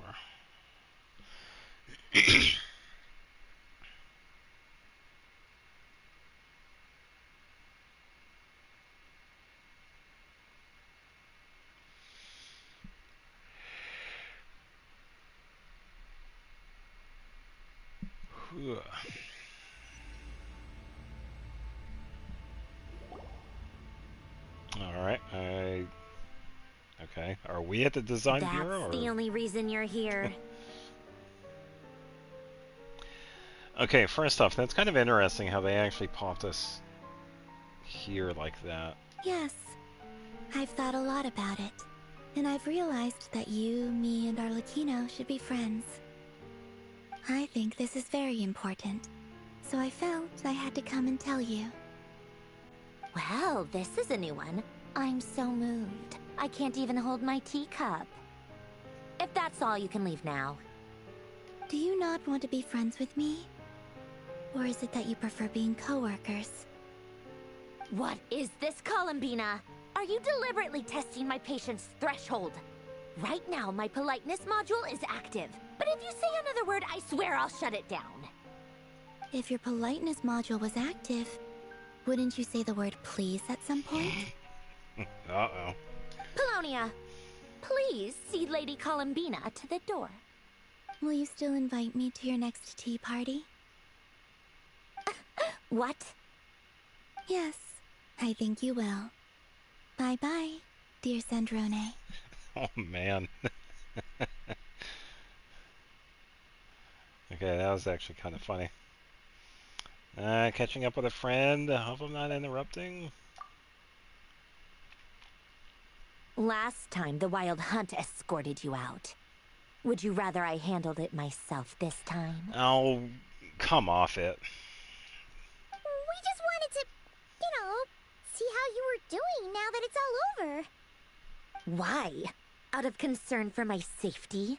I hope you didn't seriously think that the Reheir of Solnari would be able to lay so much as a finger upon me, given how prepared I was. Mostly because you kind of helped us out, so we just wanted to check you were okay. Looks like all your robots are fixed, huh? It's my books and teacups on the table. Afternoon tea. Yeah, so we are interrupting after all. Oh, don't you worry about that. Tea time is already a write-off. The visitor before you managed to kill my appetite. If you're in the mood for tea, go ahead and help yourself. Otherwise, it's going to waste. My coasters are still missing in action, though. Use this notebook instead. Whoa! Pretty hefty notebook. Look at all those calculations. You can ignore those. They're just dumb scribblings. I doodle and write in my free time. Sometimes I remember the distant, dreamlike past. Sometimes I imagine the far-flung future. And other times, I grit my teeth and note down all the crazy nonsense going on in the present. Some people do the crosswords in the newspaper. This is my equivalent of that. Trying to predict the future is like daydreaming. And writing about the present just makes me furious. The past is my favorite. If nothing else, it's already set in stone, so I don't have to rack my brains trying to figure it all out. Huh. Although, having said that, the only vaguely interesting memory in my past is probably that guy they call Lord Artificer. Lord Artificer. Wait, you mean Elaine Guillotine? Who else? Pretty much all the mecha in Fontaine are his personal handiwork. Wait, are you saying you know him? Like, personally? As a friend? I mean, I guess we were friendly enough. Wait, so you actually met him? But he lived hundreds of years ago. Yep. In fact, I'm probably the only normal person left who knew him at all. We used to chat occasionally back when he was still around. Before he passed away, he asked me to destroy all his manuscripts. I honored his request, but I did read through everything first before destroying them. I mean, I couldn't let the genius of Lord Artificer Alain Guillotin disappear like that. Would have been such a waste. Okay, I guess my pronunciation of that was like way off. My bad. So, that's where the formulas in your notebook are from? I just told you. Those are my equivalent of crossword puzzles. They're just dumb formulas that I solve for fun when I'm bored. Alain's work was like epic poetry. The formulas in my notebook are just silly little riddles in comparison. Not that there's anything bad about them. I mean, at least, solving those riddles isn't going to hurt anyone. Except me, 'cause I lose a few brain cells in the process. Anyway, while we're on the topic, I might as well tell you about what happened to him and his friends. Okay. Alain Guillotin had two close buddies, Renee and Jacob. They spent their childhood years together in the Narzissenkreuz Institute. Oh, okay. They were all quite competitive, so there was some rivalry between them, but it was a friendly rivalry. But beneath the friendship and the rivalry ran something deeper, a sense of nostalgia for the past. Unfortunately, childhood would end, the prophecy would come true, the apocalypse would arrive, and the future would never be. A mad dream that would normally only capture the minds of lunatics began to take root in their hearts. A dream of saving the world. And if Renee and Alain had been people of lesser wits, that dream would probably have ended up as something for them to joke about in their older years. But alas, they were some of the sharpest minds around. They nurtured that dream with the full power of their intellect, and it grew into something that ate away at their souls. The first of them to fall under its spell was Renee. Against Alain's wishes, he persisted in experimenting on a mutual friend of theirs to try and save their life. Alain did not approve and parted ways with Renee. It's complicated. Alain wanted to believe that Renee only did what he did for the sake of their friendship. But when he told me about what happened, I could tell he still had some suspicions about Renee's motives. Perhaps the seed that would grow into a nightmare had already sprouted in Renee's mind. Even then. The next time they met, Renee's soul had been completely engulfed by the dream of salvation. His futile attempt to change the tide of fate only resulted in a wave that swallowed up the world, even before the apocalypse came. And although that wave died down eventually, I hear that it just recently came back with a vengeance. Yeah, because we had dealt with the side quest that actually did quite a bit with this. It was back in Fontaine. As I understand, Renee wanted to live out his dream of salvation once more. But I'm told that the attempted resurgence finally died out for good. At long last, Renee awoke from his deluded dream. Though of course by then it was far too late. What do you think of Renee? Do you admire his transcendent genius? His view that any price was worth paying to achieve the lofty goal of saving the world? Or do you despise him? Dismiss him as an evil madman who wrought havoc on the lives of everyone around him as he pursued his delusional dream? Same difference, really. Just a matter of perspective. I kind of want to say neither, but I don't know. What a cop-out. But I suspect you'd have a more incisive and insightful answer if we dug into it further. What about you? What's your take on Renee? I don't like fanatics who give up their whole lives for their ideology. Nor do I like fools who let their delusions take control. Maybe I could understand if Renee had just been an ordinary person. But he had a sage-like intellect. And still managed to get himself lost in the labyrinth of his own desires. Anyway, that's enough about Renee. Now, moving on to Alain Guillotin, the Lord Artificer. He managed to put a stop to the first storm whipped up by Renee. But after that, Alain lost his friends and family. To his credit, I suppose, the loss of his family and friends was purely a tragic accident.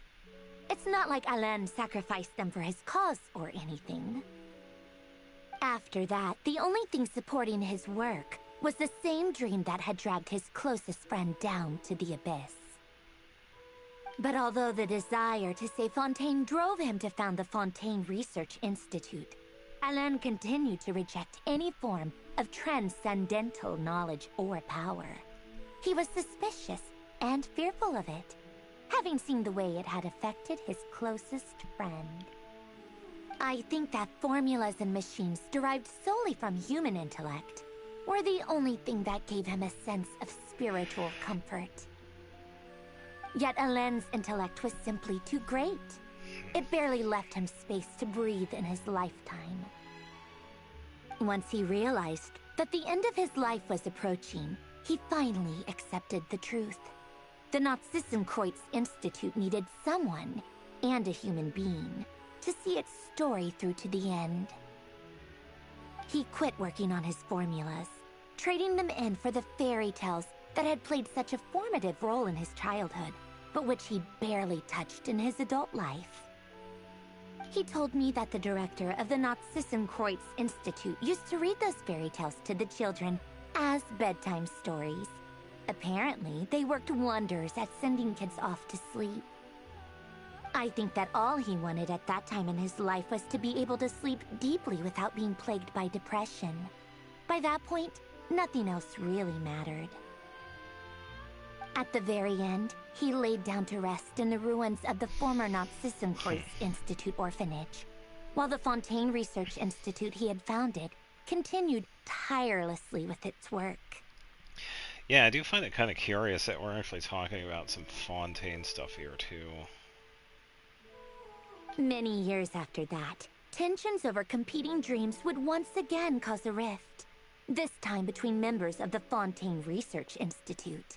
But the actions of those fools had nothing at all to do with Alain.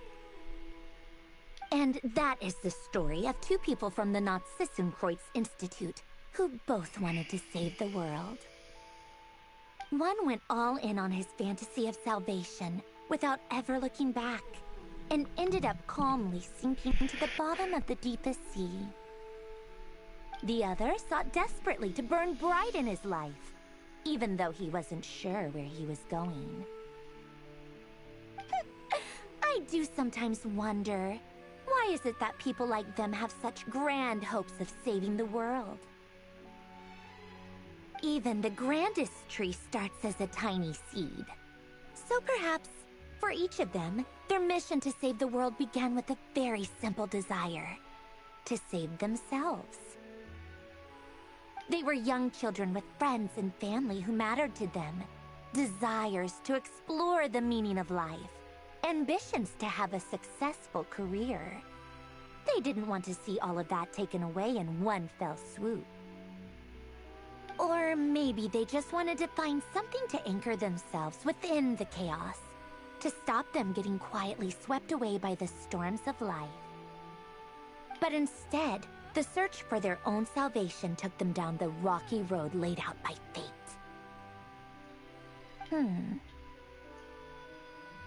you think the desire to save oneself is enough of a justification to try and save the world.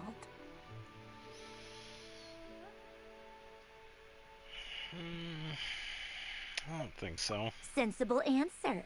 Glad to know you've got your head screwed on straight. Alain would disagree, though.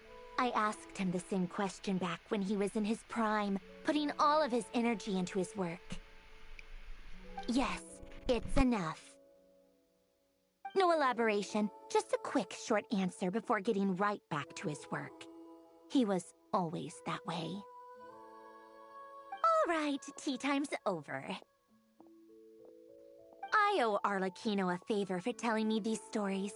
I'll have to bring a whole sack of gifts the next time I visit the House of the Hearth. I'm gonna go tinker with Polonia now. You guys can do whatever you want, as long as it doesn't involve interrupting me.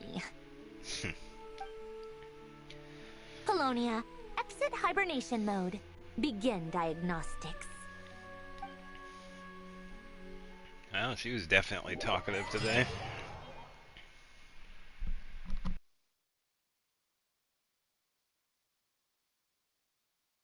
It felt like she really needed to talk, I guess. Alright, I guess we're over here now.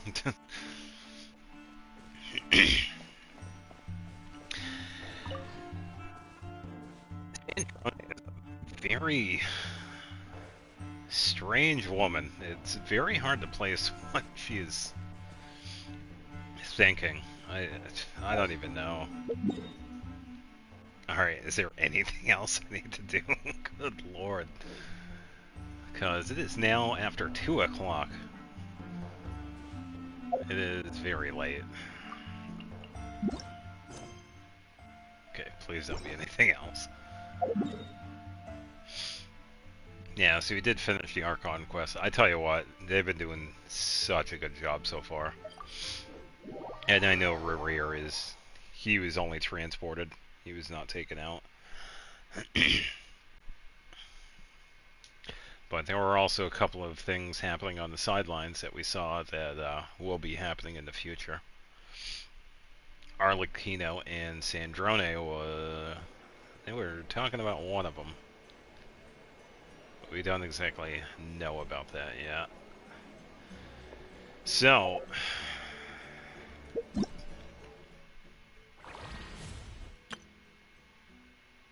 me actually get grab that. Yeah. Thank you. And thank you. Alright, so people that are still watching this, thank you. That's going to be it. So for those of you that have stayed through this entire thing, thank you. You all probably need sleep as well, because I'm going to go get some sleep. Because it is just after 2 o'clock in the morning, so yeah. Definitely a long Archon quest. I figured it would be done probably around 11, but I was way off. So, yeah, thanks for watching. I'm going to be busy for the next couple of days on Xenoblade, so I'm probably going to see what happens after that. I'll keep everybody posted if anything changes. So, once again, thank you for watching. To anybody that decided to say hi or decided to watch in the background. So, with that, get some sleep. And take it easy. Have a good night, folks. Bye-bye.